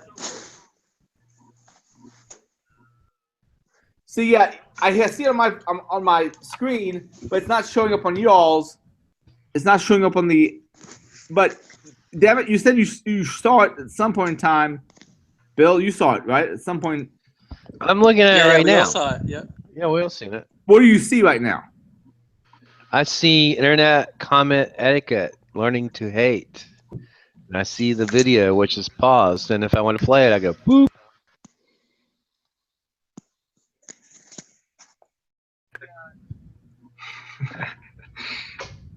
No. I gotta hear myself. Oh shit, man! YouTube, this live streaming shit is semi-retarded. I'm trying to figure out, or I'm retarded. I'm trying to figure out how do I show what I think we found the trying to play problem. to everybody else. Well, it's playing for us in here, but it doesn't show it to the stream, and that's not the point. Oh, I see what you mean. So on YouTube, it's showing our faces and shit still. But it's not showing what we're watching. Right. Yeah. Okay. I went to the live portion of our YouTube video there, and it's not showing the YouTube video we're watching here. Right. So. Nah, unlucky guys. Okay, I'm gonna turn this off. Hopefully, if I can figure out how to get this shit out of my face, and figure out how to do it in a future stream. It's really, I think, critiquing some videos I've seen. But you also need it. You need it for Mac though, right? Because you're running Mac. Yes, I'm on OS 10. Yes. Ugh.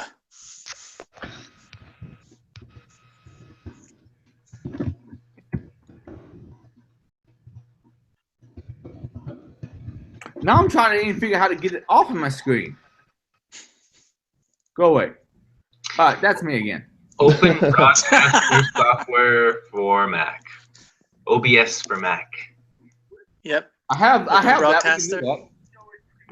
All right, I'm gonna try streaming something again via just doing it from my desktop. No, use your Raspberry Pi. It'll be faster. Just kidding. Fuck off. I'm gonna stream some giant octopus. What's up with the invertebrates? All right.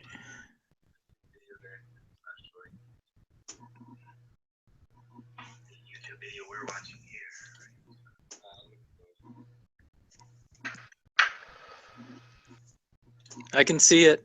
Just full screen it on your end, though. You can see it on YouTube?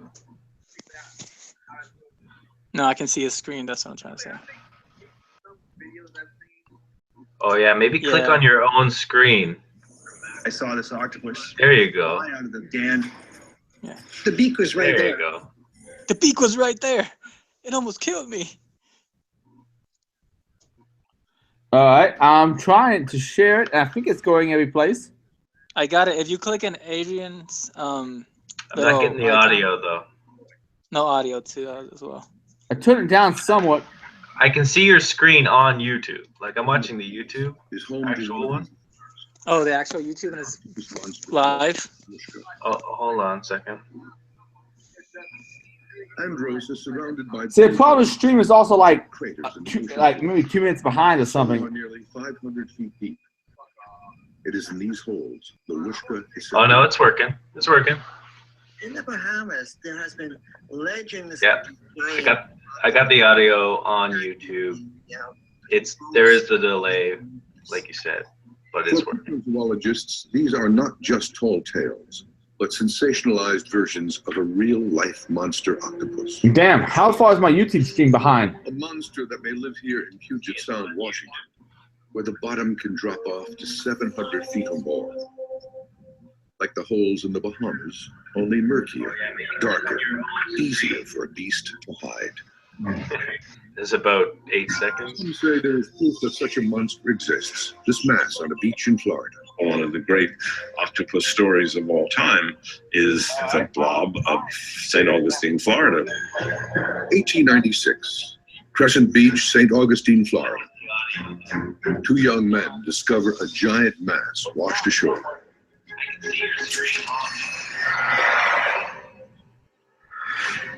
this the Kraken? Stood 7 feet high. Is that the Kraken octopus? Physician DeWitt Webb was one of the first on the scene to inspect the 5-ton mass. He believed it to be the remains of a giant octopus.